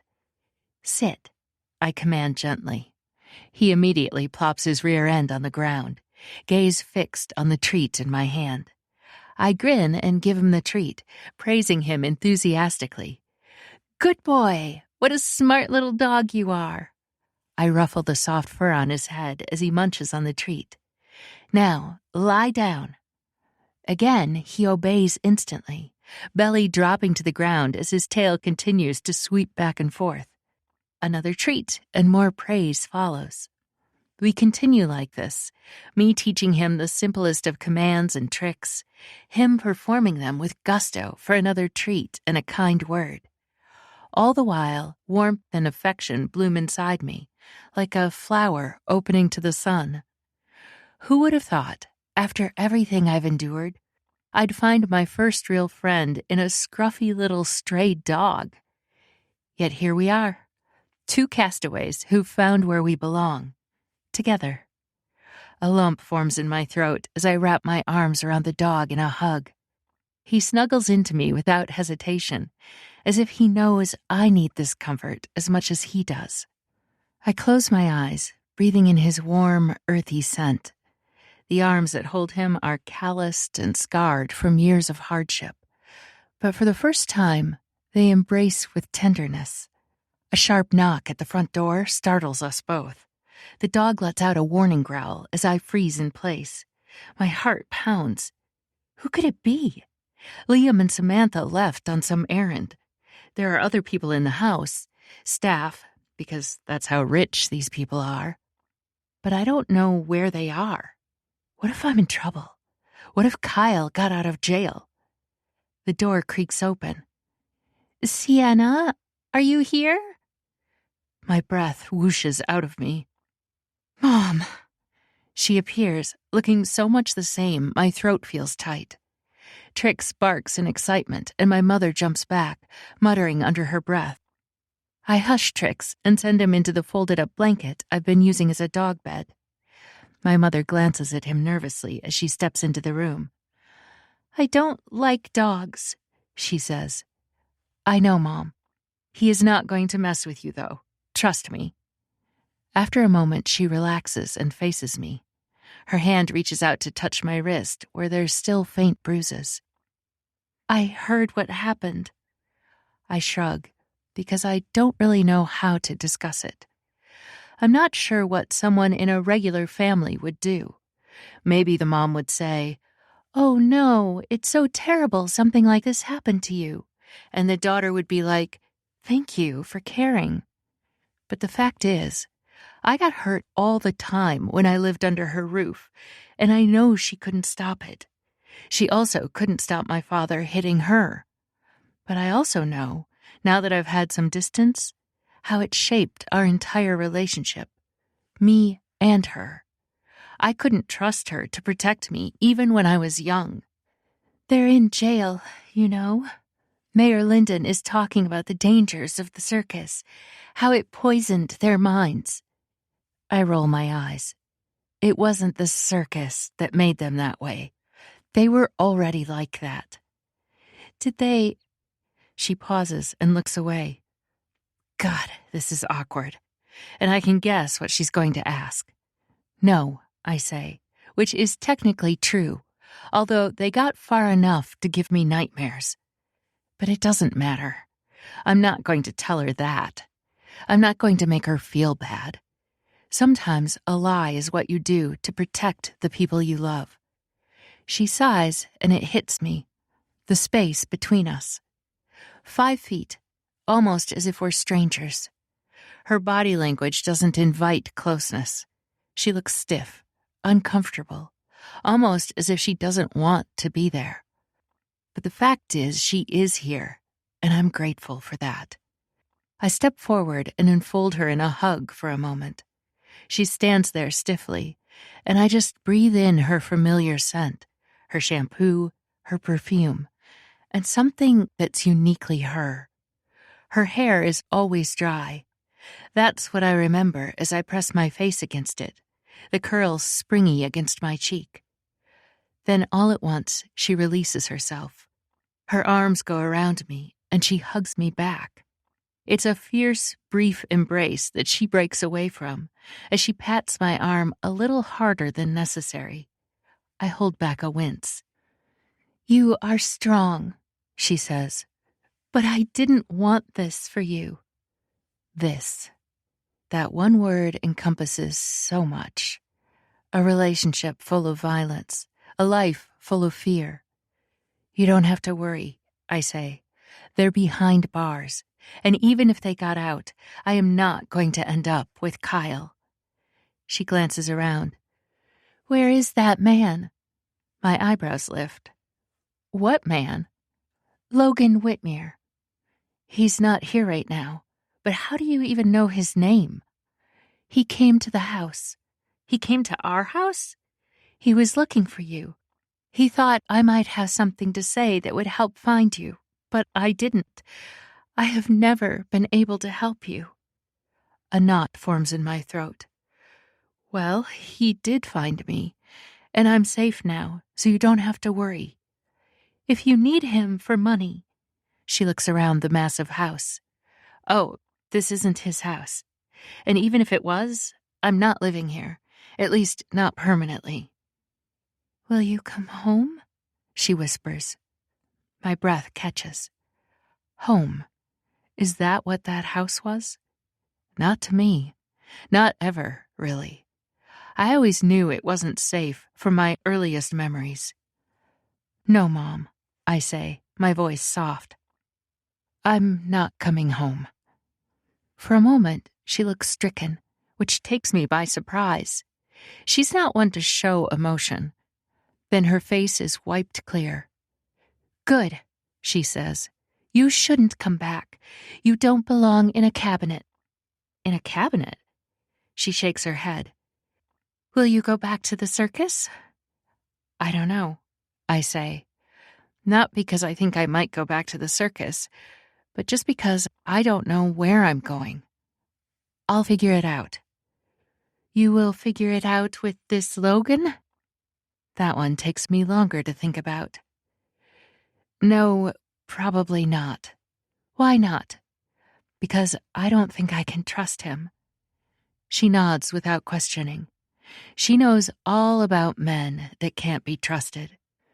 Then you'll have to find your own path. Yeah, I say with an uneven laugh. I'm still looking for marketable skills. So far, serving coffee and telling fake fortunes has been an okay career. You are very talented, she says, looking stalwart. That makes me laugh, just because I've never heard her say anything like that before. She isn't someone who particularly gives praise, especially such strong, effusive praise like that. Talented at what? You are talented at making the best of any situation, even bad situations. I've always envied that. I blink in surprise. Mom, are you okay? Now that Dad's gone, do you need help? She looks embarrassed that I could even ask her that. No, Sienna, your father left enough for me to live. That is not the issue. Then what's the issue? She pauses long enough that I think she's not going to answer. Then she says, The issue is I don't know how to live anymore. Chapter 20, Logan. Where are we going? She asks. It's a surprise, I say, holding her hand as I lead her through a well-worn-down trail. A squirrel scampers across the path, surprised but unconcerned with our arrival. To the right, through the woods, we can see apparatus that the Norse security team members use to train and maintain their physical ability. I gesture toward them. One day, I'll take you to Nebraska, where the circus headquarters are. We have our own training center, though most of it is indoors. Is being a tough security guard similar to being an acrobat? Easier, I tell her, and she laughs. I have my hand linked through hers, and she allows it, something that makes my gut clench, because I don't know if she'll still allow it after this outing. I don't know if she should. The truth is, after what she's been through, she deserves a fresh start. She deserves a quaint little one-bedroom apartment somewhere up north, probably, where it snows and looks beautiful around the holidays. But damned if I can let her go. I feel a little bit like the little girl, she says. The one from the show? The show that's based on Alice in Wonderland. The show I designed to replace the haphazard goofball show that Marino had used for years. a show with an actual storyline to tie all of the acts together. Do you know why I picked that one? I say. She shakes her head. A Lewis Carroll fan? I chuckle. Not exactly.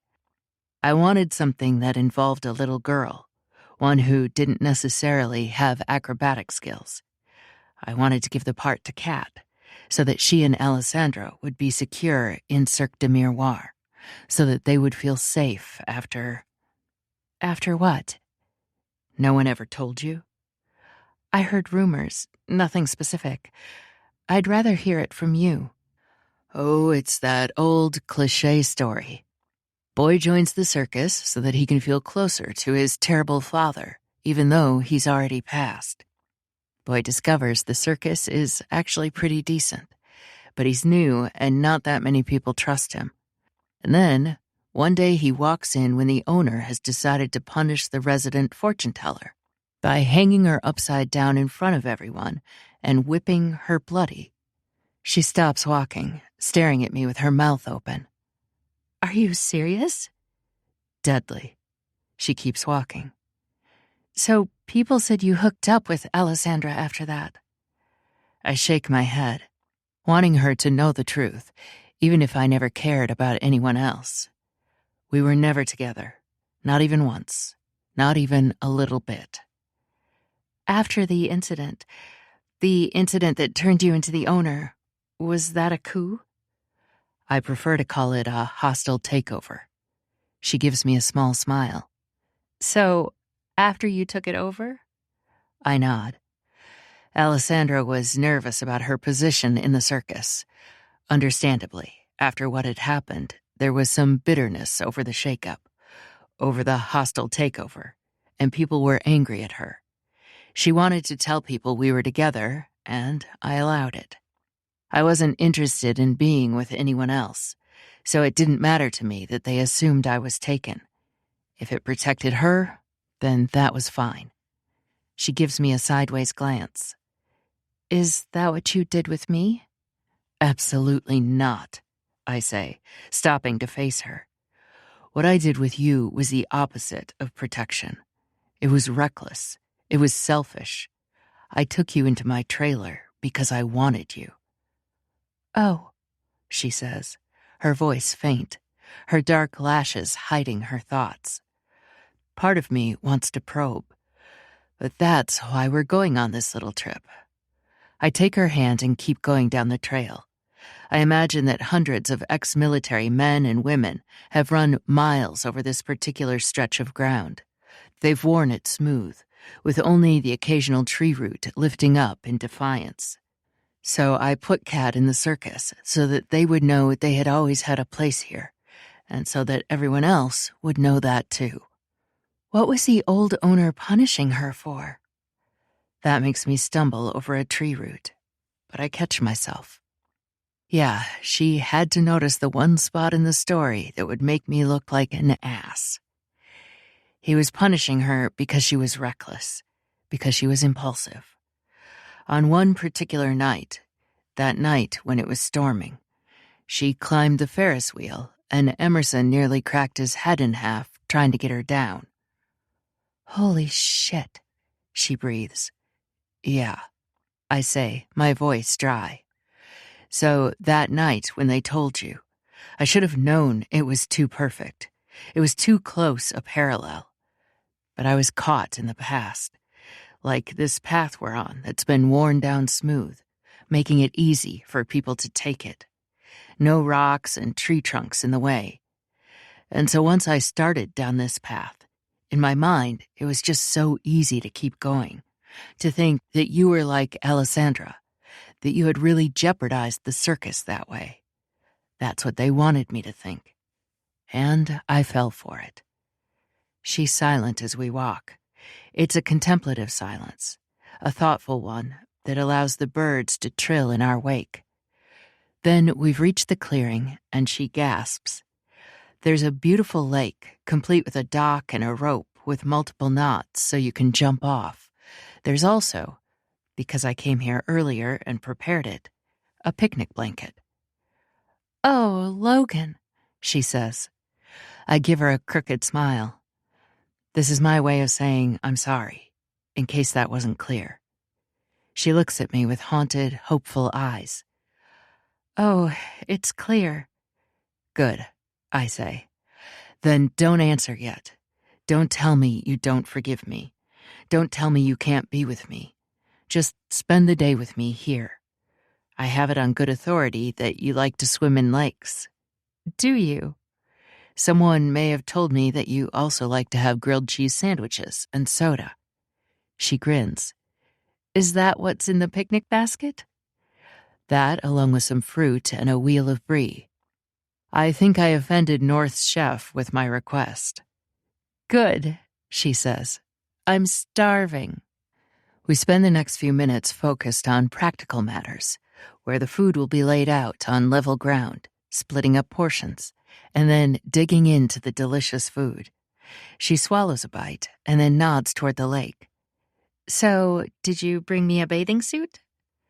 I did borrow one from Samantha, but I thought if I was very lucky, you might go skinny dipping with me. Really? She says, drawing out the word, making it unclear which way she's leaning. Really, I say, reaching over to tuck her hair behind her ear. My fingers linger against her neck, wanting more contact, more touching. I don't even need sex. Well, that's not strictly true. My cock definitely argues the point. It's always hard when she's around, and even harder now that I'm touching her and imagining her naked. But I won't demand sex. Not ever. Not after what she's been through. She looks away. I'm not. She swallows. You can see with my clothes off. You can tell what happened. I grit my teeth against the urge to find Kyle in jail and keep punching him until he's gone, until he's off this fucking planet. That's not your fault. I would never blame you for that. I would never judge you. You're beautiful in every way that you look. You're beautiful no matter what people do to you.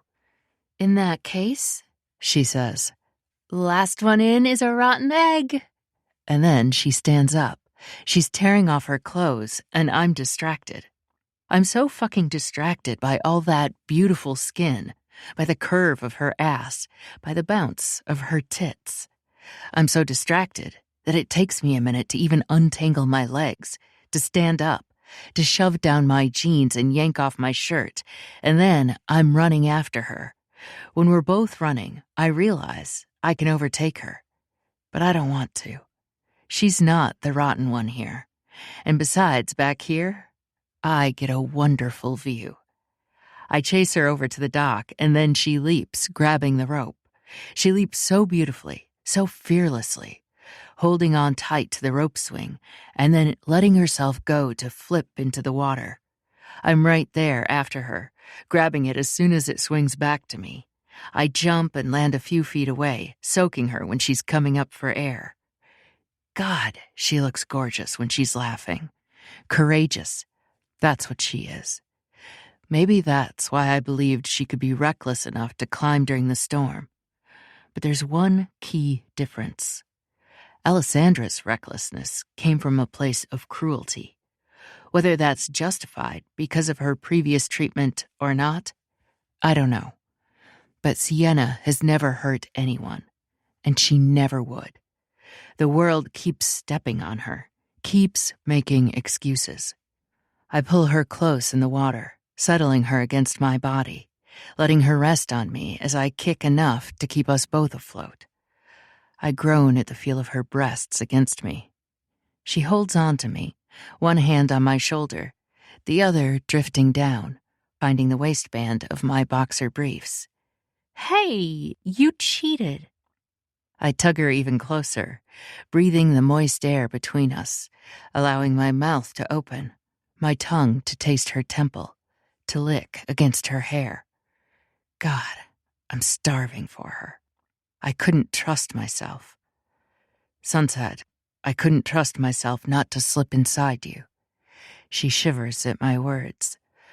But I wanted to be there, Nothing between us when I ask your forgiveness, or at least the chance of it, when I tell you that I'm sorry. She leans her forehead against mine. I know. It will take time for me to regain your trust. I know that much. But will you let me try? She rocks her head back and forth, almost shaking no, but her forehead stays against mine, and I cling to that like a lifeline. Even though we're touching everywhere, my arms wrapped around her beautiful, lithe body, her legs wrapped around mine, I still need the connection of our foreheads to feel sane. I don't know how this would work, she whispers. I don't know if I can go back to the circus. Forget the circus. She laughs, disbelieving. I can't just forget the circus. It's kind of a big deal. I'm done with it, I tell her. I'm not going back. She pulls away, looking shocked. What do you mean? I already told them. I'm giving it up. They can shut down, or they can keep going without me. It's not my problem anymore. She blinks, looking adorably confused. You did that. Why? Not for me. It couldn't have been for me. Why not? I demand. Why aren't you worth giving up the circus? God, you're worth so much more than that. You can't give up the circus for me. I already have. She swims away, putting a little distance between us. I need to think. This can't be right. It happened so fast. The truth is, the circus let me down. I had given it so many years of my life for them to do that to you. And in some small way, for them to do that to me. It was a betrayal, and I won't let them break us up. She tips her head back, letting it fall into the water, her hair floating around her, almost submerged, with only her eyes and nose and beautiful lips still above the water. I don't know where to go from here, she says. Will you stay with me, Sunset? Stay with me as the sun goes down. Stay with me as the orange and purple reflect off your hair. Stay with me until the end of time. She faces me, solemn. I want to try, she says. But I don't know. I need time to think about this. I need time to recover. And the truth is, I need time to consider this new thing about the circus. You always were a package deal. I don't even know who you are without the circus. The sad truth is, I don't know who I am without the circus either. But I'm going to find out. I'm a man who loves you. That's about the only thing I know for sure right now. She dives underwater and comes up a few feet away, and the water glistening on her cheeks doesn't only come from the lake. It's tears. I've made her cry. Chapter 21, Sienna.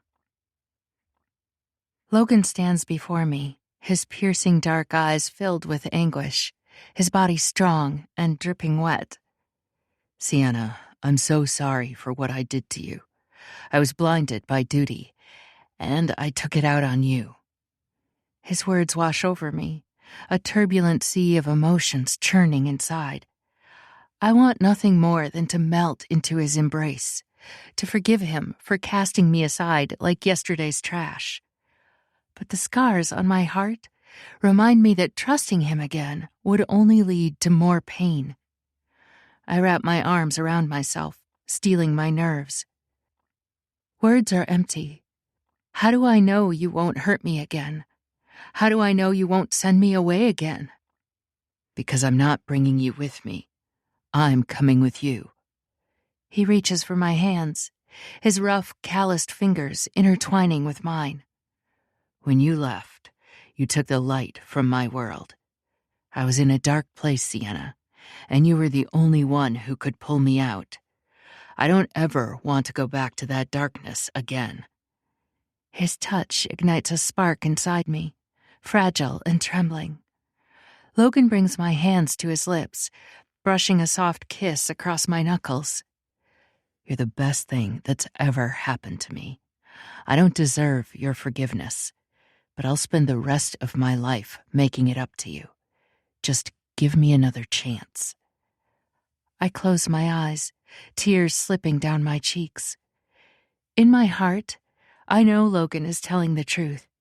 He has always worn his emotions on his sleeve, for better and for worse.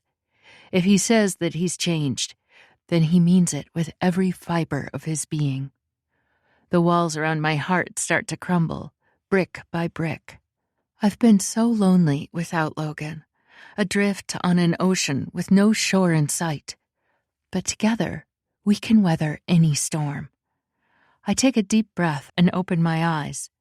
The smile that spreads across Logan's face is like the dawn breaking over the horizon, filled with warmth and promise. I want to. Logan's arms wrap around me, enveloping me in his embrace. I cling to him as tears of love spill down my cheeks, the missing piece of my heart finally sliding into place. We have a long road ahead, but as long as we face it together, maybe we can find our way.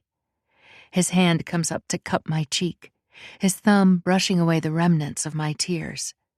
A spark of heat ignites in my core at his touch, the familiar ache of longing blooming to life.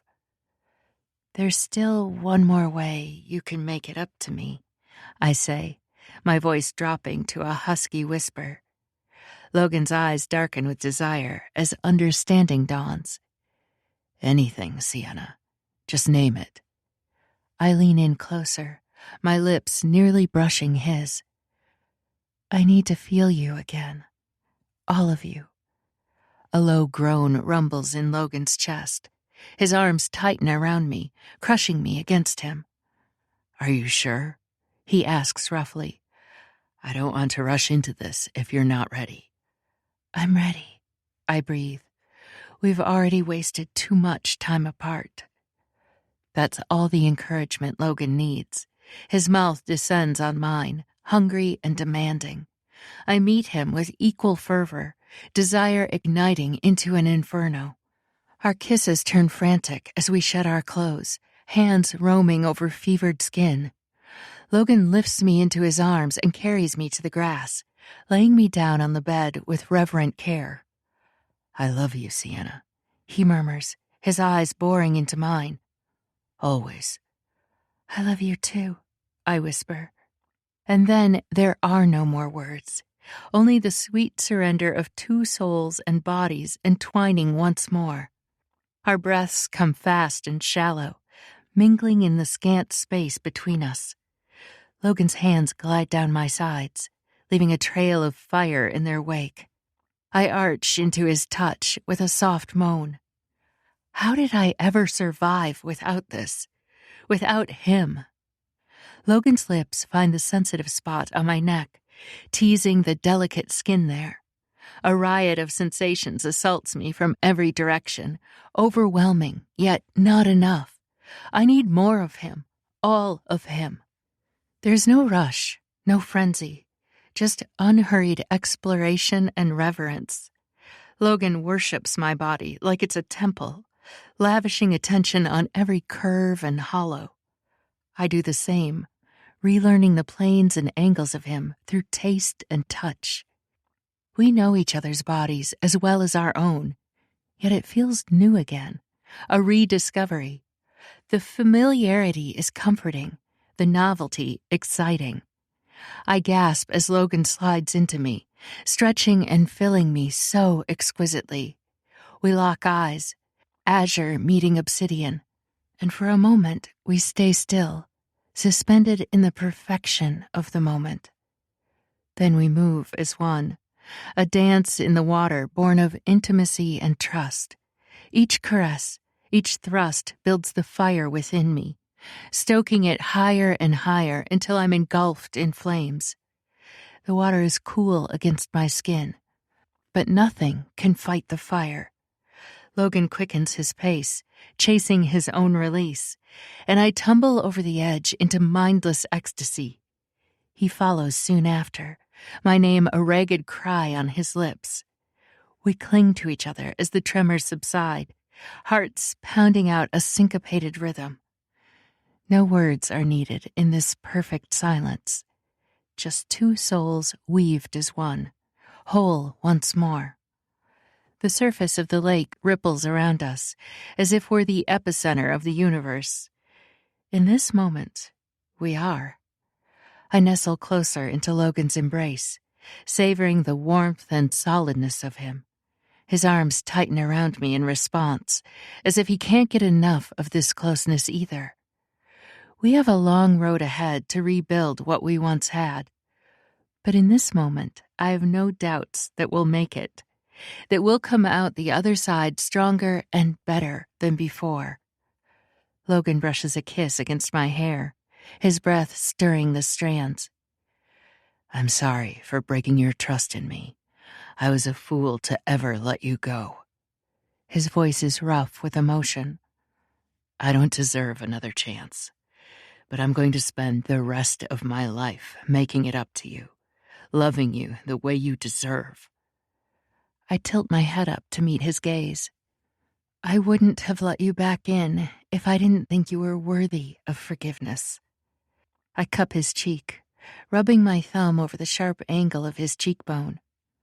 We both made mistakes, but we've been given an opportunity for a fresh start, a chance to build something better and more lasting. A chance I don't intend to waste. Logan seals his vow with a searing kiss that steals my breath. When we part, I see nothing but truth and longing in the depths of his eyes.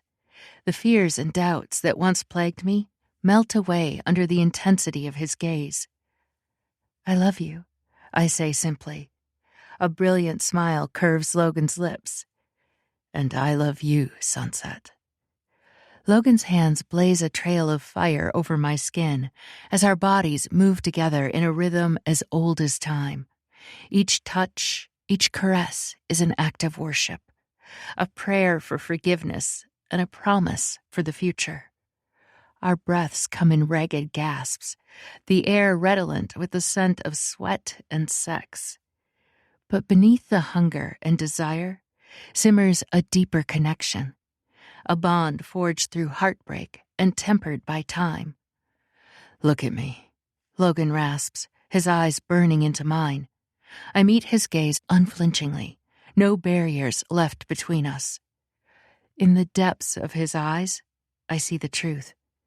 That the past can never be erased, but it can be forgiven. That love, when given another chance, can emerge stronger and more resilient. A cry spills from my lips as pleasure washes over me in waves, blotting out everything but the feel of Logan surrounding me, anchoring me in the here and now. Logan follows soon after, his face buried in the curve of my neck as he whispers my name like a benediction. We hold on to each other as our heartbeats slow, reluctant to let go now that we've found our way back into each other's arms. The air is filled with the scent of our desire, the air heavy with the intoxicating mix of sweat and longing as we surrender to the moment and to each other. Time seems to stand still as we reach the pinnacle of our passion, our bodies trembling with release and our hearts finally finding solace in each other's embrace. The world narrows to just the two of us, cocooned in our own little bubble of bliss. The steady beat of Logan's heart against my cheek grounds me, chasing away the last vestiges of doubt and fear. Here, in Logan's arms, is where I belong. Here, with Logan, is home. A lump forms in my throat, emotions welling up inside me. I cling to him, afraid that if I let go, this will all turn out to be just another dream. Logan tightens his hold on me as he walks us back out of the water, and I can feel the tension seep from his body. We have a long road ahead of us, strewn with obstacles and past hurts that we must work through. But as long as we stand together, side by side and heart to heart, we can overcome them all. As we lie tangled in each other's arms, our breathing slowly returning to normal, a sense of peace washes over me. It brings with it a glimmer of hope for a future filled with love and redemption. Chapter 22, Sienna. In the sunlit sitting room, I guide Trix through a repertoire that includes spins, jumps, walking on a very thin piece of wood forward and then backward, and barking on command. I'm not sure what we're leading up to precisely, but he enjoys the challenge, as well as the treats that come afterward. And I enjoy the sense of purpose. Samantha plays violin one room upstairs, something with a slightly playful, jaunty sound that perfectly suits Trix, along with a faint, haunting note that suits me.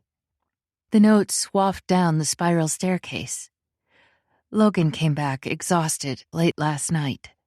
I wanted to talk to him about it, but he pressed between my knees and made me come so hard I couldn't speak. Perhaps that was on purpose. He went back today to handle some housekeeping, as he called it. Though perhaps the term cleaning out his desk would be more appropriate. And instead of a desk, it was an entire circus, with all its tents and its trucks and its secrets. Men with military bearings walked through the house for important top-secret security briefings with Liam North in his office. The contrast between the refined music and the severity of their bearings tickles me. It reminds me of the circus, with its fluid acrobats and high level of pomp. One man stops to watch as I attempt to teach Trix how to cover his eyes with his paws while he's lying down. He's fine with piling his paws on his snoot, but struggles to understand actually closing his eyes and covering them. "Yes," I say when one paw nudges higher. "That's exactly right, Trix." Naturally, he gets a cheese cube. "Impressive," comes a lower voice from the hallway, and I whirl to see a tall, handsome man with blonde hair and blue eyes. He looks like a real-life version of Captain America. I manage a smile. Yeah, well, sometimes the world is too much. We have to be able to close our eyes to catch a break. He grins, taking a step deeper into the room. Trix cocks his head at him, as if more curious than concerned about the approaching stranger. "The world can be a dark place," he agrees, "though rather than closing my eyes, I prefer to look at beautiful things. And people. Like you." My cheeks feel warm. Nice line. Thanks, I workshopped it in my head for 1.5 seconds. That surprises a laugh out of me. "Aren't you supposed to be working?" He holds out his hand. "Jason Malone, and yes, but I couldn't resist the show." I shake his hand, feeling a little shy. "Sienna Cole." "You with the circus?" It's on the tip of my tongue to say no, to refute the connection, to refuse the memories. Except that wouldn't be true, would it? It wouldn't be honest. Whatever my feelings about Cirque de Miroirs, they offered me a chance to escape. They also booted me out. It's a complex relationship, but it is a relationship. Yes. He nods. "Thought so. After all, you've got a lion tamed." Trix wags his curved little tail, clearly enamored with the praise. I can't say that I mind it either. I give a small performance bow. "That's me, a lion tamer." "Maybe I'll see you around, Sienna of the circus."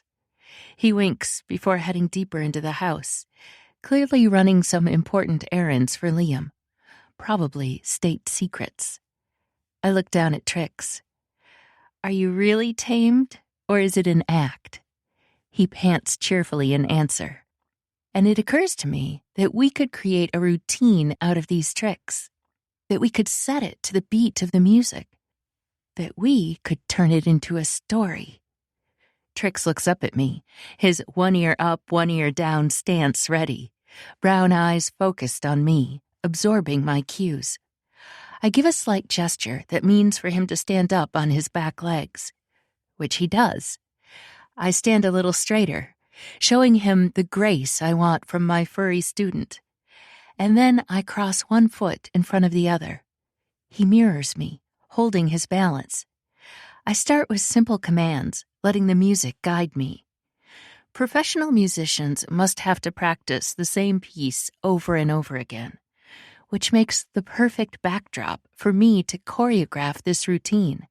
We progress to his more complex tricks, weaving through my legs, jumping through a hoop, and even bowing at the end in perfect harmony with me.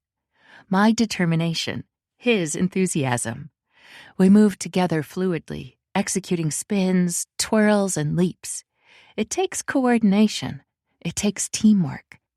Trix is perfectly attuned to me. Our bond is built on trust and mutual understanding, mutual respect. When we're done, I roll onto the ground with a laugh of delight, letting him stand on top of me as I scratch behind his neck. What a good boy! What an incredible boy! The sound of clapping shakes me out of my joyous reverie. I sit up, surprised to find Travis. What are you doing here? He gestures toward the front door. We brought Logan's RV. Dread coils in my stomach. Part of me thought he wouldn't really do it. It's a testament of his devotion to me, of course. A requirement of his penance, I suppose. But it feels wrong. He belongs in the circus, and the circus belongs in him. I see. Everything's in an uproar. No one knows what's going to happen next. We might shut down. I lift one eyebrow at him. I might have had the same worry, but I'm not interested in letting Travis see my doubt. Do you want me to do something about it?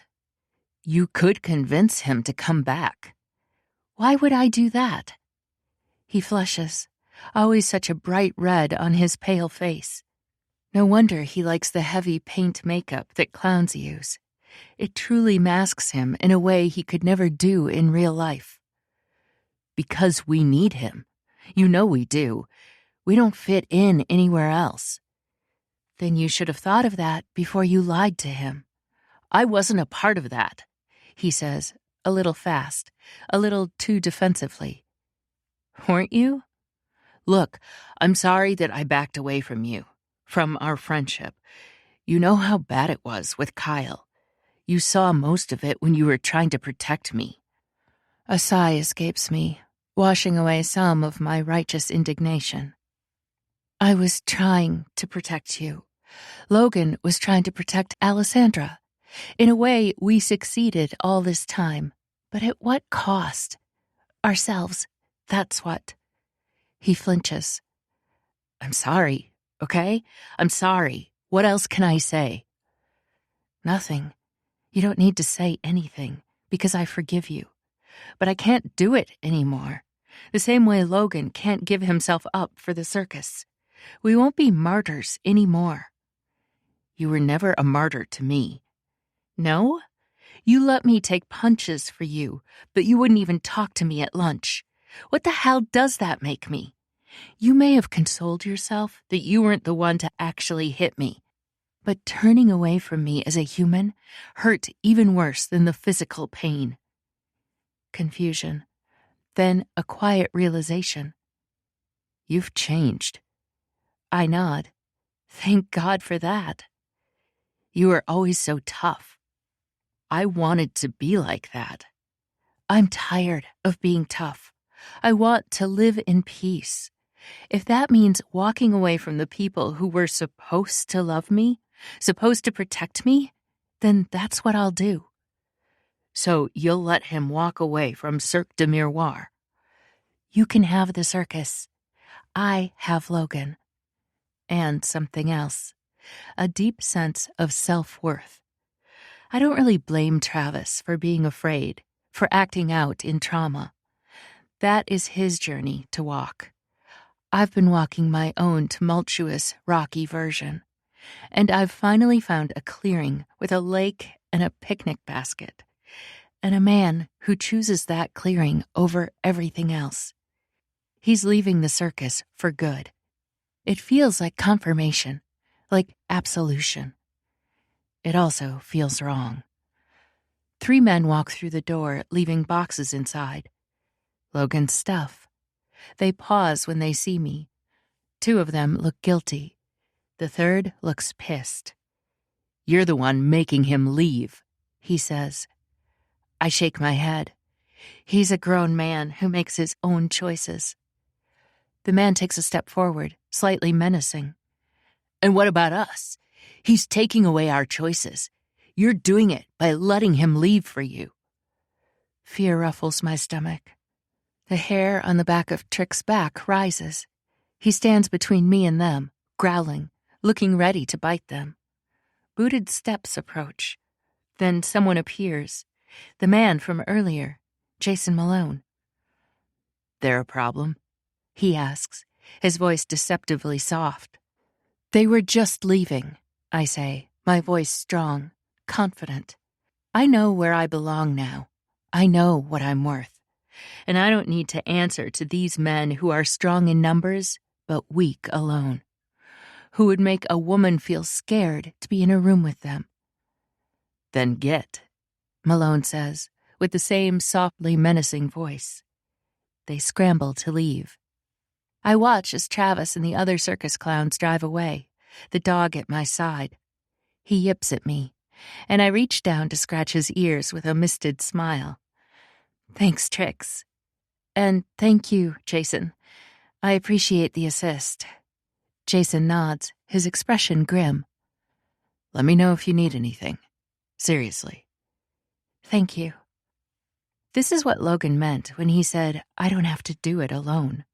That society was supposed to protect me, because I'm not a 6-foot-tall god with muscles for days.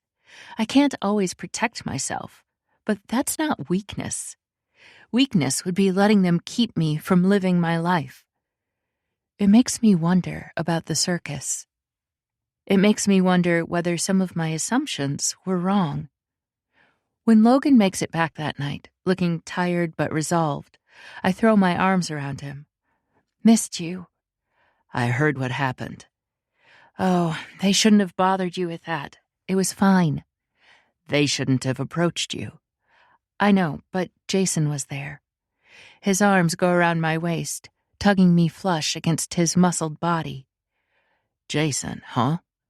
"You jealous?" I ask, mostly teasing. "Maybe," he says, his voice gruff. "It doesn't escape me that you could have someone like him." "Like him how?"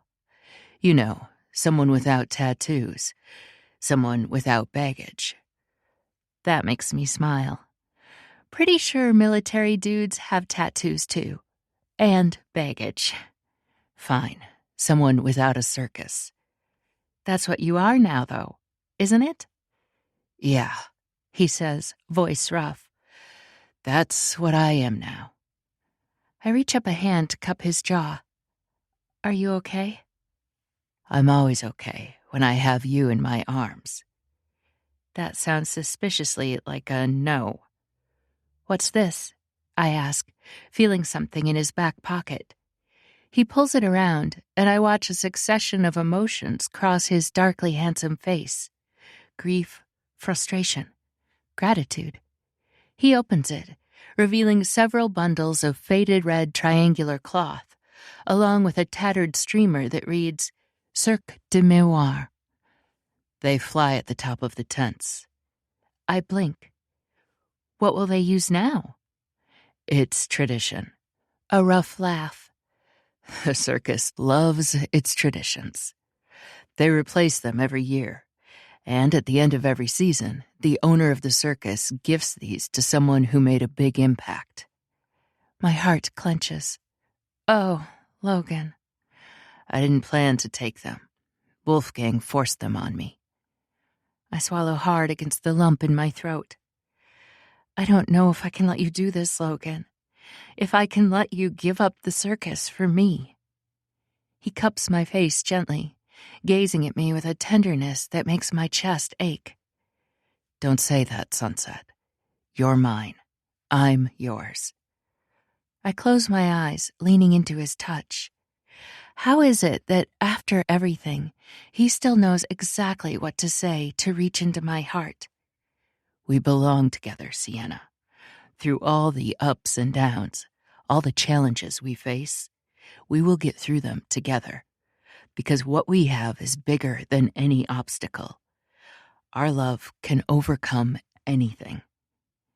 A single tear slips down my cheek as my remaining doubts and fears begin to crumble. He's right. Our love is bigger than any challenge, and it's time I stopped running from it. He bends down to kiss me, first with soft nips of his lips, then with deeper explorations that leave me breathless. It's the middle of the day, but that doesn't stop him from lifting me in his arms and carrying me upstairs to the bedroom. I don't think he cares who sees us. No, that's not true. I think he wants Jason Malone and whoever else is here to see. The possessiveness makes me turn liquid between my legs. He spends the next few hours playing in that space, licking and touching, making love to me until I'm moaning into the pillow. Maybe he does want the whole house to hear me, because he doesn't let up. Only later that night, when I'm looking up at the moonlight, do I have time to think. I don't give a shit about what the clowns do without their owner to guide them. That's not my concern. But it is my concern what Logan Whitmere needs. The truth is, I don't want a man who's uncomplicated, one who's black and white. I want the shadows and the light. The sunlight dappled through trees, forming gruesome faces on my skin. The way I saw in my treehouse the day I first heard about Cirque de Miroirs coming to town. I want someone who lives in those liminal spaces. And even though he's willing to give up the circus for me, that won't be what makes him happy. Maybe there's a way that we can have both. Maybe we don't have to give up on things that bring us joy just to be safe. Chapter 23, Sienna. I don't have a car or my bicycle from home. Logan would take me anywhere, probably even Paris if I asked, but he'd have feelings about this particular field trip. I could probably ask Liam and Samantha for a ride, but no doubt that would come with personal security. I'm all for safety after my last road trip, which took place in a trunk. But in this case, it would count as intimidation. So when I get the text from Maisie about the county fair, I call in unlikely reinforcements. My mother. The irony is that we're in my father's truck. It was a symbol of her isolation before, that he could leave, but she couldn't. Now it's the path to her freedom, even if she doesn't yet know where it should take her. At first glance, the Forester County Fair looks like a cheerful place. Colorful bunting, the aroma of caramelized popcorn lingering in the air, and the distant laughter of children. Beneath the facade of civility lurks an unsettling air, a sense of unease that only grows as more people notice me and my mother. Whispers work their way through the bustling crowd. The same people who looked at us in disdain now see us with fear. They know that I'm with a powerful man, a strong man, a dangerous man, one who can beat up the town's bullies and send them to jail. I don't want their fear, but I've come to realize there is no other option for some people. They don't see me as human. They don't see me as one of them. So they can only look down on me or fear me. Regular human respect, somehow, isn't even an option.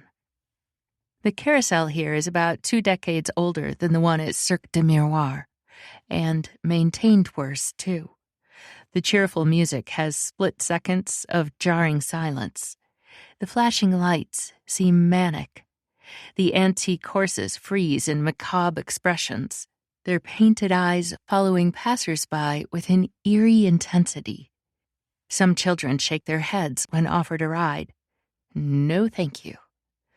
We walk through the grounds, passing the rows of livestock that will be judged. Our destination is the market area, where booths are set up to sell fresh fruit, local honey, and jerky. The folded tables are covered with white plastic tablecloths that whip in the wind. She doesn't have a fancy sign, or even a costume. Instead, the fortune teller wears a cropped t-shirt and jeans. In her hands, she holds worn-looking tarot cards. There appear to be no takers at the moment, so I leave my mother at a stand selling homemade jewelry and walk up to the booth. Hello, Kat. She doesn't look surprised to see me. Want your fortune told? $10 to pull a card. The mystic world has the answers you're seeking. Is this your new thing? Maybe. I'm trying it out. I need to find something new since I can't stay at the Cirque de Miroirs anymore. Is it shutting down then? I wasn't sure. I don't know. Maybe. Wolfgang is the only person who could do it, and he doesn't want to. My mother is talking about stepping in, trying to form a quorum, as she calls it. Kat rolls her eyes. She's always been obsessed with ruling the circus. She sees this as her chance. Oh, the news makes me sad. Not because I don't want Alessandra to lead, but because I already know she can't. What Logan did with them was singular. It takes strength to lead, true strength, the kind that isn't based on fear and greed and grasping. I know, Kat says, her voice dry. My eyebrows raise. I thought you lied about the Ferris wheel to keep her. She runs a hand over her face. I lied about it to impress Emerson, which didn't even work. It only resulted in making him look at me as some malleable child. That sucks. Don't lie. That's what I deserve. A surprised laugh escapes me. Maybe. Definitely. I was a cunt. And I'm sorry. Truly. Her apology rings true.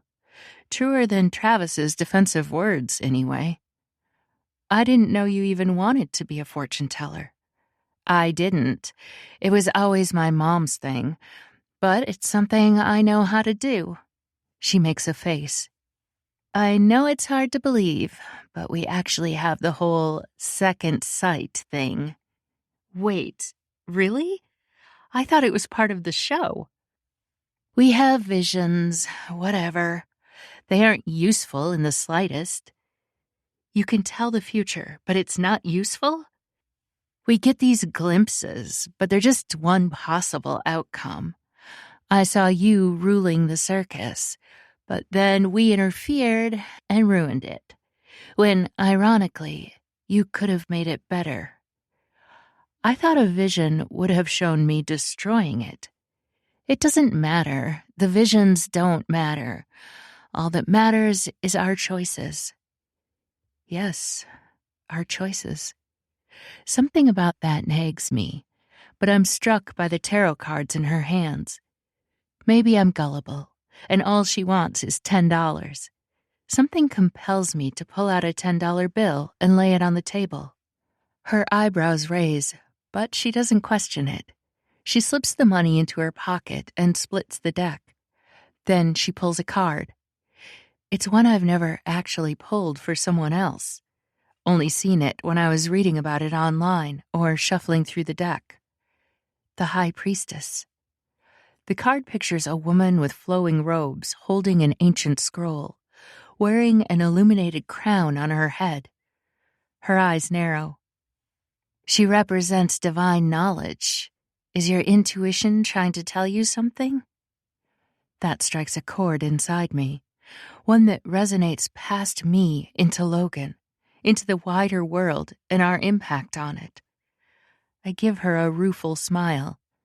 Is that your way of trying to convince me to make Logan go back to Cirque de Miroirs? Travis already tried that. She snorts. There's more likely going to be a place for it if my mom takes over than if Logan comes back. He won't let me within 12 inches of you. I'm surprised you're even here without him. He doesn't precisely know I'm gone. I'll always have a soft place for the circus, and for Logan, for giving me a part in the show so early. But I realized when it ended that I'd been limiting myself. I fixated on Emerson because he was handsome and available in the circus, instead of because I truly loved him. I need to explore more of the world without my mother's influence, without Logan's protection, before I know what I really want. I nod, understanding the inclination. Some people try to harm us. Others try to help. But in the end, only we can know where we're going in this life and who we want to become. You know, I think in a different life, we could have been friends. She shakes her head, which feels like an indictment of herself. Maybe in another life, we will be. I suppose I could hold a grudge, but that feels pointless. Maisie was a true friend. Travis wasn't. Maybe Kat can be something else, a friendship that grows. I'd like that. I find my mother at another table, this one laden with handmade wood carvings. They're shaped like woodland symbols, squirrels, mushrooms, the occasional gnome. I could do this, she says, without looking up from a sculpture of a mama fox and baby fox. You mean carve wood? I could create dolls with the batik fabric I have stored away. She looks up, her expression uncertain. She looks different than she did for most of my life, less distant, out of the trance of survival, more human. And then maybe sell them at fairs? Or on Etsy. I have no idea what the market is like for handcrafted dolls. But that's not important. What matters is that she feels like she can live again. I think it's a great idea, Mom. If there's any way that I can help you, I will. She pats my cheek. No. That one word, no. It isn't a rebuff. It's a statement of identity, of purpose. Because finding our purpose isn't only for the young. It's for every age. Each day, we decide who we'll be. Pride warms my chest as I watch her study their signs with pricing, deals, and newsletter sign-ups. She's already studying the business aspect. Every day is a new beginning. Every day is the start of a brand new show. Chapter 24, Sienna. Where are we going? Logan asks. I'm allowed to have surprises too, I tell him with a serene smile. Wolfgang is driving us down one of the country roads in the SUV. Little Trix is trying to shove his nose into my pocket, where I have some tiny cheese cubes stored. Even through a plastic bag, he can smell them, and he's ready to do any number of tricks, or thievery, to get it. Logan's breath catches when he sees the spires of the circus, the red flags noticeably missing from the tops. He holds my hand. Sienna, what are we doing here? I stare up into his piercing blue eyes, searching for any hint of deception. But all I see is sincerity, raw pain and longing that mirror my own. How can I turn him away when he's bearing his soul to me like this? When all I've wanted is to live in the joy of the circus again. His joy, my peace. We deserve them both. You're not leaving the circus. Yes, I am, he says, his voice a low growl. No, you're not. And I'm not running away with the circus this time. I'm running away with you. No, he breathes. The circus hurt you. I hurt you. A wry twist of my lips. Families do that sometimes. And isn't that what you told me? The circus means family. Bring me with you, Logan. Sienna. Call me Sunset. Sunset. You don't need to do this for me. Then let me do it for me. I have this idea. The SUV pulls to a stop in front of the fairgrounds, and I step out with Trix at my side. I spread my arms wide. Introducing the fabulously talented, compact-sized new show, Little Trix. A smile spreads across his face. And you? And me. You want to stand under the big top to delight the crowds with your smile? If you'll have me. You're still the circus owner, last I checked. Oh, God. Yes, Sunset. Run away with me. His lips find mine, and I melt into his embrace. Our past may be scarred, but the future is ours to write, together. My heart swells as Logan holds me close, his warmth seeping into my skin. For the first time since we were reunited, I feel at peace, like I can finally breathe again.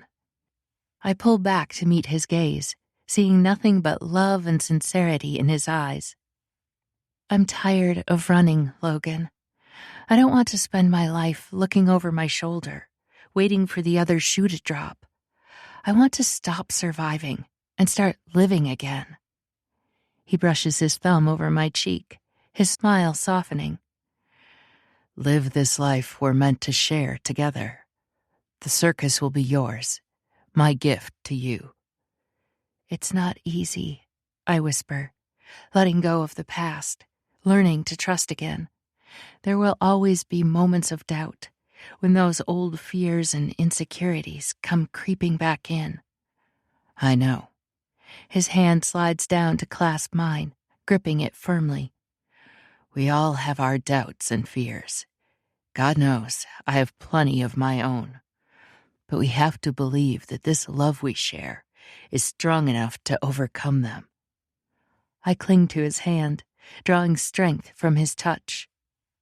I want to believe that. I want a future with you, without the darkness of our past haunting me. You can have that future. He pulls me into his arms again, resting his chin atop my head. The past is behind us. This is a new beginning, a chance to build the life we always dreamed of. As long as we're together, we can get through anything. I close my eyes and breathe him in, feeling the last of my doubts fade away. He's right about it all, about everything. The past is behind us, and the future is ours to shape. Our story may have had a rocky start, but we get to decide how it ends. And this is one story that will have a happy ending after all. He brushes a kiss over my forehead. You deserve to be happy. I pull him down for a proper kiss, sighing against his lips. So do you. I'm sorry for doubting you. Don't be. His arms tighten around me. You had every reason to doubt me. I'm the one who should be sorry for breaking your trust in the first place. The past is behind us now. You're right. He kisses me again, slow and sweet.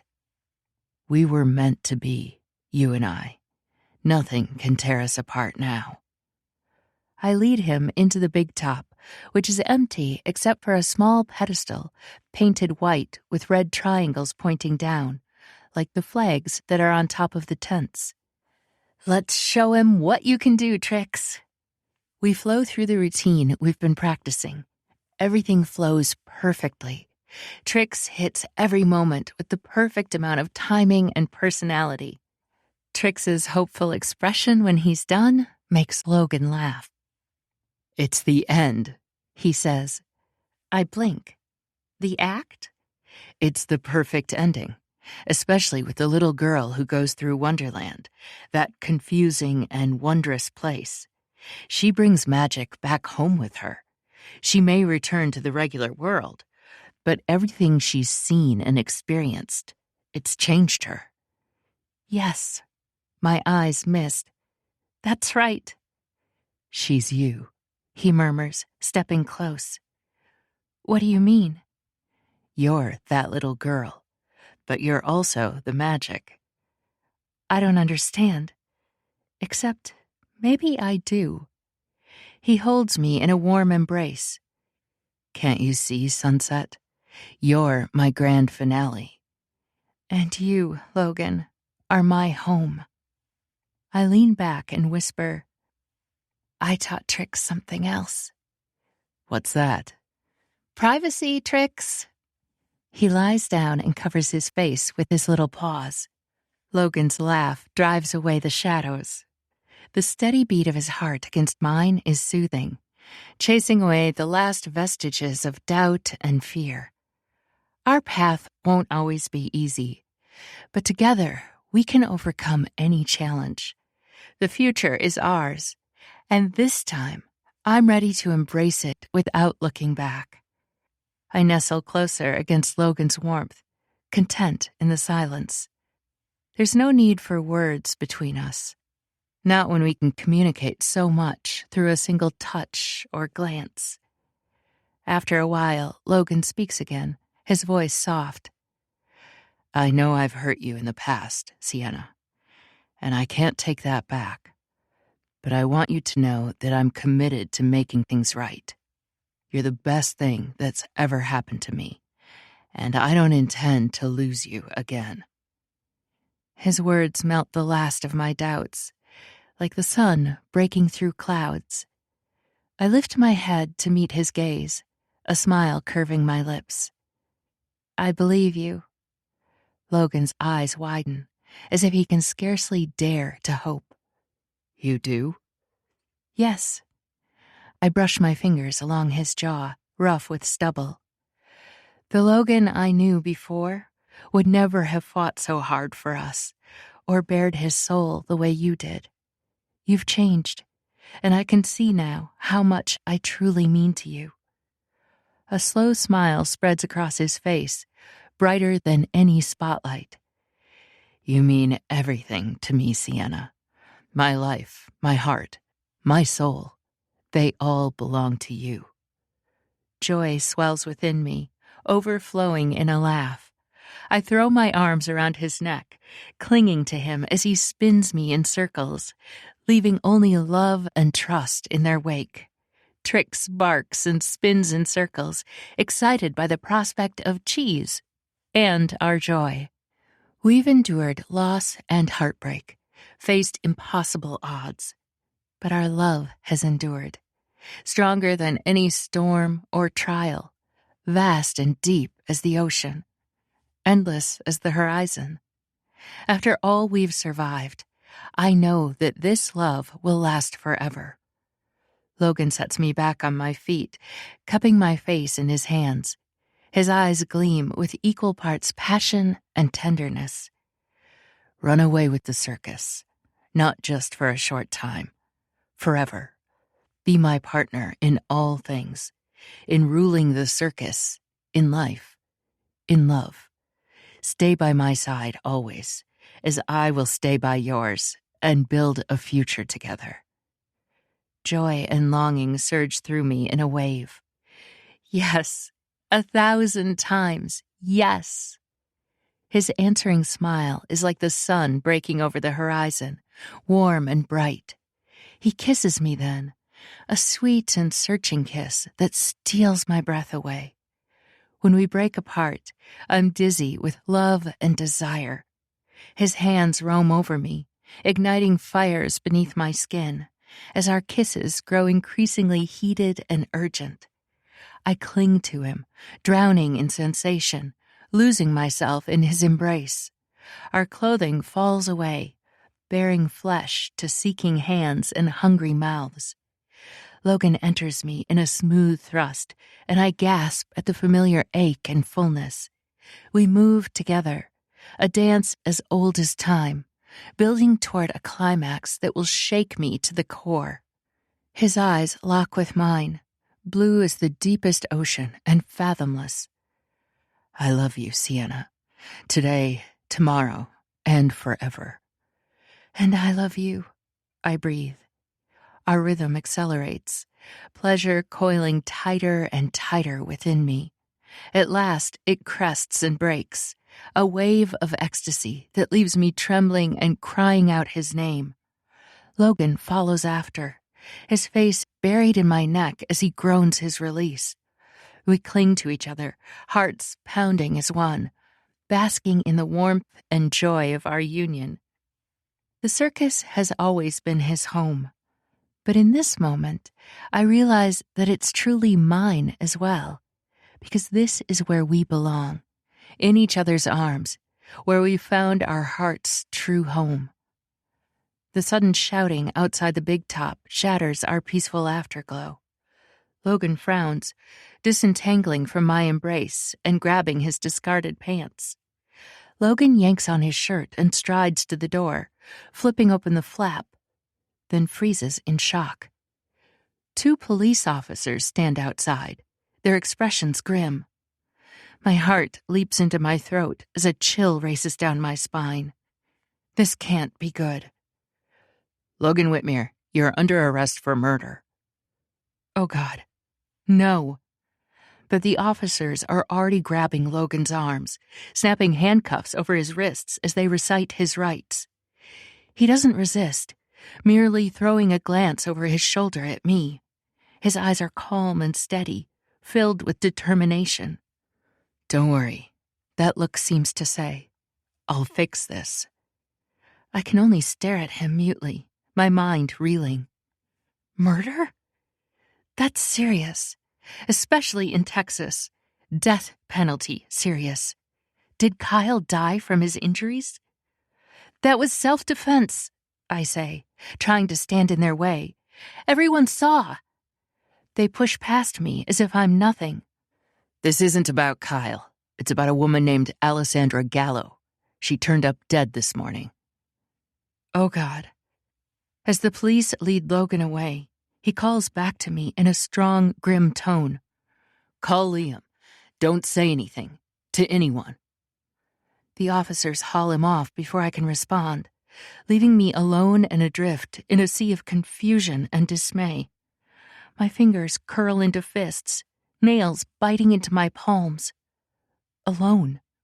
I'm alone again. What if there's no way out of this for Logan? I already know he killed my father. What if he's actually guilty? This recording of White Lies was presented by Dreamscape Media, LLC. Narrated by Leanne Woodward. Produced by Haley Taylor. Text copyright 2024 by Skye Warren. Sound recording copyright 2024 by Dreamscape Media, LLC.